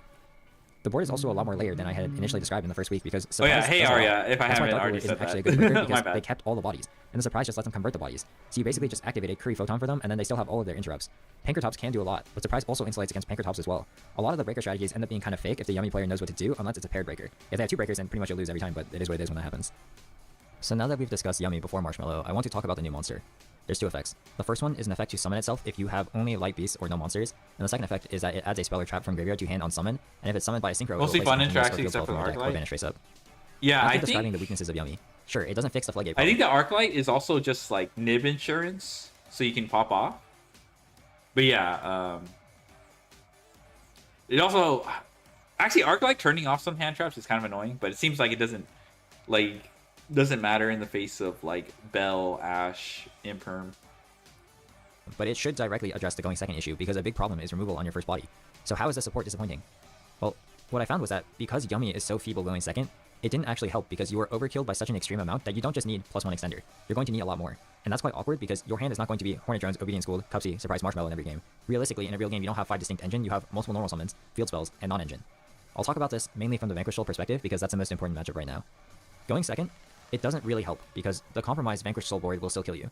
What I found was that the Marshmallow ended up being the most useful going first if they only have Sue, because if you summon Cupsy, then that can kill both the Sue pops, or if you regular normal summon a Yummy, then it also just beats Sue Steel if they want to play around Ash Blossom or just missing a fire. There are two issues. The first one is that since it's an activated effect, then it triggers Izuna. I know How that it come? seems like it shouldn't be a big deal because if you didn't have the marshmallow, you would have no extender, but I'm saying this as in there are a good number of games where their formerly useless interruption that wasn't activatable before just happens to check your new extender. Because Izuna cannot do anything except for stop marshmallow, then it just happens to line up that way sometimes. The second isn't actually an issue, but it does technically conflict with Songs of the Dominators because that is an option that you can play to stop Holy Su. Except in practice, if you had both, you would just start with marshmallow effects, so it doesn't actually conflict. It's kind of like Maxi or Fua with Impulse. They don't conflict because you just always activate them first. The marshmallow does extend past a lone Su with no other interruptions. That is a real benefit of the card. I'm not trying to undersell the marshmallow. It is absolutely targeted support for Yumi's weaknesses. It's just that in practice, it doesn't help as much as I thought it was going to in terms of the number of lost games that are now won with the marshmallow. If I were to describe the advantages of the marshmallow, it would be 4 major benefits. The first one is that it helps against compromised boards occasionally. Looks like Mimikyu? Adding another extender just Yeah, changes the it risk does. reward when trying to stop Yumi from playing at all because the threat of it demands another interruption. The second is that it also just adds consistency by being a 4th name. Before, I did feel like if you just played the names in a board Korean just school, baked on it wasn't you enough too. because you also had to play either maps or engages and Hornet Drones. 90% with prosperity is fine, but you would lose to bricking, especially because you can't play through anything. So if they made any half board, then you would just lose if you didn't have another extender. The third is that it gives Yumi truly infinite grind game, and I do mean infinite. All of the Yumi monsters are recursive. We don't have Fenrir, so we basically don't really have Banish face down, and the only problem was that the spell cards weren't recursive. Oh yeah. Fenrir's at 3 in TCG. How does that shake out? I don't know if Fenrir is going to be widespread, but it has the potential to be. I guess you don't activate in hand. You don't activate until... But it seems really annoying to navigate. I don't know. Fenrir's at Getting 0. all of your true. surprises outgrinded rarely happens, but the field spells are the real issue. Before, it was imperative to protect the attack game field spell because if you ever lost this, whether that be IP to SP, or Allied Code, or MTP, then you literally could not win the game anymore. So that meant that could sit on one of these interactions and then completely AFK, and then you couldn't really do anything. You definitely don't want to play a second one because you never want to draw the field spells, and they're searchable. But if you lost it, I got then you banned lose. a week, Now that you can get the no. field spells back from Banish, it means that you can recycle both monsters and spells, so you can play with any deck forever if you don't consider life points. The fourth is that it makes your actual combo better because now the combo involves discarding Marshmallow off of the Cupsy Yummy way, and then activating Surprise to summon it, and then adding the Surprise back. It just gives you an extra body or it saves you a discard depending on how you want to look at it. The last benefit is marginal, but if they Ghost Reaper you and you didn't start with Cupsy or Obedience Schooled, then playing with the Marshmallow means that you can cycle your field spells back if you summon it off of Starham, and then that means that you can put your Link 1s back. As for the spell card, I do think most competitive players probably thought this wasn't going to be very useful, and I'm also of that opinion. At the moment, a majority of lists are choosing not to play it, and before even talking about the effects, we have to establish that it is searchable on your first turn, but only Cupsy can search non-monsters, and that means it competes with Surprise as a search target. And even more important is that Surprise has 2.5 effects, so it's not even bad to search for a Surprise when you already have it, except most lists are already cut down to 1 Surprise. So it needs to be, at the bare minimum, better than the second Surprise to be worth searching, and I don't think that it is, which means that you would only play it if you got it for free off of the Marshmallow. And that means when we evaluate this card, we need to see how it typically performs when you place it on their turn. So for the first effect, it is a negligible life point change. It can burn for 2,000 if you activate it on your first turn, or 1,500 if you activate it on their turn. It might matter against Malice in a grind game, but Malice, in my opinion, is pretty bad now without Appaloosa, and it also can't really pass the board even if you didn't have this card in the first place. The second effect is, in my opinion, a pretty weak board breaking effect. Like, think about it like this. This will only be on the field if you search it off of Cupsy and then manage to link for Snatchy. And then it turns into a really bad version of Gordian Schneider, which people already don't play. Now, to be fair, I do think that Gordian Schneider has potential, but that's because it answers a lot of a board, and it also can't be negated. The problem with using this as a board breaker is that it doesn't do anything to any deck except in the mirror, because they stop you before you even get to the position where you can activate it. The location where Yummy needs to start breaking a board needs to be before they commit anything. Yummy is not a deck that can play a little bit and start breaking unless their board has no removal, in which case Surprise Bounces would still probably be the better breaking effect in most situations. The third effect lets you link on their turn. This can play around things such as Dark Ruler into Called By, but the issue is that this again only works if you place it on your turn 1, because if they have Dark Ruler Called By, you can't even tag your Synchro into the Marshmallow to place it. And also Dark Ruler and these types of effect negation cards lose to Surprise anyways. So my personal opinion, as an individual, is that you shouldn't be playing this because in practice, it kind of doesn't really do anything. Yes, it is free, but it's a card that you quite literally never want to draw, and it also doesn't really help you win more games, even if you played it and then still never drew it. So in conclusion, the support is not bad. I'm not saying that. When you think about Yumi's weaknesses, the Marshmallow is very close to being the perfect support card in terms of targeting those weaknesses. The issue is that Yumi was so uneven in his weaknesses that one card doesn't just plug the weakness up. It was so shameful at going second before, and now it still can't really go second well. You will win games from having the Marshmallow. The Marshmallow does help, just not that many more games, and it's mostly when you successfully resolve it turns into a hand trap, because it demands one extra removal interaction where it will be useful. I didn't know that. However, the issue is, for the actual top tier meta decks, such as Vanquish Soul, such as Yummy, their compromise will still beat you. Even if you go lower in the meta, the Dragon Tail compromise will beat you. The amount of lost games that have been changed by the inclusion of the Marshmallow isn't nearly as high as I thought there would be on paper. As for the other relevant stuff in the set, I want to go over 4 cards. The first one is a new K9 monster. The new main deck monster is good. Hand Knowledge is obviously exceptionally powerful and current, and I'm seeing more pure as a result of this card. It also has a bit of experimentation in Vanquish Soul. Some people are trying one copy to start off with case because if you open another 5, you can use it to get to Stože and then try to bridge into Vanquish Soul when you only open K9s. I haven't tested this in Vanquish Soul myself. It might be good, but in my head, it's not very convincing yet because if it resolves, it will bridge. I'm quite confident about that. 4 cards is a lot of cards. It's just that there are not many games where you open no Vanquish Souls when you go first, but open this hand of K9s, and then the trade-off is that you're playing a pretty bad card for your deck in any other situation. I'll still test it because people are saying that it's good, but I'm not super convinced about it on paper. The second is the K9 Exceeds monster, which is also an alright card. It's another forced liberation target, so you can actually pop 2 cards if you summon it off of that. Next is the MST archetype. Not the actual deck, although it is a highly entertaining deck. It's just that the deck has this new spell card that is Allure of Darkness for quick play spells. It is a very good card. Oh, this fucking card. Some other decks that I'm not thinking about. This is on. Yeah. I'm interested. It's like a bigger package than like Terror Top, but you get this. Yeah, okay. I'm excited for this when it comes, but all right, I'll let him talk about it. Honestly, just an extremely Pure good K9 card that will probably be Gigabyte. played in future decks for years to come. And finally is the new Dominus card. This is the most expensive card of the set, and the card people are saying to pick up. This will probably be good someday, it's just that I have no idea what deck you're supposed to play this in right now, and I haven't really seen anyone test it either. So that's all I have to say for Dude today, but I did also briefly want to talk about the matchup of Mitsurugi Raziel against Vanquish Soul K9, since those are predicted to be some of the top decks of the TCG format, and also I keep getting asked about this. This doesn't say anything about the actual deck strengths, but if I had to say, after testing both, MSC I do new feel meta? like Vanquish Soul K9 is a higher quality deck just based on vibes, and I also feel like there is a way to build Vanquish Soul to beat Mitsurugi because on paper the matchup shouldn't even be that bad. The main issue is mainly just Murakumo and, weirdly enough, Magatama, because if you think about it, if Vanquish Soul has to play the grind game, they can do that. Vanquish Soul will outgrind Mitsurugi. Unfortunately, it's just really hard to play through Murakumo unless start resolves. It's true that start is checked by Detonator, but your engine hand traps aren't useless. You can do Sue the Steel Detonator or try and pop Detonator. Both of those are going to be good. If they only open one engine, you can try to stop them from getting to the other engine. The issue is that even if they only have Mitsurugi cards and they didn't draw Raziels, then you can't use start to insulate against the board because the Magatama will just kill the start. I'm not sure if you're supposed to be playing 2 starts and try to Jelloon search a second one, but I think there should be a way to build it to win. Does I just haven't really put in the work to figure it out OCG? because No, I think it's September. They're gonna get the import pack with like TCG exclusives. I don't know which set it runs towards, but yeah, there's like a world premiere pack that OCG will get in September. So they'll get it soon. That's basically in like a month and a half, 2 months. Yeah, they're gonna get them soon. And then after that, a core set will give direct support. I don't know if the core set directly after September or the core set after that one. Basically August? Oh, so early September? Okay. Wait. Oh, you're talking about today. You're right, it's almost August. How does Worlds work? I think Justice Hunters is legal, but not the pack with Punk, Orcust, and the one that came to TCG in Dragon Maid. Late September. Oh, okay. Yeah, no, yeah. So that's not allowed, but Justice Hunters is allowed, and I think it's up to that point. So wait, Mitsurugi shouldn't be allowed then, right? I didn't look at the world's ban list, but Mitsurugi shouldn't be allowed if that's why you're asking the question. I think you're right. I think Vanquish Soul K9 Bonanza. Wow, so it's coming up fast, man. No, Mitsu, okay. Thank you. What was I gonna say? Mitsurugi. Oh yeah. They're gonna get direct support later. The TCG archetypes that are imported. What was interesting, what they did with Sistina. I don't know if they did this with the previous, but Sistina and Ashen got a combined free agent support card. It was like the spell that searches that somehow doubled as a detonator out for some reason. Out, quote unquote, but it just forced it. And then they got 1 card each for direct support. So we can expect some Mitsurugi.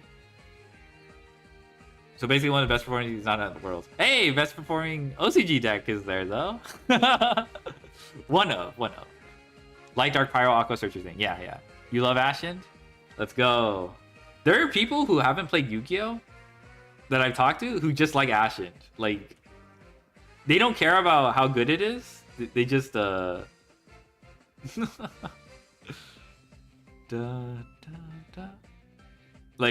they're not even gonna get into Yu-Gi-Oh! At all. But like they picked up the cards. Yeah, Dark Souls. Exactly. It's literally because of Dark Souls. Yeah, they're not even gonna play the card game. They're not. I already knew they just picked it up just for the Imagine Dark Souls 2. One of the craziest part. Okay, now we're going to the. Someone pointed out to me the Vados fusion. Vados, endlessness. I think I forgot. I think this is wrong. Endless darkness. Okay. Someone pointed out that like his wings are made out of skulls, like basically ghosts, and that's fucking metal. Like that's insane. Would be in the April pack. Okay, so not the January one. All right. January, right? No, it's January TC. Okay, yeah, April pack. So it'll take a bit to get the direct support. Souls, yeah, basically souls. TCG player. If you just copy-paste an OCG list, it might be pretty bad, mainly because you don't have enough interactive hand traps.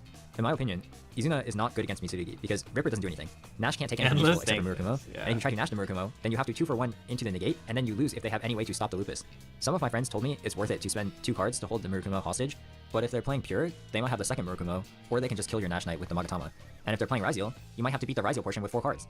Another issue with the Murakumo is that it will actually just negate your effect sometimes, because you can't afford to discard attributes, which I feel like should not be happening in other attributes. It should just be attacks. But yeah, that's just my experience from helping some friends test for TCG regionals and some ideas I'm having. I do feel like after playing both, that the Vanquish Soul deck does feel better, but you can't just use a generic OCG list to Dark consistently Eater beat Meteor? Mitsurugi. Let me Something look has to that change. up. Finally, I just want to end off by thanking all of you for 5,000 subscribers. When I started my channel, I just wanted to talk about my hobbies. I never thought I would even hit 1,000, much less 5 times that amount. I guess I have to So truly, see I just want to thank all of the you so actual much. boss fight. No words can express my gratitude, and I hope we can continue to have great conversations in the future. I can see the resemblance though. Oh, bro, he just logs out. It's like peace. Oh my god. This guy's at 5K? Yeah. Honestly, I thought he'd be higher. But I don't know how, when I started watching him, how low he was. Any shiest comments? Okay. TCG side loves your input. Keep them coming, my guy. Yummy unfortunately seems to be the most relevant thing from the set. Me performing quantum equations while running my DDD test hand. Oh my god. Whatever floats your boat. Okay, bro. Okay. This was already a good comment, and then you had to be like, he doesn't. I was just gonna leave it.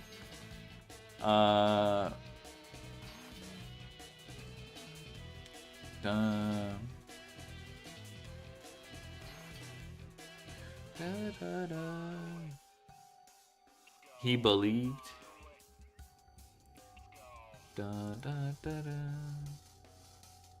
Dude isn't gonna be a set that changes much about the current. I do like another 1-for-1. I would play for one in my versions of Paleo, which I have fun with. Comes out 5K subs. Alright. Sunny my goat. Okay. Heart of the cast win.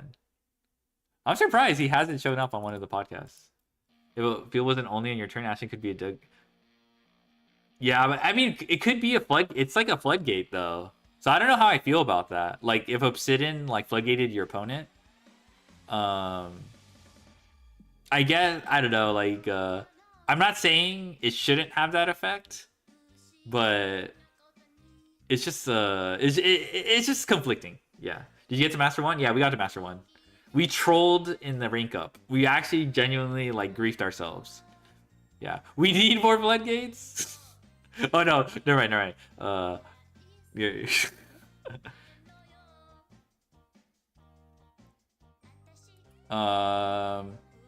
Comments on Yummy being high stress cannot be. Ever since I played, I have twice the amount of. I know what he's talking about when he means like a high stress deck. I got. We need more maxi. All right. All right. Can build a board out of any Yummy name. Every Yummy list plays insane board breaker. Helps the deck a lot. I mean, if that's the case, then, you know, it sounds like my kind of thing. Max DDT. That actually might be the emote of... There's probably other emotes that peaked, but that fucking emote. That might be emote of the year for me. The stupid ass Max DD. Oh my god. Can't wait to watch this 4 more times. I think I'll give it another watch on my own time. Yeah. Level limit area B. What did he mean by this? Wave 2 of RB is gonna make or break the set in TCG. Limited search pool. Dun, dun, dun, dun, dun. Do you think for Arby's? No, I don't know if they'll. I think Arby's lock you too. Oh, what's it called? To machine, right? You like to good? It might not. I just wonder if they expect you to play K9s with those, so you make River Stormer. Limit Arya Ba. Level limit Arya Ba. Extracting the cyber, I understand if you don't think they're strong. I don't think it's that. I don't think he's saying that they're strong.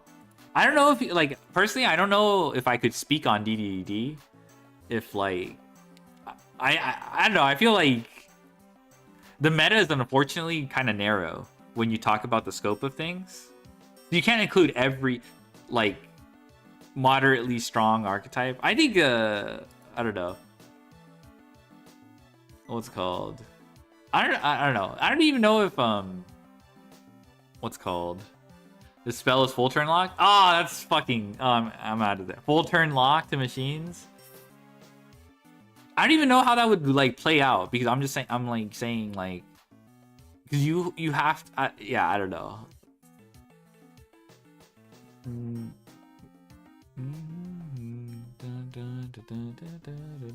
The goat has spoken. Mitsu Raizio matchups easy. Deck just bricks and draw them. It's easy, bro. Just open your silver bullet and hope your opponent doesn't get a chance to play. River Stormer's too huge. Ah, okay. That's good to know. What a weird lock then. It's too easy. It's too easy. When your opponent doesn't achieve their game plan at all, it's fucking easy. Yeah, you can't summon it. Yeah. It's just... Okay, oh my god. There was one guy I remember in race chat.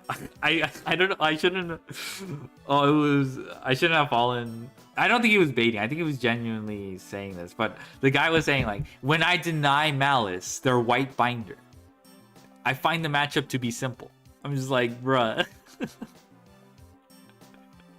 Yeah, of course, bro. That's like a good portion of their interaction.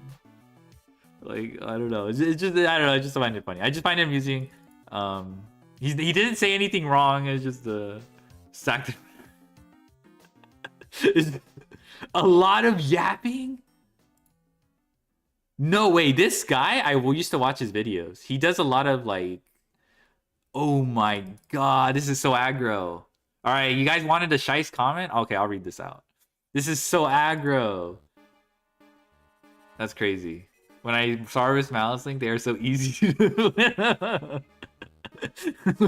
When I Lancia, they're so easy.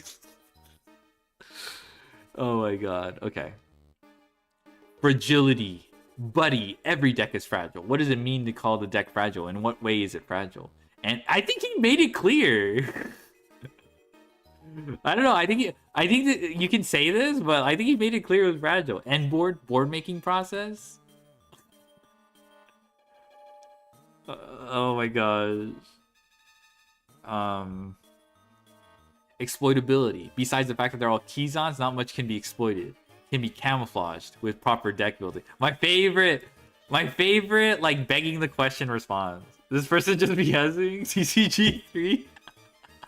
This guy's not a TCG, is he? I don't know. Maybe they're from the going second potential. You do realize Yu-Gi-Oh has 80% going first win rate.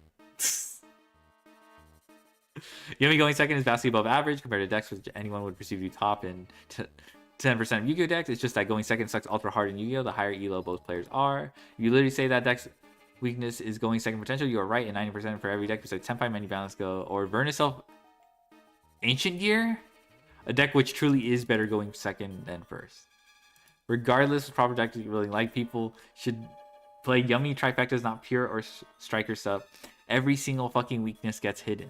Once you put in the third archetype, like purely suddenly becomes very blurred. How to stop this deck extension, it gets a lot of gas. Look at their channel. I know what their channel is. It's a lot of like insane combo stuff. I used to watch them. Okay, we're gonna check it out. Various Yu-Gi-Oh based content. Okay, I thought he called himself base, but he just means something else. Okay, it's just combo stuff. Where did bro get these numbers from? I don't know. Yeah, you can see I watched this one. Ignis or Matt. You can see how far I got when I watched this. You see how far I got before. Here, I'll show you. I'll show you.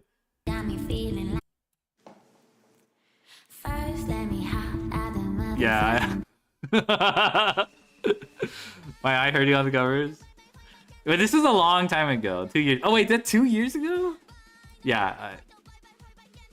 Yeah. So I didn't get far.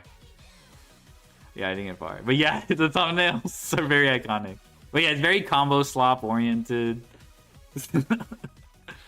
I mean, I'm fine with that. It's just. Hey, it's Polska. Been a while. Sorry. You can't just accuse someone of yapping and then counter yap. 2 years ago, I'm behind. Yeah.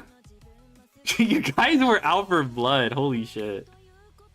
With no hand trap interruption? Yeah, they're all combos without your opponent. Like, replies? Okay, replies. You want replies? He just still go. No! He just keeps going. Complaining about Maxi or Fua. Dude, the deck summons at both turns. That really means that it's better than those cards and decks which don't, as cards only last one turn. Yes, 6-card Fua is light against Yuma. They literally got a Yugi Moto top deck that, oh no, anyways, that is such an odd fear. There are way better 6 cards they could draw. Ghost Reaper has never been good in the history of the game. It's all sport. I think Sunny mentioned that it was. I think Sunny mentioned that you could beat it. It's all sporadic play in Spiral Wing is released roughly at the time. Well, no one asked for a history lesson, Boomer. Oh my god, this is. Reaper was always hyped. Like, there might have been one format. No Material had its time to shine. So if No Material actually got its time to shine for one format, I think there's. I don't remember that far back, but Reaper is like, I think in the situations that I've encountered Reaper, I never lost to it. It was like kind of skill issue. Even paired with the hand trap, it was not very strong. Yeah, like Reaper, and I remember Lucas Sacco was mentioning how Reaper, you can kind of beat it. Maybe paired Reaper is good into Yummy, but yeah, I don't know. I've never been impressed with the Reaper. It's a very, very easy card to like be convince yourself it's good. But it's just like, okay, I just think of Mathmech. Okay, what do you Reaper? Are you literally main decking Transcode? I'm sick if you're main decking Transcode so you can Reaper. But even then, you can still like, at most, okay, now I need an extender to keep going. It was played heavily in Spiral format? Okay, so it was.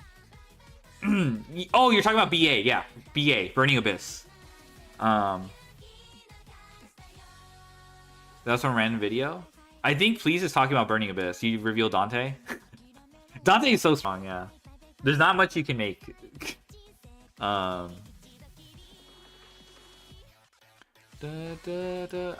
It might have been Spiral. I was absent from Spiral format. I only played before they came to the TCG.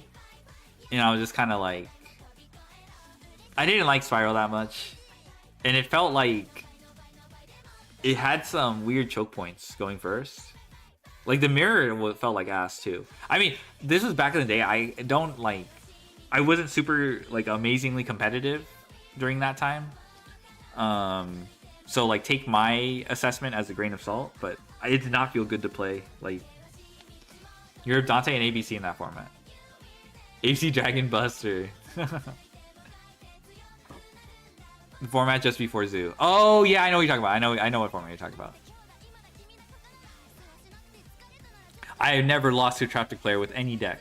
You've never in the history of this game faced a proper Traptrix player. You have faced lesser players. The purest Traptrix players are bicycles. Wait till you face a plain Traptrix. Can't describe it else. Once you face Vernisful, Super Heavy Samurai Traptrix, or Ragnarok, you'll understand it's absolutely normal not to be able to handle the board 98% against those, and that these decks are extremely hard to hand trap. Every single meta deck.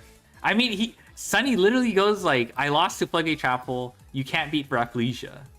Like... Oh my god, this guy's doing... I don't know, man. Like, every single meta deck or if I get stomped by Profit Traptrix Turbo build, there are like 5 good Traptrix players worldwide, and trust me, you never face those. I mean, even then, he's just saying like, wait, I don't know what this has to do. He lost to a lesser Traptrix player. Doesn't that bolster his point? How do you? I don't know. Like, which stand battle? I can't see the stands he's using to fight. I'm a real Traptrix player. I know all the codes on the nuke site. Again, I'll repeat, you can call any deck bad going second because you guys going second issue. Yummy Pie and build properly doesn't have the keys on issue. Like, for example, Black Wings. What's the keys on issue? What is this? Black Wings do when they are built property. Is it like when you stick a monster on the board and you can't summon your extender because it's conditional and requires like the named another monster on the field? Prove it in DM me. Sorry for the guy, but this is probably this is what you guys wanted. Oh my god. Dun, dun, dun. I am going in circles. Learn to use Yummy as an engine. 221 names out most. 111 works. At least he's suggesting something. Now we can at least see what's going on. We're starting to see something concrete. Okay. Stretch lists and combine them with fitting archetypes like Mimical. Purely based? And suddenly Rafflesia doesn't matter. Entire Yummy card can be accessed from an extra dollar. Hint, hint, they are better as an engine. But look, even as the world is playing Yummy in quite a mediocre way. The world, holy shit. In a quite purest way, the archetype is still decently performing. Now people play most archetypes in bad way. Really just mid players versus mid players. Even at tournaments. What can you do when this game is ultra casual? People just play what's new available on which is why most lists are at 40 and this game has huge bandwagon issue. Just read your description. I mean, the junk forward Yummy card is a huge boost. Spell is not viable, relevant, and proper builds. I think Yummy players can be happy with support. They all likely did get the best support. They'll still get one more card in the future. I didn't. Sunny literally said the cards help. Or like at least the marshmallow helps. But they didn't help as much as he thought they would. What format? I think it's probably. I mean, we saw like the Oh shit! All-Star Superman is free. Oh shit! I need to watch this. Okay, I need to tell this to. It's like those. I don't agree with you, but I actually know. But then paragraph at the end to agree. Yeah, I need to watch this. Hold on.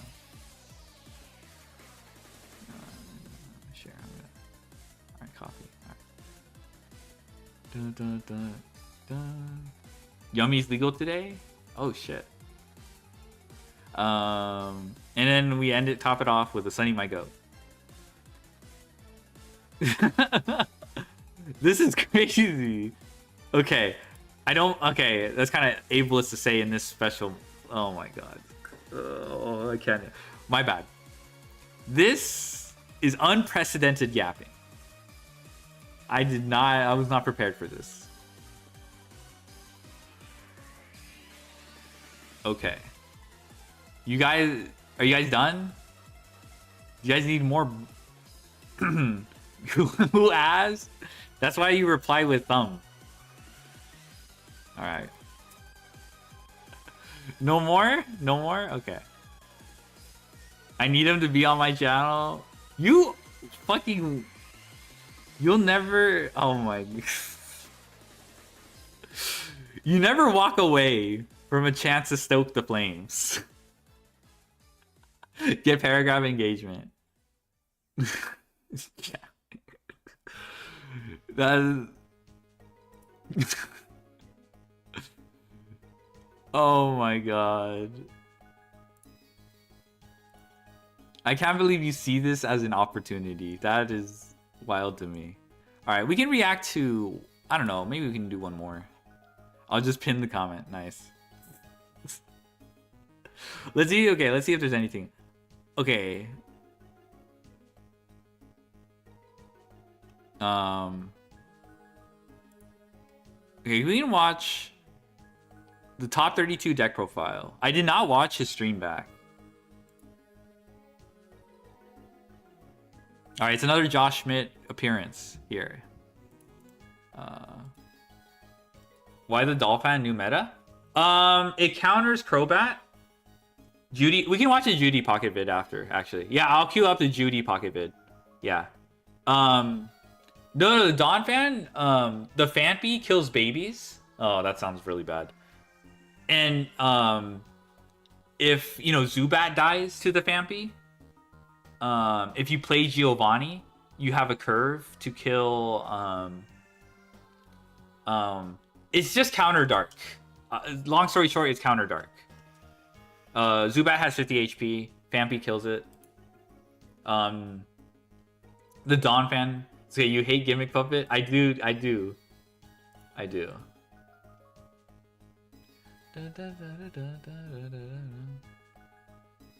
Alright. So we'll check out Josh. I think he's fine at 2x speed. I'll do 1.75. This is 30 minutes? Okay, you know, fuck that. No, we're doing 2x speed. Let's talk about the deck that I played at Euros. I obviously told you guys like weeks ago already, I'm going to try to make Vanquish Soul or Sky Striker work because I enjoy them so much that I'm willing to put a lot of time and effort into making them viable for the European Championship. The deck I ultimately decided on was Vanquish Soul because I just felt like it was the better deck of the two. I tried Sky Striker, but I didn't really feel like it was quite good enough, even though someone did make top 8 with Sky Striker at Euros, which I thought was really cool. But for me, the choice ultimately was Vanquish Soul because I felt like the deck was powerful enough to perform, and I'm very happy to say that it did perform for me, and it also performed for a lot of other people because ultimately it was also the deck that won the event, and they even played a Vanquish Soul mirror match in the finals, which I thought was pretty impressive for Vanquish Soul. The deck was actually a very, very well-performing deck at the tournament. Yeah, I was really happy because, like, I think there was a it wasn't like a consensus or anything, but there was a sentiment that like K9 Vanquish Soul needs K9 to perform, but it's kind of hard to say that for me because I don't know how K9 makes up the difference. You know, like one of the issues is being able to see Rosin. How do you see Rosin more often? I don't know, like Josh isn't level right enough. It's different because TCG. Well, I mean, like, we don't know if it can be good enough, strong enough at the same on its own, though. But yeah, it is different because of TCG. Yeah, you're right. That is also true. There's a different format. Time rules also favoring Borger. No, you know what? I was gonna say something nuanced, but I think it could just be as simple as that. What we're gonna do first now is I'm just gonna show you guys the list that I played, also for making the that's why I said I don't think it was a consensus that I don't think it was a consensus that you needed K9 to compete with Vanquish Soul. I think for the most part, I think people were pretty sold on the new support. I don't see Yugis IRL. Don't worry. But yeah, I think it was most people were pretty positive. Clean mat, dude. This mat is really good. I think no one makes this one. Or at least, wait, are you saying he should clean his mat? Because I do see some specs. Oh. And then for making top 32, I got myself a Card Trooper, and then I pulled a Gale the Whirlwind in my day 2. Is Yugis Yugi Boomer? Oh, you like it, okay. Yugis is what MBT refers to Yu-Gi-Oh players, I think. I mean, not just MBT, but he's the one who uses it the most. But yeah, that's what I've pack, which you know, it's a Blackwing, but at the same time, it is also luckily the only cool Blackwing that they ever made. So that's cool. I got that one. I'm happy about that. And then the Card Trooper is also really cool, so I'm happy about that one. I'll talk you through the list for Vanquish Soul. I do think it's like parts of Vanquish Soul have already been kind of standardized. Like everyone understands which kind of cards you need to be playing at 3. But we'll be talking about some of the more interesting choices I think I made. So let's just go and talk about the list and get that out of the way. So Obviously, you're going to play free Raisin and free Madlove. Madlove in this format at the moment is definitely the weaker starter of the two, because Madlove, you usually search the field spell, and if that's your only play and your opponent has Duel and Lockbird, then that is not very good. Raisin, however, is very good into Duel and Lockbird, and this is one of the things I realized, and I also think this is one of the reasons why a lot of people played this deck ultimately at this tournament, and why people did well with this deck. This deck is surprisingly good into Duel and Lockbird, but also Molcharmies. Like, not every single hand is good against Droll, but like a lot of the hands, especially when you draw Raisin, if you get Drolled, you don't really care. Yeah, I think the only time I've ever seen Vanquish Soul got stopped by Droll was literally Extrav. If they Drolled on Extrav, then they got, Vanquish Soul got kind of fucked. What was it? I like how you can do like normal summon Madlove, and if you have Borger, you can chain Borger to Madlove, and then when Madlove searches, you add a card, and then they activate Droll. Then you can chain the Borger to reveal Madlove, and then you can draw one. Yeah, that's like really good, like really good. Feels good to do that. Because you just go normal summon Raisin, add Holy Sue. If they Droll you, you go make Rock, add back Raisin to your hand. You have a full hand. You pass over to your opponent, and you can just do all the things that you were gonna do on your turn. You can just do on your opponent's turn anyways, right? Like you would go like once they summon, you can go Rock, special Raisin, search yourself for Dark or Fire, whatever you're missing for your Holy Sue, and then go Raisin, pop their monster, summon Holy Sue, take, or summon Borger, or summon Caesar, or whatever. Like you can do a lot of things after getting Drolled, and the same thing applies to Molcharmies. If you don't want to commit heavily into the Molcharmies, you don't have to.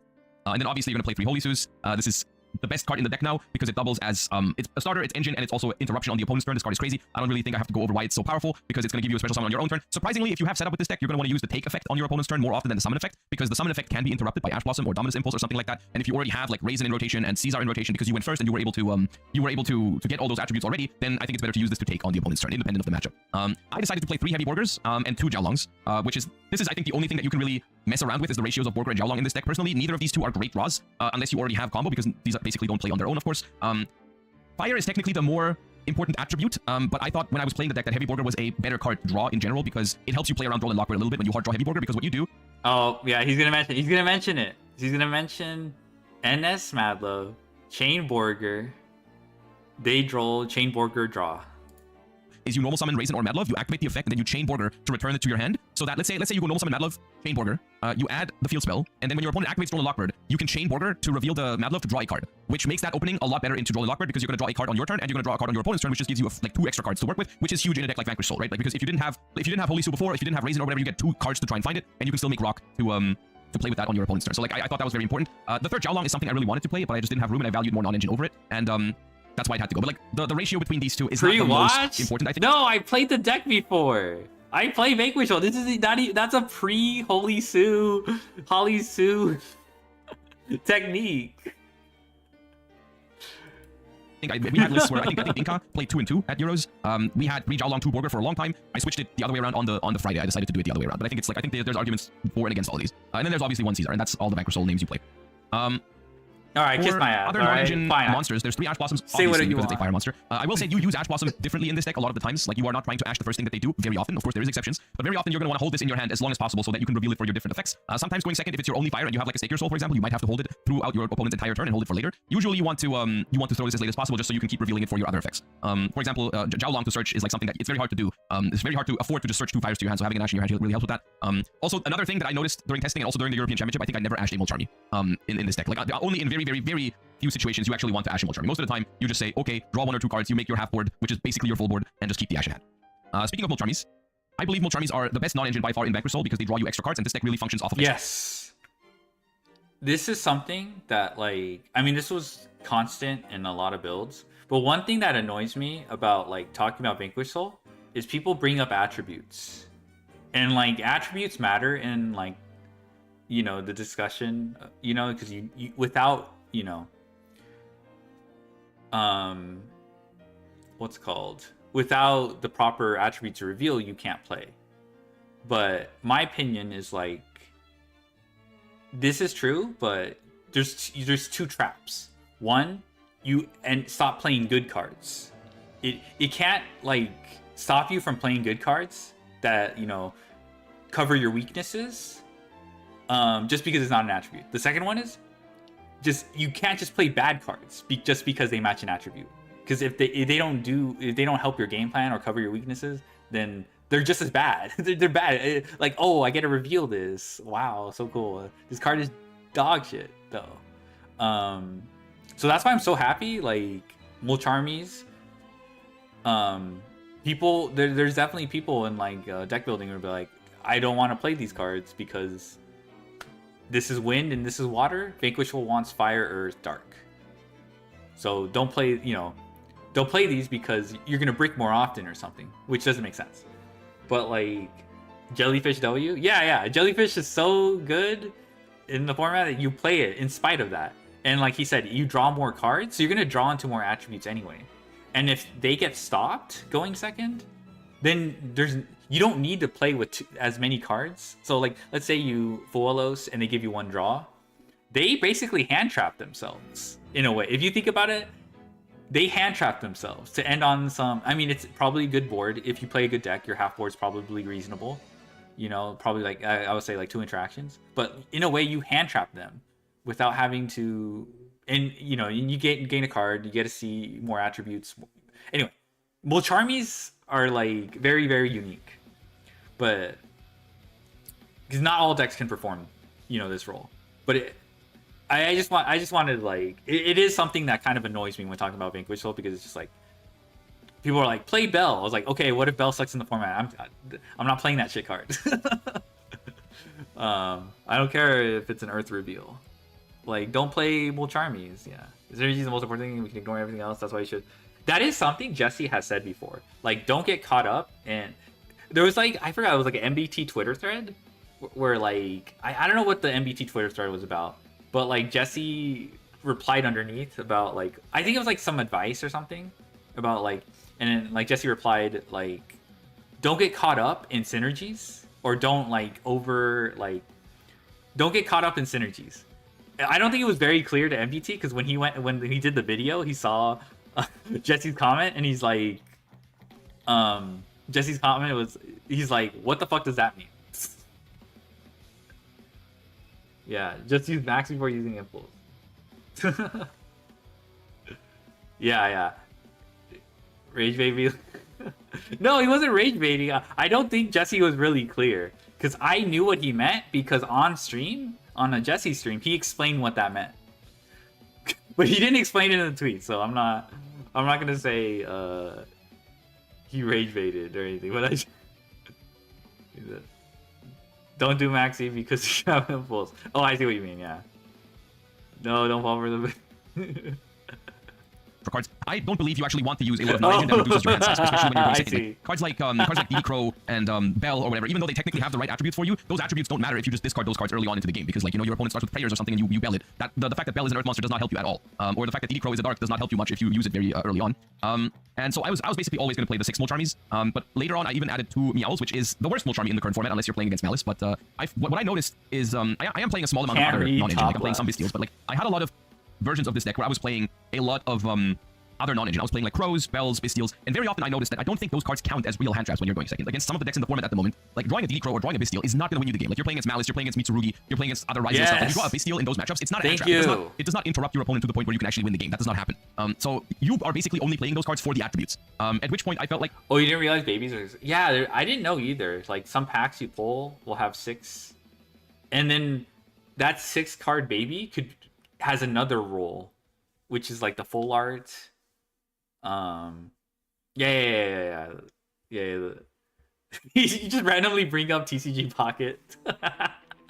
But yes, that's true. I just found out like yesterday. It was better to take the chance, even if Meowth is not the best Charmy in a matchup. If it can give me 1 draw, that is going to be a chance for me to draw non-engine that actually does something. Like if I can draw 1 or 2 cards off of Meowth, that gives me a realistic chance to draw a Fuva or a Holy Sue or the missing attribute for my Holy Sue or whatever. Right? Like if my opponent That said, I've considered what's the card called? The Dark Thanos Dragon guy. But it doesn't work with Mulcharmies. Like, what's the point of sculpting your hand and drawing if you can't even activate a Mulcharmy after? The only cards that work after that is Maxi and Nibiru. Which Nibiru sometimes needs to be paired. Or Valor too. But like that would have been the happy medium, but it just doesn't work with Charmies. So because the Thanos Dragon is dark, so it's not terrible.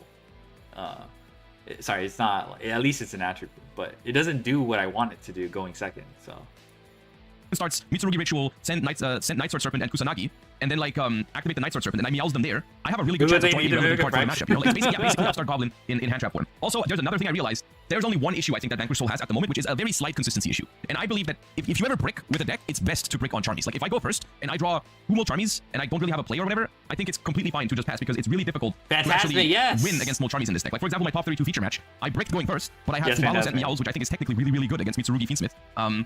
It just happened that they had Ash and Coldbite for both of them. So, but otherwise, I think that hand was actually not bad. I think my hand was actually okay in that feature match for going first. You know, like I had 2 Charmies if they decide. Yeah, I felt like that's happened to me before with Mathmech. I'd be like, oh, this hand is fine. It's like Gamma, Fuelos, Maxi. I was like, oh, this is a good hand. And I pass back to my opponent. Yeah, I just play into that. It's actually a disaster against this deck because it's really difficult to give this deck draws safely. Plus, there's obviously the off chance that you play into a matchup where this is actually really, really good. Like Malice is obviously a very relevant deck at the moment, and if you play against like more Mitsurugi heavy versions of Mitsurugi Raziel or like even the Fiendsmith stuff, like Meows actually becomes like a really annoying card to deal with. So I was really happy with this. I was really happy with the Charmies. And actually another thing that happens a lot in this deck is you go first, you activate Extravagance, your opponent rolls you, you have 6 cards in hand, you have 1 or 2 Charmies, you just say pass, and it does not matter because you're just going to Charmy them, and then they cannot give you cards because you already have 6 cards. If they give you any more, you're just going to like Holy Sue them on their turn. And hey, so going? That's fine. Then basically the Charmies I think are the only non-engine that really works in this deck for going second. Everything else is just like eh. So I wanted to play the best non-engine for going first, which I do think in this deck is Nibiru. I think if this deck ever goes first and sets up a half board, I think Nibiru makes it unbreakable for the opponent basically in every matchup. Even the matchups that normally don't care about Nibiru, if you have a board, if you have a way to interrupt them a little bit, Nibiru becomes crazy. And it's especially good in those scenarios that I just talked about. Like let's say I do break on Charmies going first, I don't have a play, and my opponent tries to go for game. I wanted to have cards in my deck to draw into to stop them from going for game. And so Nibiru 2 Nibiru Coward. I'm kidding. It's probably a space thing, but like you couldn't even fit the second meow, the third meows. I will always glaze Nibiru like this, man. Nibiru was really good for me all weekend. And then to round things off, there's 3 Bystials. Like I said, I don't think Bystials really count as super strong non-engine. Oh, you know what? Similar to Nibiru. I think you're right. Third is probably inside. You know what? You have a little bit of a board, and actually like a Baldrake is really strong. But it's just I like these because these are darks, and you need some more darks in this deck because we have 6 darks over here, and we wanted some more. And I think Bystials are good because they are non-engine that you can hold for very long. Like there's not many cases where you Bystial super early. Most of the time it's okay to have a Bystial in hand against Mitsurugi, for example, to like reveal it a couple of times, and then you can Bystial them very late, which I think is really good, as opposed to something like a Bell or a Crow or whatever that you usually have to use relatively early. Well, I think Crow is fine instead of Bystials, but I think Bystials are just better than Crow. And this was all the non-engine I played basically. And then there's 3 Stake Your Soul. Repot of Extravagance. I know what you guys are going to say, but at the moment, this card is mandatory in this deck. Yes, I banished 3 rocks in my feature match. It was the only time it happened. But also, funnily enough, in that matchup, it didn't even matter because I didn't even draw a Vanquish Soul monster to make my rock. So it really did not matter. At the same time, if you play this deck, you're going to notice you don't actually need rock to win a lot of games. Like, in a lot of games, even if you did banish all rocks, you would be completely fine. The Pot of Extravagance is necessary in this deck. This deck needs the added bit of consistency. The extra bit of card advantage also is really good. This is one of the best cards to have against Roland Lockbird because when you get Roland Lockbird after Extravagance in this build, there's a very high chance you have Charmies in hand and you can just say go, and you don't have to worry about like you know getting rolled. You just have 6 cards in hand with Charmies and your opponent can't really play into it because your deck plays Holy Soup, Nip, and Bystial, so like it's very strong. And just having extra attributes in your hand because you have card advantage is really strong. Also baiting Ash Blossom to make sure your Stake Your Soul resolves or your Raisin resolves. It is way too important. That being said, I did not play Pot of Prosperity. Do I play TCG? I own TCG cards. I actually own TCG decks. Like I have Purely, I have Raziel, I have Vanquish Soul. I don't have anything like I didn't pick up Justice Hunters though I'll probably have to pick up K9. I don't have Holly Sues yet though. No Yummy. Yeah, I didn't need to rock the win game. Yeah, I didn't need to do it either. You know what I did with Vanquish Soul? I just went blind second. Bystial spam. And I just did Bystial control with Vanquish Soul cards. So you just play or you just collect? I play, but I'm not traveling for YCSs or regionals or anything like that. Like I will go to YCS Anaheim, but the most of it is that's like the idea is just to hang out or whatever. I don't expect to do well because I don't put in the time, you know, to test and stuff, you know. But I play. I'll sometimes go to locals. But I wouldn't call myself like hardcore or anything. I mean, I guess if you actually physically play, that's okay. The point is, I just don't think I have enough experience in TCG. deck because I did not want to play 4 pots. I did not want to play I'm too many not spell cards that are mid-core. not attributes that I cannot reveal from my effects. And I just felt like when I was testing this deck that 3 pots was the sweet spot. I didn't want to play Prosperity and then go Pot of Extravagance, draw into another pot, and those kind of things. I also didn't feel like Pot of Prosperity really baited Ash Blossom as much as Pot of Extravagance. And I also I also don't think what's it called? The benefit of Pot of Prosperity I don't think is the same as Pot of Extravagance in this deck, because going +1 is super relevant and it's worth risking the Droll and Lockbird, whereas in Pot of Prosperity you just go like, alright, I'll add a starter to hand. Like most of the time when you use Pot of Prosperity you're gonna add like Raisin or something, and then you get rolled, but then the Raisin you just added has a lot less value, and so I didn't like that. So the remaining 3 cards are just Rhoda, Dart, and the Trap card. So that's the main deck. This deck is always gonna play 40 cards because you really... You want to meet Josh IRL? Just tell him to unban me from his chat. Yeah, did you ask him on Discord? Or like ask his mods on Discord? I met Josh IRL. What's it called? I just asked him to sign something. That was it. want to see your starters. Honestly, I have no complaints about the main deck. The only card that I think you could consider adding is like the 3rd Jiaolong, just for another fire monster, but I did... Where? I mentioned it before. YCS Anaheim. Yeah, YCS Anaheim. He signed a S曽kyurործ. What else? But he was like in the middle of something, so I was like... It was fine. Like, I don't think it was a big deal. We was in the middle of something and I kind of interrupted him. So I had to wait a little bit and then he just signed and that was it. Is everyone going to be there? I don't know if Josh is going to be there. Yeah, that's the crazy part. I just realized he doesn't travel to... I forgot. Because of his beliefs, he doesn't travel to overseas YCSs. Because he's actually concerned about his carbon footprint. Why did you get banned?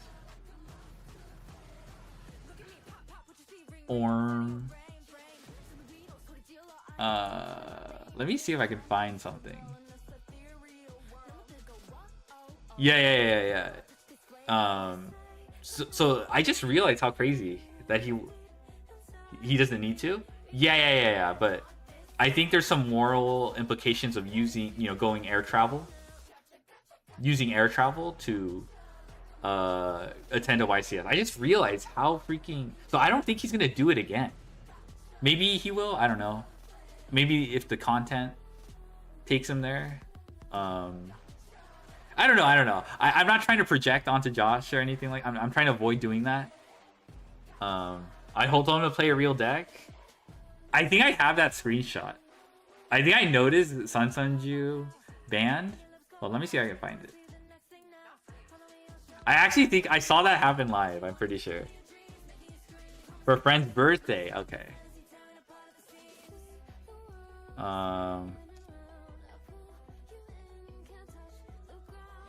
Let me see.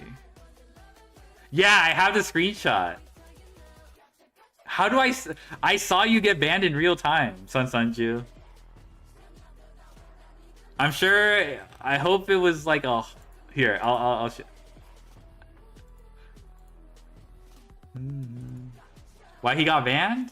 I think Josh was playing. Hold on. Was like playing Fiendsmith Bestial, and Josh was having a moment where he's getting nay-nayed on by Malice. And yeah, here he goes. At Joshua Schmidt YGL, play a real deck, permanently banned. So I don't know what you were thinking when you posted this, but it was definitely not the time. It was definitely not the time. And I just saw that in real life, so I just kept that as a receipt. Because I noticed you're in my chat. It was like, oh shit. I recognize that. Oh my god. But yeah, it was something like that. Like, Josh was not having a good time getting cooked by Malice or something like that, and it was collecting all these for blackmail. It's not even blackmail. It's more like dirty laundry. It's more like dirty laundry. No, I do not know what I would take out. Probably 1 Meowth if you wanted to add the 3rd Jiaolong. Yeah. By the way, I forgot I mentioned. Oh, you know what? No, I'm not gonna mention it. Never mind. Forget it. Rescinded. The extra deck is pretty straightforward because I noticed that a lot of the time, like, there was only very, very few monsters that you actually need in your extra deck besides Rock. So I just decided to play multiples of the ones that I really needed and not go for a lot of utility because I didn't feel like this deck needs utility in the extra deck. Because most of the situations you can just handle with your main deck. So I played 3 Rocks, 2 SP Little Knights, 1 Dark and 1 Hita, just for some utility to go into SP in different scenarios. 2 Little Knights. That's literally my master duel. The extra deck is super fake, except for the rocks. But I literally, my extra deck in Master Duel for Vanquish Soul is just like Clara and Rushka, 2 SP Little Knight, because all I care about is making Little Knight, and it's the only card I make. Because the pot? Oh, I guess that makes sense. He doesn't want to banish it with pot. But I feel like there's no other card that comes up, because the rest of the extra deck that comes... I'm not saying I need 2 SP Little Knight per game, but the other cards that I played, is that extra? Just don't matter. They just don't come up. Even Promethean Princess, which is like the wow, so cool, Wombo Combo Revive Rosin. That's so fake. It just doesn't happen. It just doesn't happen. So I just determined that like I would rather summon SP Little Knight twice a game than go through one and then some random. Just play 14 extra tech. You know what? That's real. There's 2 rocks along the 2 Zeus. I think this together makes a lot of sense because rock is a very good Zeus enabler. There's a lot of random scenarios, especially in the Ryziel matchup, where this deck can make a Zeus out of nowhere and your opponent will not expect it. Like for example, do you just battle with an Xyz? Your opponent's Xyz? Because you can't make rocks. You can't battle with rocks, right? Because you need a Vanquish Soul monster to battle in the first place. So you just battle with an opponent's Xyz, and then main phase 2, summon rocks, and then jump scare Zeus. That would fuck me up actually. And you attack when you attack a dual drive with a Caesar, for example, you can make Zeus in main phase 2 because you can go rocks on top of Caesar, and then because they're dual drive battled, you can make Zeus on top of rocks. And the same thing with like King of the Paralimbs, or sometimes you have people that summon they summon Detonator in defense mode because they are afraid of Bruce Worm crashing into it or something like that. And then you can just like even if they have an Xyz in defense position, you can even just like run one of your small Vanquish Souls into it. Like you can like normal summon Madlove, attack into defense position Xyz monster, and then main phase 2 you do this. It comes up more often than you would think, and so That's really good. I mean, that's what I was hoping for. When this card came out, I was like, this is SP enabler or Zeus. But for specifically the Ryziel matchup, that's actually a heads up. I actually didn't. All right, I'm gonna take notes. Really wanted to make sure that I have the combination after I resolve Extravagance. The other important card for me was Typhon. I think Typhon. Oh my god, okay. I lied. Typhon actually comes up. Typhon actually comes up, but I lied. It's the other card you play. That's why I stand Typhon. I don't like the Typhon lose condition. I don't know, I feel like, to be fair, if you're going into your extra deck, you're probably in a solid position. But IDK, it's not for every deck. That's the point of Typhon. MG players hate Typhon. They just like to meme on it. They just like to meme on it. Typhon hater be like, yeah. It's not for every deck, okay? Like, notably, Typhon has been really good for me in Fiendsmith Control and Vanquish Soul. Both decks that can play on your opponent's turn. Whether it's Bystials or Fiendsmith Lacrima, send Paradise. So like, me summoning just to lower the win rate. Insane hating. I can't tell if that's base or just crazy hating. We're talking like it comes up maybe twice the entire tournament. So even though I play these as 2 of, they really don't come up that often. You could make an argument to just play one of everything because most of the other things just don't happen very often, which I think is also fair enough. Like, for example, we did consider playing the Promethean Princess, Atlantis, Raging Phoenix package and all that. We did think about that. And it just got weird to me to play like a combination of cards that only matter really together. Yeah, and then if you play Extravagance, most likely one of those is going to be gone. So I decided against it. And then there's one Baguska for some very dire situations, and then there's a Paradise Smasher. These 2 I never made. The idea behind the Paradise Smasher is that if you get rolled or if you get charmied, you can make it. But honestly, I always preferred just not going for the gamble. I did play these 2 because they can help you go into Zeus as well. Like if you have 2 level 5s and you want an Exceed to go into Zeus, this technically also does that. But I never made my boy Baguska. In testing, it came up very rarely. But yeah, so the ones that really came up are the ones up here. The last 2 are just like random options because I didn't know what else to put. These could have also been Promethean, Atlantis, and then like something else could have been the Raging Phoenix. But it's like besides the rock, you really don't need many other things. Paradise. Have you considered a better rank 5? So this was a Tiras for some time. Tiras. Tiras. Okay, you guys don't know who Tiras is. I have to look it up for y'all. Tiras is so based. One of the most unique rank 5s printed in during the time of TCG, because this looks like ass. My bad. 2 level 5s cannot be destroyed by card effects. At the end of the battle phase, if this card is attack or attack, target 1 card your opponent can destroy that target. And then during each of your end phase, attach 1 Xyz material. Hello, Snap Snap. Excuse me, sir. Opponent made an unbreakable. I threw all the way my engine to it, and then made Typhon last, and I lost, so it's bad. Tyrus and Adrius. This card is older. This guy is the GOAT. And he's the one who, like, when I saw him, I was like, what the fuck? Xyz monsters don't detach. Okay, to be fair, Zen Mines exists. But, like, Zen Mines also was the GOAT. Oh my god, no one knows about... No one probably knows about Zen Mines. That guy was a demon. Zen Mines? Oh my god. Okay, here's Adrius for completion. They were, like... They were a pair. He would come up sometimes. I think I saw someone over like 2 Silva and pop a card. All it does is pop a face-up card. That's about it. This guy was so cool though. Like the stat line, pop a card. So good, so good, so good. I can't believe he considered Tyrus. He would consider Tyrus. Zen Mines was devious. They look like a pair. Are you shipping them? That's the card that I keep getting in my legacy packs. Dude, the fact that they're in legacy packs already tells you what you need to know. Yeah, Zen Mines was a devious guy. No, that might... Oh, so, okay. You're just... Okay, yeah. Yeah, okay, yeah. Felt like it was the best one to make Zeus. But then I realized you can also make Zeus with this in a lot of scenarios, and then that would also be fine.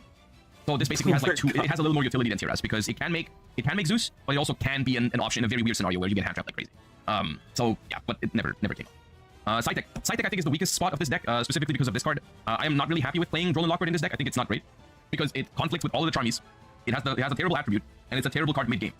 Because it doesn't take resources away from your opponent if you draw it in like a grind game, which this deck grinds a lot. It's supposed to grind really well, and obviously, I mean, I drew 3 of this in the feature match when I lost in top 32, which is just mega unfortunate, but that's not really an argument against the card. Like, if you draw 3 of the same card, usually it's gonna suck. But like, I mean, I feel like you can see from the feature match how like having triple Droll was like infinitely worse than having a card that actually trades with a resource. Like, let's say you have 3 ashes in that spot, right? Like, you can actually trade with 3 cards in their hand, and maybe there's a chance I can win. But with Droll, I'm just like playing catch up with my opponent where they do something, and I'm just like, okay, well, I bricked up, but I'm gonna Droll you, and you can just continue next turn, but I still go -1 in every interaction. The only reason I'm playing this is because it felt like the only thing to consistently stop some of the Ryzeal decks. And the only reason why I'm siding it in, for example, in the feature match against Mitsurugi Ryzeal going first, where normally I would not side in Droll and Lockbird in this matchup, but I have to side in something because I'm main decking all the Charmies, of course. But the side deck, there was just not enough space to fit something else. Like, it would have all worked out if I just didn't play Droll and Lockbird, but then I would not have had an answer for like the crazy Ryzeal hand loop stuff and like the crazy combo Ryzeal stuff. And I felt like I needed that, and that's why Droll is here. But yeah, 3 Lancia, 2 Chaos Hunter. I think as a result of playing this deck, I had no problems with Malice. I beat every Malice I faced. I main deck 8 Charmies, including Meowls. I side deck these. It's honestly, I feel like it's crazy that we even felt the need to play these cards. But like, Malice is so hard to stop with quote-unquote fair hand traps. You know, it's so difficult to stop Malice with other stuff that we still felt the need to play these even after main decking like 8 Charmies already. But like, the thing under the Charmies is like, the Charmies are good against Malice, but they still make really strong board under Charmies. So like, you still need more than just the Charmies.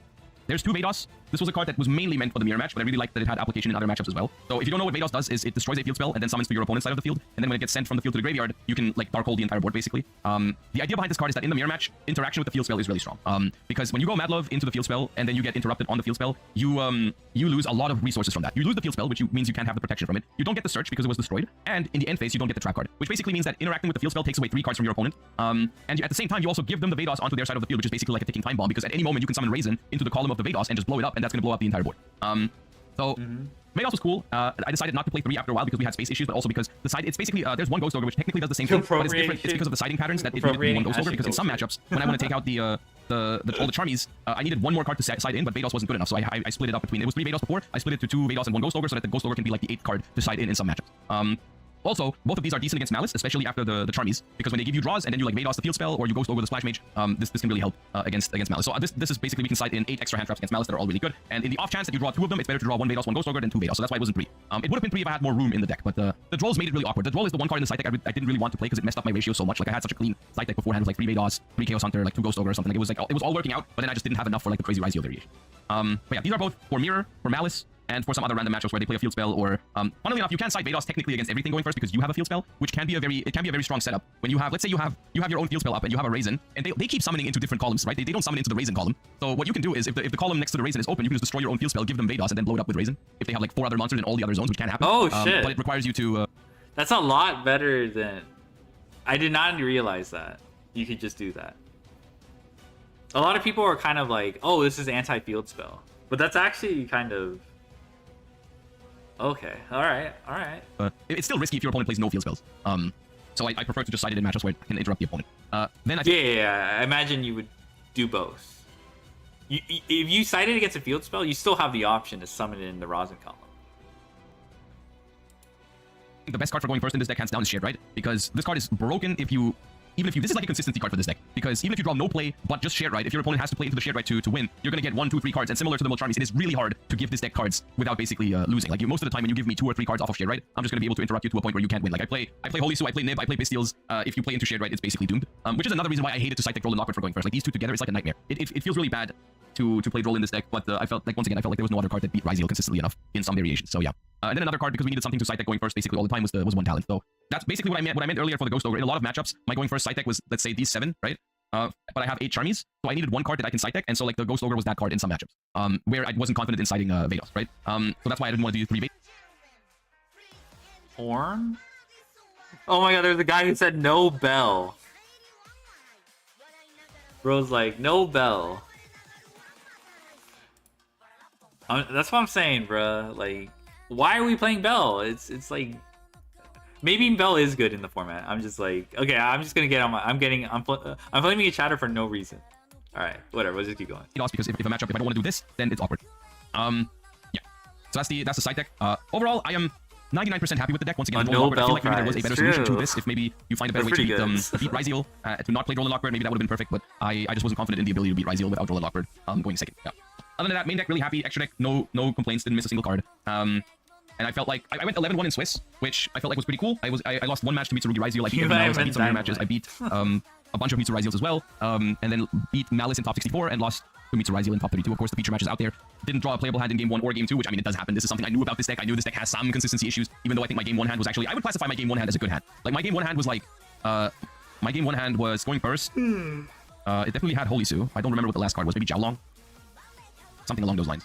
I would classify that as a good hand. I think it was Borger instead of Jiaolong. I would classify this as a good hand because it's actually like really difficult for SłokyurործO to beat this hand if they don't have ways to negate the Charmies. Unfortunately, I felt especially good when my opponent, I got Perulia in draw phase, and I'm like, okay, cool, that's actually good for me, right? 1 less card for you. And I just pass over. I'm like, okay, SłokyurործO Beansmith, I have Meowls and Fuva. Like, how are they going to play into that? I'm gonna be able to, and I have Holy Su to take as well later, and then they just have Ash and Called By and full combo for both of my Charmies. I'm like, okay, well now it's a bad hand. But that happens. Look, that happens. Nothing. I don't think that was. I don't think that's too big of a deal. I mean, it's part of the game. Sometimes you need to get lucky to win these tournaments. That's alright. My opponent also ended up going to Worlds, but that's fine. And we still have Master Duel Worlds to play. So there's always going to be another year, another attempt. I'm happy with how I did. I'm happy with how I played for the most part. So it was a good event. It was a good tournament. And yeah, I hope you enjoyed the deck profile. If you've been watching on YouTube, sorry that there haven't been that many uploads recently. I've been busy because of Euros, but we will be hopefully returning to more uploads soon. I have Justice Hunters videos planned for the new stuff. I am excited for Justice Hunters after Euros. I think the new decks look incredibly fun. However, obviously, I'm also going to be a little focused on Master Duel World, so who knows what exactly we're going to be doing throughout August, but definitely going to be some focus on Master Duel. For now, I hope you enjoyed the Euros deck profile.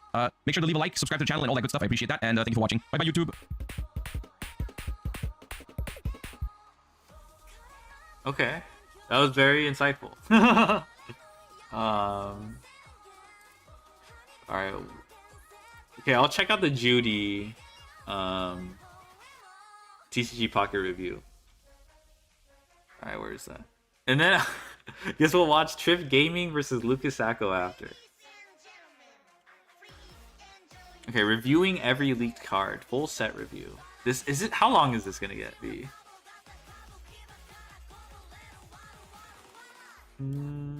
Hello, YouTube. Just 30 minutes. All right, let me queue up the. Well,